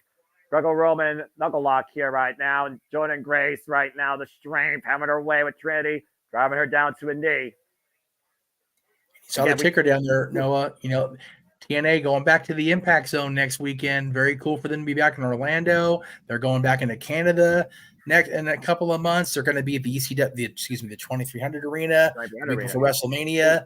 TNA is back and then some, man. They are going on all cylinders, as are these two women. Nice mule kick there with the slide through escape by Trinity, following in with the forearm shiver. Again, we talk about the knockouts, the cornerstone of women's wrestling, the cornerstone of this company since the inception. Led now by Gail Kim, who was the first ever Knockouts World Champion in 2007. Trinity, the 63rd Knockouts World Champion, following a leniency held by the likes of Angela Love, Brooke Tessmarker, Tara, the Bunny, Allie. And of course, lately, Lavera Loga Taya Valkyrie, who still holds the longest reign ever with the title. And nice job by Jordan Grace catching Trinity off the ropes, planting her down hard. Taya Valkyrie, who's held the title for 377 days. Cover by Jordan Grace, gets a 2 count. Deanna Browser, the second longest reigning ever Knockouts World Champion in this company's history, held it in one reign for 343 days. While Gail Kim has held it the most record number of times at 7, for 711 days in her career. Ooh. Big shot there. This is Trinity's 5th defense of the Knockouts World Championship. 182 days reigning. Don't forget, Noah, still to come. The World Championship. And Can again, Alex Shelley fight off the big bad moose? Let's also keep this in mind, Jeff. Earlier, we saw Giselle Schaub, who has no love lost with either of these two incredible women, absolutely win not. Ultimate X. She has a guaranteed shot at the Knockouts World Championship anytime she wants. And as we saw earlier, apparently also Ryron is the now free Dana Brooke. Uh-oh. Oh, the waiting arms again. The power! What a power slam cover! It's a 1 count only, though. Yeah, Matthew, to your credit, to your point in the chat room, just because we've seen Ash of Elegance show up doesn't mean she's the only surprise. Long way to go tonight. Back elbow strike. If no one knows, Jordan Grace right now is in the advantage, I would say, because of her power. But Trinity, great awareness, knowing that Grace driver, Juggernaut driver, was coming. Now you figure you've got the experience on Trinity's side. You've got the familial. I'm not going to say the B word on TNA, but you know where she be. Yeah, right. And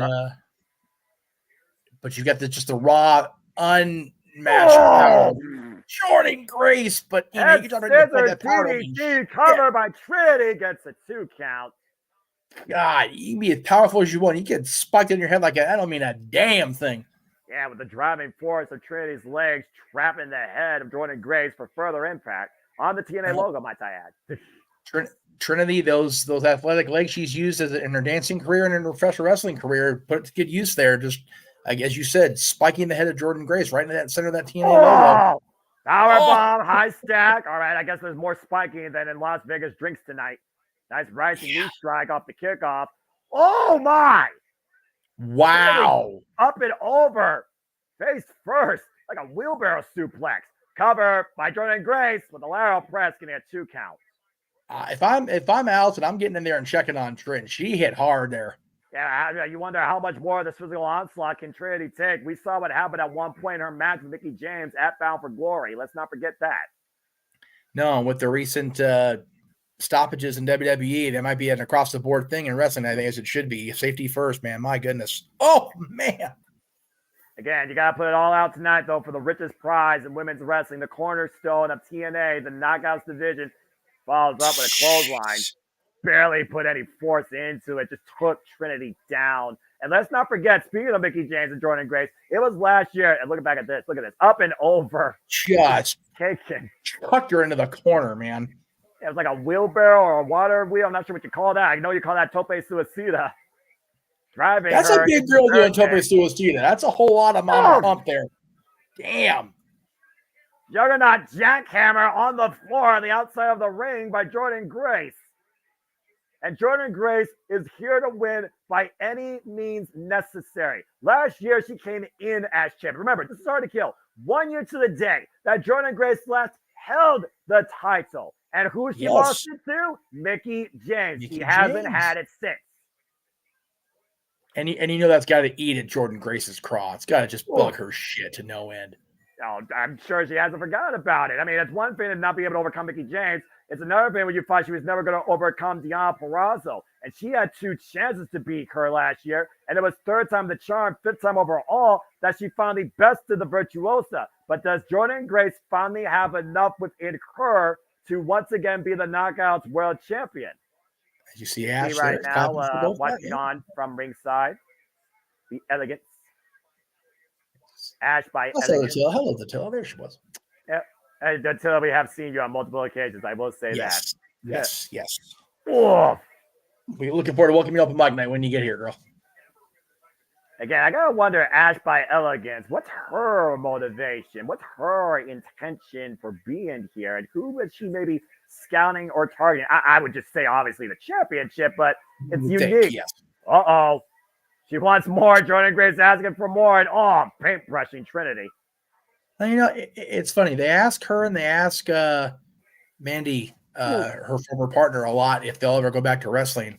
If Ash is here, is Mandy Rose too far behind? I mean, again, nothing's impossible at this point, especially in the day and age of this industry. Oh, step up as the Gurry rocks. Jordan Grace finally takes her down to her knees. Man, that tree went falling slowly. My goodness. Timber. Again, how do you take down a juggernaut at the base? That's it. Or, smashing their face in the turnbuckle. That works too. Bulldog in the second corner. Split leg moonsault cover. Hook of the far leg. Gets a 2 count only. Beautiful split leg and moonsault by Trinity there. If Rob Van Dam is anywhere near that casino, he's going. That's nice. And right now, Trinity in the driver's seat. Again, champion's advantage. Tyler can only change hands via pinfall or submission. In the Call Your Shot Gauntlet history, last year, Bully Ray called his shot against the world champion. He failed. Jordynne Grace is the first knockout, though, to call her shot. And will she succeed and set a standard for the knockouts going forward in Call Your Shot Gauntlet history? And there's one more shot to be called tonight, Noah. Don't forget. Grace, though, able to counter the full Nelson bomb attempt. Now with a full Nelson of her alone. And with Jordynne Grace, it's a full Nelson, brother. Yeah, that's a master like if I've seen one. Good grief. The fingers are locked. She's just draining the energy out of Trinity here. The only thing she's not doing is ragdolling her at this point. And Trinity right now needs to find her way to the ropes and prevent falling incapacity to this. And finally falls to the ropes and force the break. I mean, again, in that move, you can't do anything else. You really can't. No, Trinity used her height to advantage here and not allowing herself to be ragdolled and got over there to the ropes in enough time where it wasn't debilitating. You know, Deanna Purrazzo's got to be watching this on, though, considering how much Jordynne Grace is not only one of her greatest rivals, but one of her best friends from the Knockouts division. Again, the Knockouts locker room is a sisterhood because they're there for the betterment of each other and women's wrestling. When this industry didn't think you were good enough, when you didn't know who you could be, the Knockouts truly hold up testament towards their namesake. It is where you define yourself. It's where you literally create a legacy. Oh! And of course, Jordynne Grace is looking to create more history of that back elbow strike. Oh, no. Got Trinity hot. Possibly for the Muscle Buster! She got her too, man. Oh, no! Oh, man. And you see the frustration now sitting in the challenger's face. She is so verklempt at that. I mean, she hit every bit of this Muscle Buster, Noah, and still managed to get just... Oh, man. Yeah, I mean, the center of the TNA logo, Jeff, not enough. You don't get any closer than that without the bell ringing, as you like to say, my friend. Shout out to Samoa Joe with that, our current AEW World Champion. There you go. Nope, she not. Nope. Wait a minute, Grace. Trinity able to hold on, though. Turns her over, cover. Jordynne Grace able to reverse. It's Starstruck! It's Starstruck! This is how he's got her, man. What a genius way to set the submission hold. But again, the power, Jordynne Grace reverse the pressure. Force the break. She had to she got her with it too, man. Right in the center of the ring. No. Wow. That was a big series of damn near falls on that last few minutes here. My gosh. And you see both these women holding it all out here on the TNA logo, proudly displayed in the middle of the ring here for the Knockouts World Championship. Pulling out both their best weapons right now. Uh-oh. Now, Trinity might be looking for an X Factor DDT, but Jordynne Grace able to scout it. Both women on the apron, kicks in the midsection. Takes Trinity down for the time being. Oh, well, man. Dark intentions, I fear, on Jordynne Grace's mind. Oh, what a high kick. Man. Right behind the ear, Noah. Yeah, that'll rupture an eardrum. That's what let's not do that. No. Oh, no. Oh, he sticker DDT on the apron. God. Landing Jordynne Grace their head, bringing it back towards center, the cover near fall for Trinity. Man, I don't know if I agree with the finish booking there. I know I'm trying to be too inside baseball and be an expert or whatever, but man, you take a spike on the apron, you're done. Wow, I'm interested to have this match finished now. I'm very curious. Again, how far is Jordynne Grace willing to go, not only to regain the title, but make history and lead toward the Knockouts in TNA Wrestling? And to the counterpoint, how far is Trinity willing to go to still remain in the brightest glow she's ever been in her career as the leader of the Knockouts? Oh boy, now we're getting into the real game, test of wills here. Who's willing to dig down deep enough and do more than what you think you're able to do to come out tonight as champion? Jordynne Grace falling in, though. Trinity blocks the shot. Oh, getting back this. Miss. The forearm shivers, though, rocking Trinity. Oh, rising knee strike. God. Takes Jordynne Grace down to her knees. Now hoisting her up. Oh, wait, look at the power. Oh, look at the power. Sit out power bomb. Jesus. No. It is Starstruck. Trying to get Starstruck. Lock in again. Dead center of the ring this time, Noah. The crank on the back of the neck of Jordynne Grace. Jordynne Grace has been on this journey for a full year. She lost the title at Hard to Kill last year. Oh my gosh. Look at the power. Look at the power. You have got to be fucking kidding me. How Jesus. driven is Jordynne Grace to lead tonight as champion? Trinity unable to unhook herself, trying to find a way to the ropes. And Jordynne Grace changing position with the waist lock now. Uh-oh. Oh, man. German suplex to Trinity. She snapped her back, Noah. My goodness gracious. Grace will not be denied. Spinning back fist. And now the pump handle. Juggernaut driver cover two. Jordynne Grace. She did it.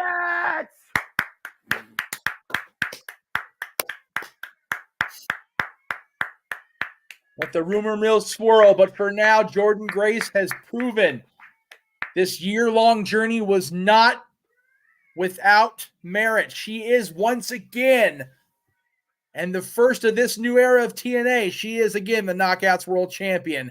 And asked by audience, she's impressed. The Juggernaut once again creates history and claims victory and leads the first defeat for Trinity. Trinity's run as TNA Knockouts World Champion is done.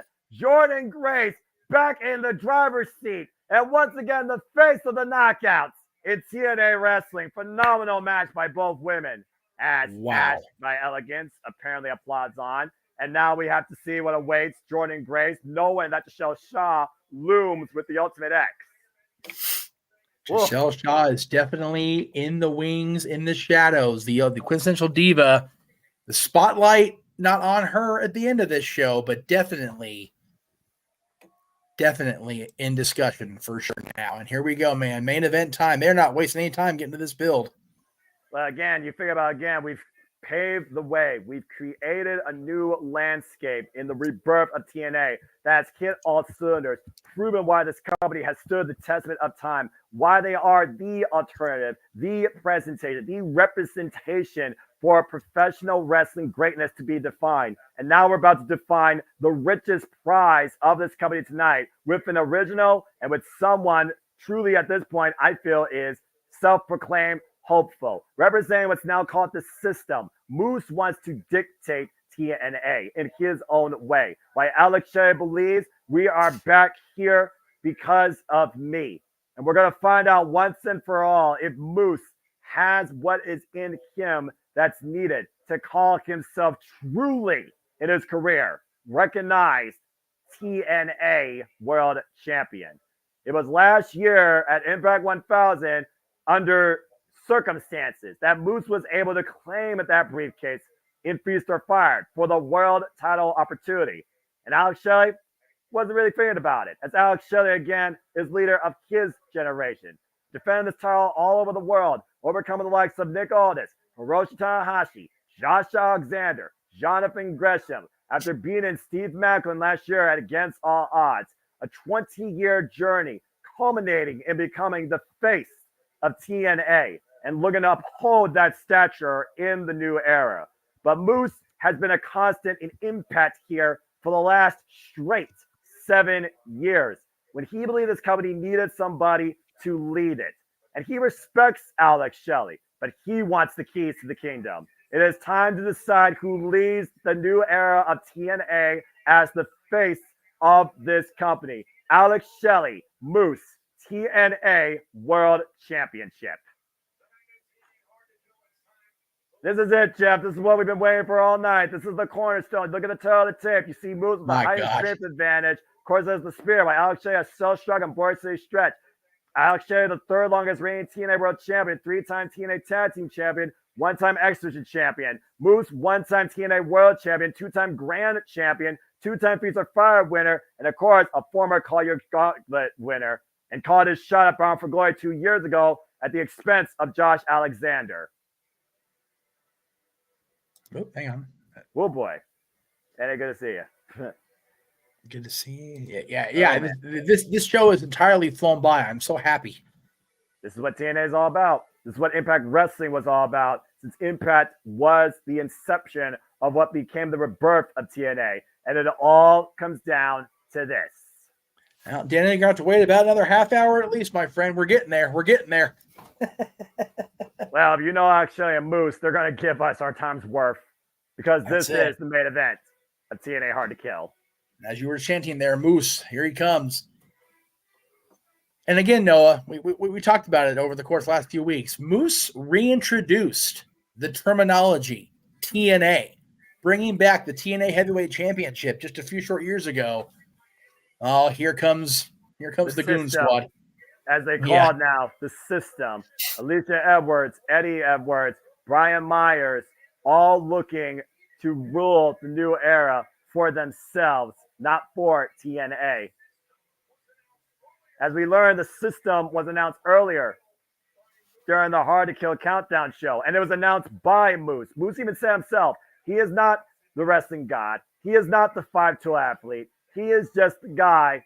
He is the system, and he wants to be the TNA World Champion for him and nothing else. There's nothing else you can say about Moose. He's more focused than he's ever been. But arguably, Alex Shelley has never been more better than he has been. Noah, do you intend? Never mind, it's a spoiler. I'll ask everybody out there. Alrighty. Never mind. Has to do with what Sandy is saying in the chat room, and Sandy, I'll like I said, I'll definitely bring it up between our shows and open mic night tonight.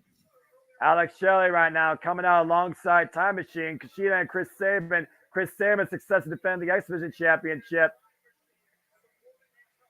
As you see, Time Machine supporting each other as Alex Shelley makes his way to the ring, adorned in the new TNA World Championship. Alex Shelley, the, get this, 58th champion in this company's history. The third longest reigning behind Bobby Roode, who held the title for 256 days, and the leader, the Iron Man, the standard, Josh Alexander at 336 days. Alex Shelley has held this title now for 218 days. Looks like we're getting the new Knockouts champion here in Southern California at the end of February. She'll be taking on Sandra Moon at Prestige Wrestling. Cool. Oh, nice. I like that. This historic title reign that we have been able to see unfold since last year at Against All Odds may very well end tonight. Let's go to Jay Chung for our introductions for our main event.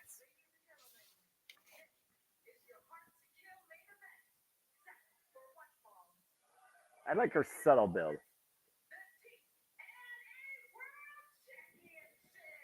Oh boy. I like calling it World Championship in the vein of Ring of Honor and AEW because it's not always a heavyweight that holds that title. So I like exactly. That.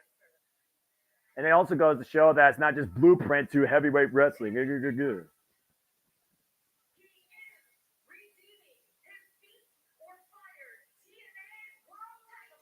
Yep, there it is. Cash in made.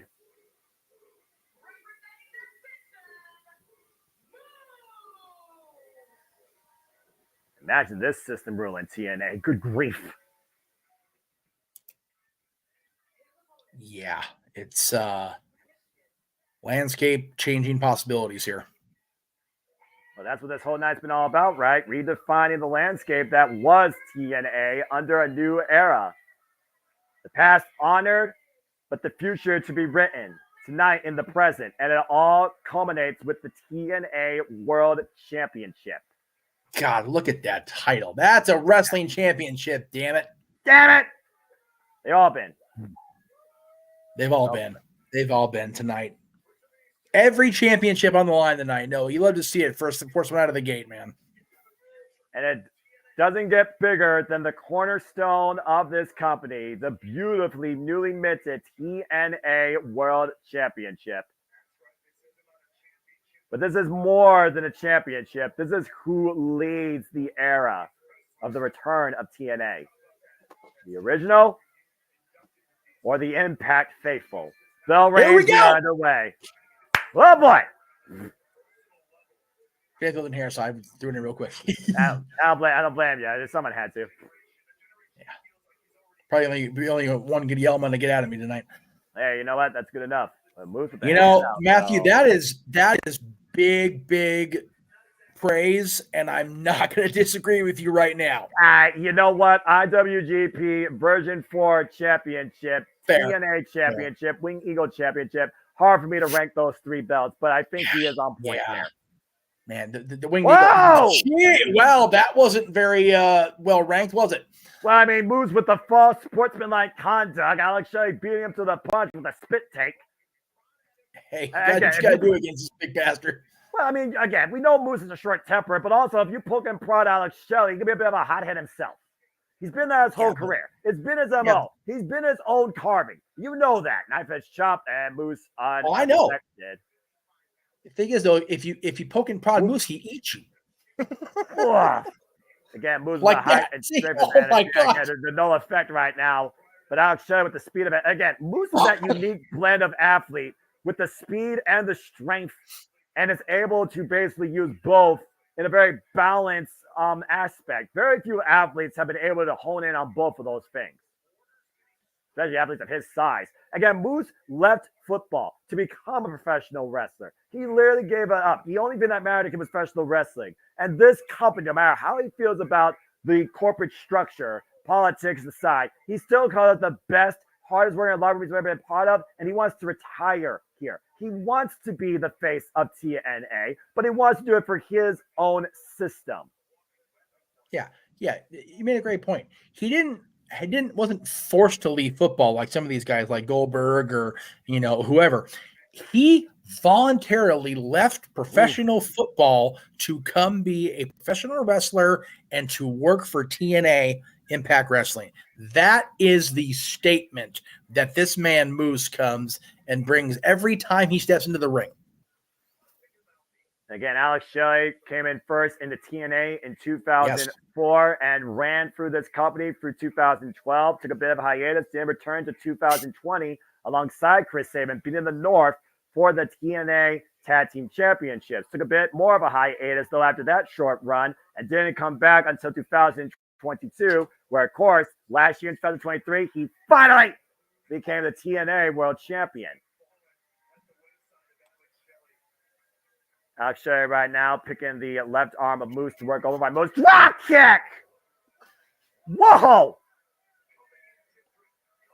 Reminder of the chat room, since I don't have room in the ticker, you guys can't spoil stuff from other shows. We've said that time and time again on our chats.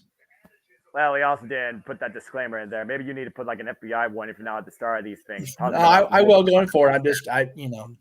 Sandy had the courtesy is what I'm trying to get at here. I appreciate Sandy. Yep, she's good. We love Sandy here in this chat. Yes, we do.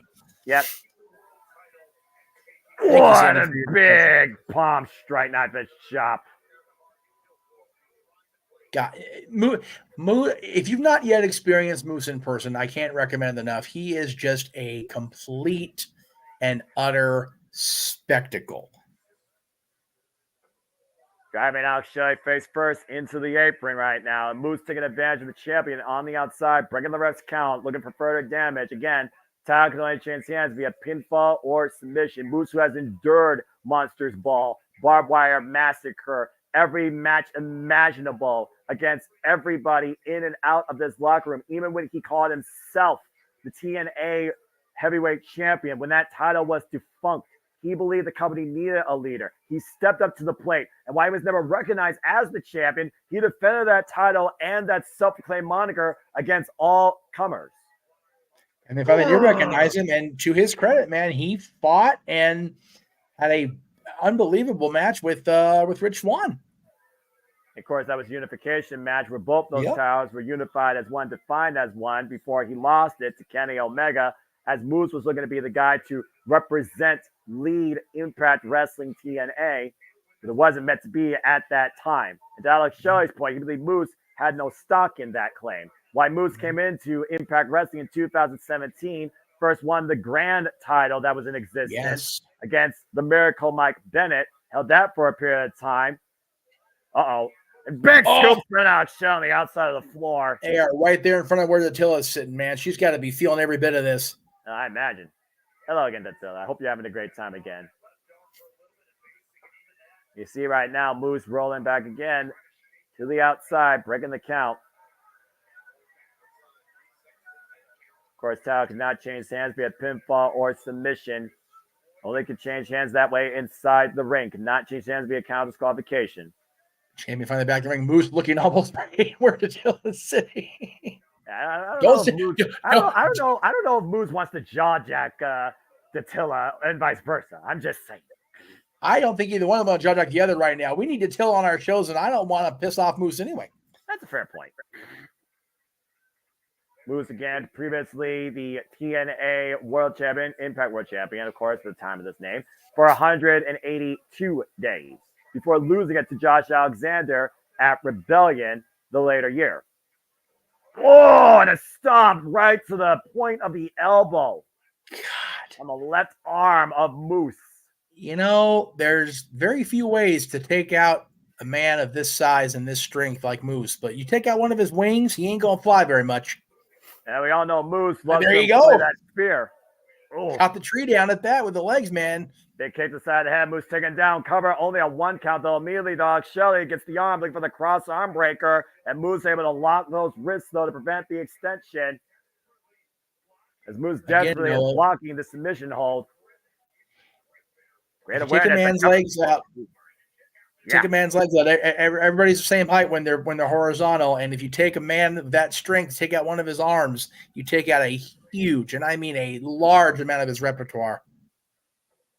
Again, we talk about the history of the TNA World Championship, held by the all-time greats. We talk about Bobby Roode and Josh Alexander, the leaders that held it for the longest time. As the arm goes pop, we think about other names, though, like Sting, like Samoa Joe, like Jeff Hardy, and, of course, Chris Sabin. Yeah, I was going to say, Chris Sabin's probably my favorite option C ever.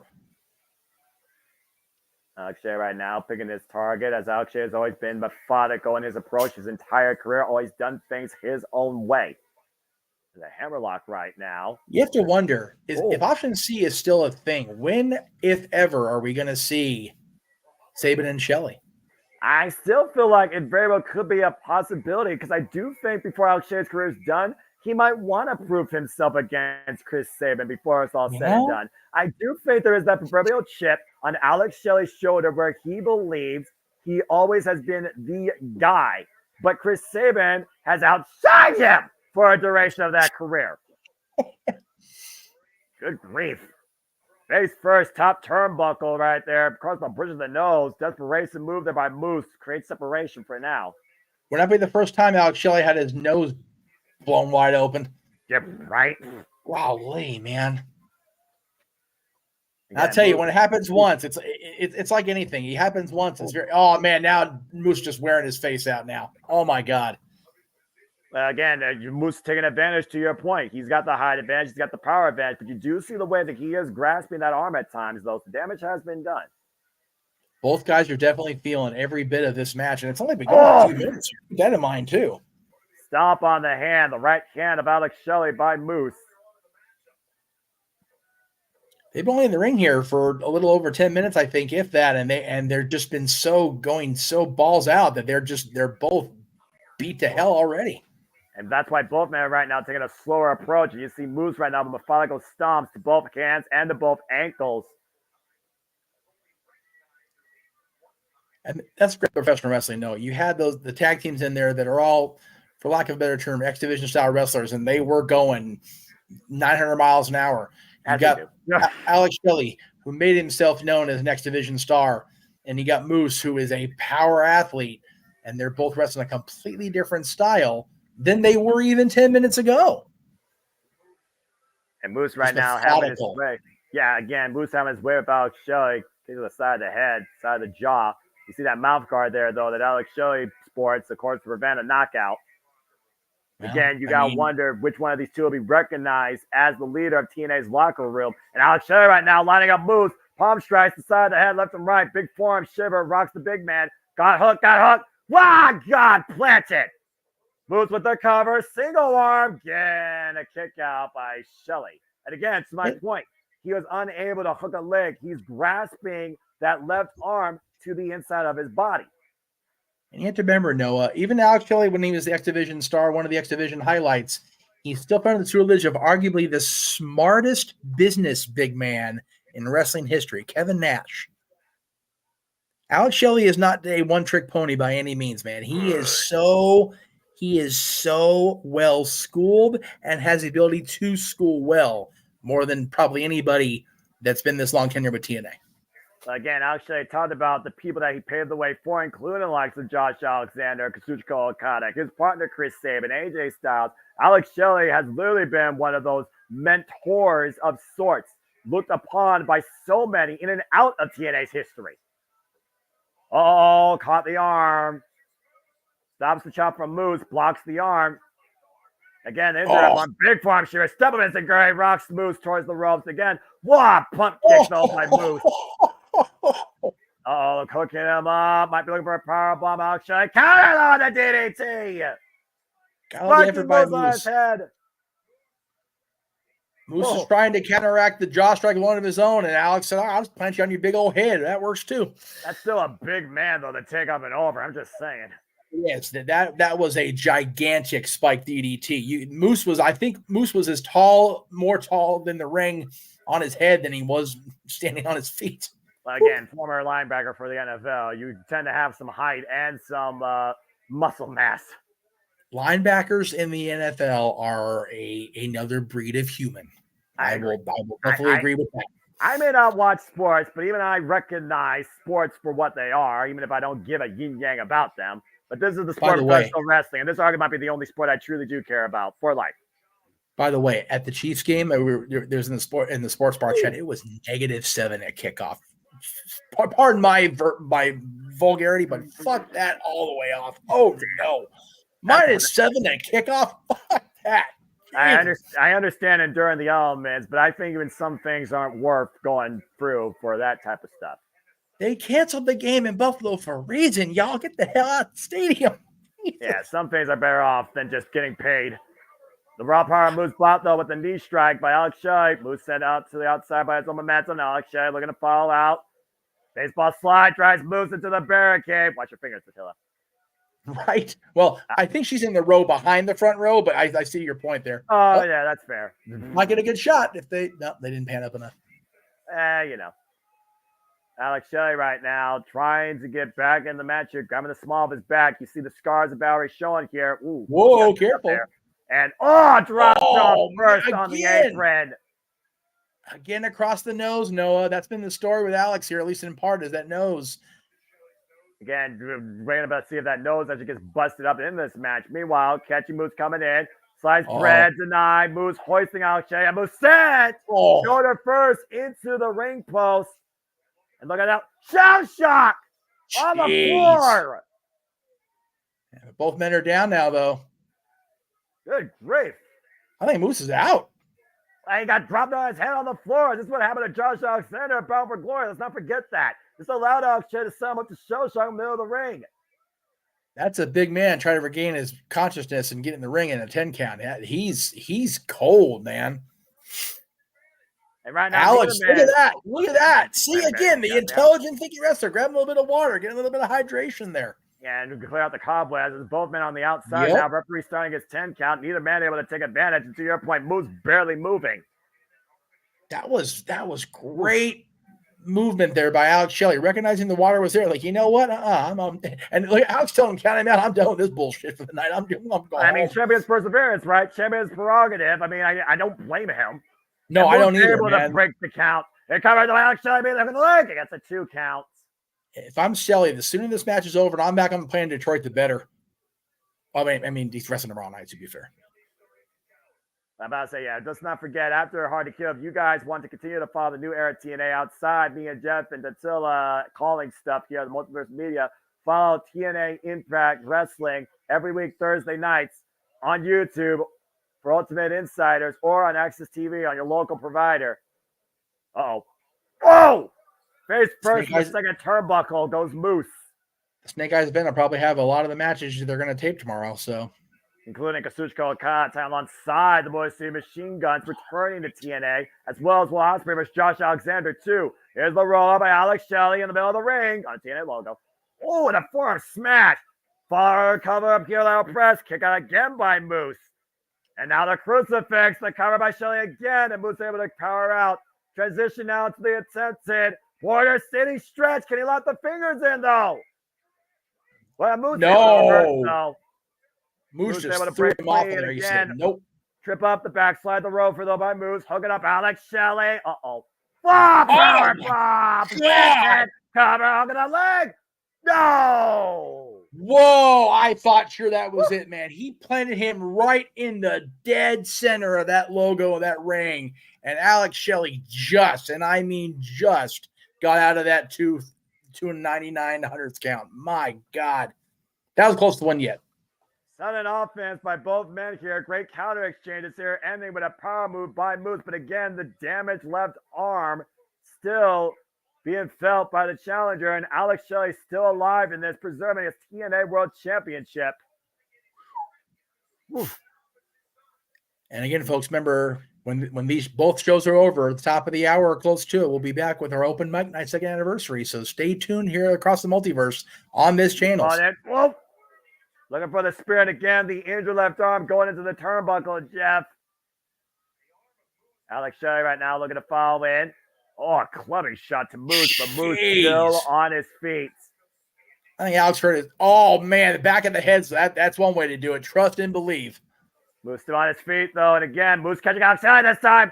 Went to the Uranagi again, but able to counter. Alex Shelley was. Meanwhile, Moose hooking Alex Shelley up. Alex Shelley once again looking for a slice spread out of the corner. Gets it! Got it! Slice spread! Cover! Hook up both legs! 2 count only!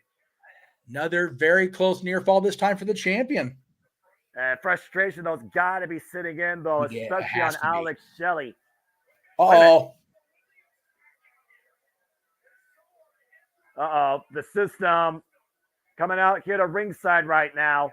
That's about as far as y'all need to go. Thank you. Oh, wait a minute. Chris Sabin and Kushida right now. Time Machine ain't putting up with this bullshit. Absolutely not. Neutralizing Brian Myers and Eddie Edwards. Yeah, but there's still the one Yahoo there in the middle of the ramp. Again, we don't need distractions here to define the TNA title in the new era. No. The back of Alex Shelley. Damn it. Don't let it end because of a distraction. Wouldn't that be just the shits? Well, that would be whole right out Moose's playbook. And we've seen how much he's exploited emotions. Oh, man. Emotions is one thing, but cheap distraction's a whole other animal. Yeah, well, let's not forget how low this man was willing to go to win his only I know. in the first place. Shelley looking to beat the challenger. Oh, no. Both men now on the entranceway. That's still rampway. Alex Shelley hooking Moose. Front headlock. Oh, boy. Careful, Shelley. No. Oh, no. It's the midsection. Oh, God. This is going to end badly. And Moose hoisting Alex Shelley up. Oh, God. Not from there. Oh, Shelley on the counter. Oh, God. That's one way to neutralize the big boy. Dragging that arm with him off the side of the rampway. The damaged left arm, might I add. Eesh. I mean, at this point, Moose might have a busted shoulder. Fisher right now resetting his 10 count. I don't blame him one bit. Gotta see if Moose can actually continue. Man, what a devastating blow laid on Moose by Alex Shelley there. As you said, dropping that arm with all of Alex's weight across the corner of that ramp and just leaving Moose in a flat heap as Alex tries to gain his own bearings there on the ringside area. Moose had the benefit, of course, being right matched up with the ring. Able to just roll in. Yep. Alex had to exert more energy to get into the ring than Moose did. Big kick to the left arm. Big old punt. That big kick. Probably the warmest football kick this weekend. Yeah, they continued assault to Moose's left arm right now. The MO of Alex Shelley this match. Arm wringer. Moose trying to fight back, though. Open palm strikes, but Alex Shelley to Moose just rocking the big man. Nice chop with the right. Alex Shelley rebounds, though. Palm strikes again, just trying to wear down Moose. And Moose still fighting back, literally with one arm. Again these two are not letting up. Moose knows he's in trouble here. He's got to keep fighting back with that one good arm. Oh, man. And he's doing it. Oh, man, to the back. Again, you think about this, the wear and tear of the wind being knocked out of you right now, gasping for air. big clubbing blows from a big man like that on both sides of your chest and your back, your torso. There we go. That's what we're looking for. And neither of these men, though, giving an inch, Jeff. Again, this is to define yourself in the new era of TNA. This is for the TNA World Championship. 3 straight groin elbows, man. Oof. Oh, God. Kawada kicks right now to the side ahead of Moose. And Moose catches the leg. Oh, God, what a headbutt. Flat clothesline. Inside out, upside down goes Moose. Alex Shelley can't believe it. Okay, well, believe in it and quit dicking around. Get up there to do something with it, Shelley. And Shelley right now, literally right now, just thinking what he needs to do next. To your point, Jeff. The biggest turning point in this match so far. And the turning point of who might lead TNA. Crowd's on their feet with them, man. They're ready for it. Scouting him. Super kick. Man. Moose right now in trouble. Shell shock. Counter. Nope. Waist lock. Whoop. Missed the rolling. Supposed strike. Alex Shelley. Hooking Moose again. Meanwhile, that's the night. The spear! The spear! The spear! The cover! 2! Oh my God! Oh my God! Oh my God! Moose has done it! Moose did it! Oh, man. Just that quickly, Noah. The spear is the factor. Moose hits the spear, countering out of the shell shock twice. And we have a new TNA World Heavyweight Champion. And I do mean heavyweight, by God. Moose is back on top of the mountain in TNA Wrestling. With one arm, he did it, might I add. With one arm, Moose officially recognized TNA Heavyweight Champion. The system rules TNA in the new era. And at the front of that new era is a TNA World Champion named Moose. And he did all on his own. Busted up inside. Whoa. Bleeding from the mouth. Out comes the system. We have a new. Wait, hold on. What was that? What? What's happening? What? Oh! What the fuck? Nick Nemeth! What? Nick Nemeth's name just appeared on the video screen in Vegas, and there he is! Dolph Ziggler! The show off! Nick Nemeth! The former World Heavyweight Champion! Nick Nemeth is in a TNA ring, Noah Foster. Nick fucking Nemeth! It's in TNA! Look at this stare down! Look at this! You want to talk about a guy that was definitely under-recognized? What a super kick! And a zigzag! He hit it, man, right on. Nick Nemeth is here to show the world I am TNA! Nick Nemeth just dropped the TNA World Champion! Nick Nemeth just laid the new TNA champion out in the middle of the ring. And the system can't believe their damn selves. How's that for a shot to the system? How's that for welcoming the new era? Oh, look at that! Look at Nick's got on! Yeah, baby! Nick Nemeth is part of TNA Wrestling! Holy hell! The Nemeth brothers in New Japan, and now we see Nick Nemeth lay out the TNA World Champion Moose. Holy shit. TNA is back, folks, and we are never going to leave you again. But for now, for the man who's name of the fucking marquee, Jeff Meacham, I am the Super Noah Foster. This has been the return of Total Nonstop Action Wrestling. TNA is fucking back. Thank you for tuning into our coverage of Hard to Kill. I can't wait to see what the fuck is next. Wow. You know what? I'll talk more about it at the top of the hour, but I'll tell you this right now. If Nick Nemeth is still available in 2 weeks and he's not booked for anything on the 27th because he's not going to be at the Royal Rumble, clearly. But clearly. He better get his ass to that Paradise Kitty show because we got some partying to do, buddy. Holy fuck. We got a new TNA World Champion, and Nick Nemeth has arrived at TNA. Wow. You know what? I'm going to talk about that right there on open mic night in just about 5 minutes. We will see you guys then. Yeah, we'll see you all then. Thank you for tuning in. See you shortly here for continued coverage of fun here on the JMN Multiverse Media. If you can, tune in to the last 5 minutes of Battle of the Belts 9 with our AEW correspondents. We'll see you on the other side. I'm probably over there right now. We'll see you guys on open mic night at the top of the hour. Don't fucking sleep on TNA Wrestling ever again. Damn it. Damn right.